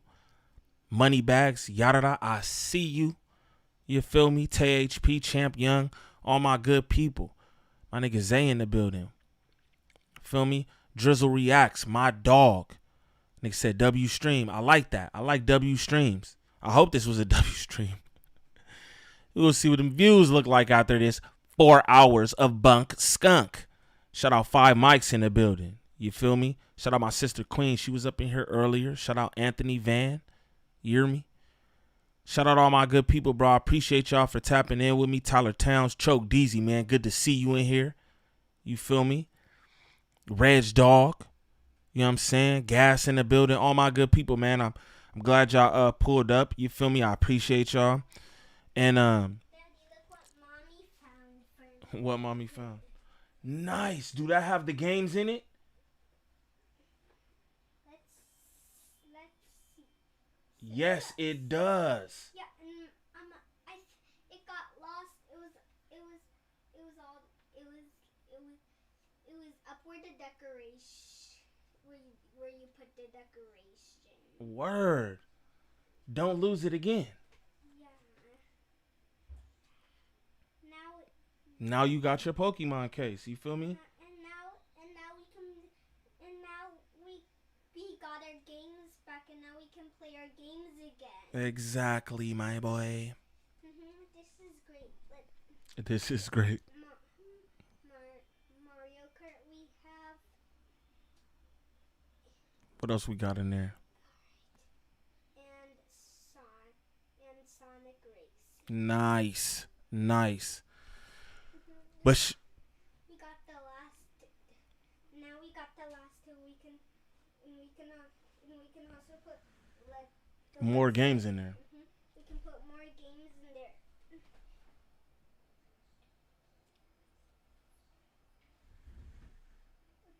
There 10 pouches. Exactly. Inside for 10 games. That's right, my boy. That means we can use the other 10, and if we get more,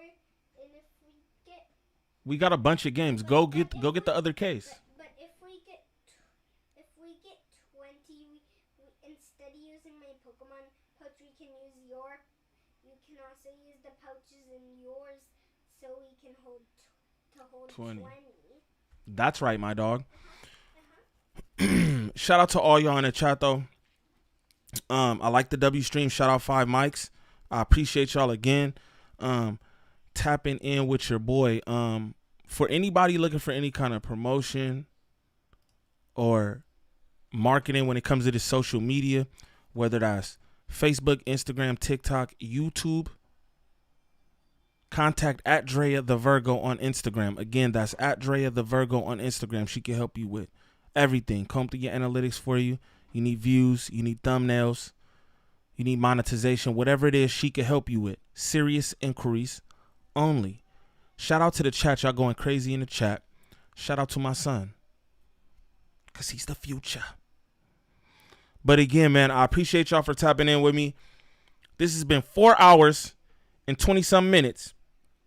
Damn near 5 hours of bunk skunk. I hope that y'all appreciate this. Golly, I hope y'all appreciate this, because this was a long-ass time just sitting in here. Had my brother in here and some more shit. W stream, salute. Yeah. Caution signs and bowling pins in the chat. Immediately. Don't never forget that shit. On Angels. On Angels, don't never forget that. But again, appreciate y'all. Shout out to my cousin Dre in the chat. We love a W stream. Yes, we do. W stream. I like that. Shout out to all my good people in the chat. Again, I appreciate y'all. Caution signs and bowling pins in the chat. You hear me? Y'all stay tuned. I got some more content dropping later on and all that. You know what I mean? We back on that work. Pay attention. You know what I'm saying? They don't want Diddy's party list names exposed. They're going to expose them. What's up, Fats? Mommy took the rest of them out of your pouch, and now there's 5, and it even has your soccer game that you play inside of it. Nice. That's my FIFA. On Angels. Hey, shout out to all y'all again. I appreciate y'all so much for tapping in with the boy.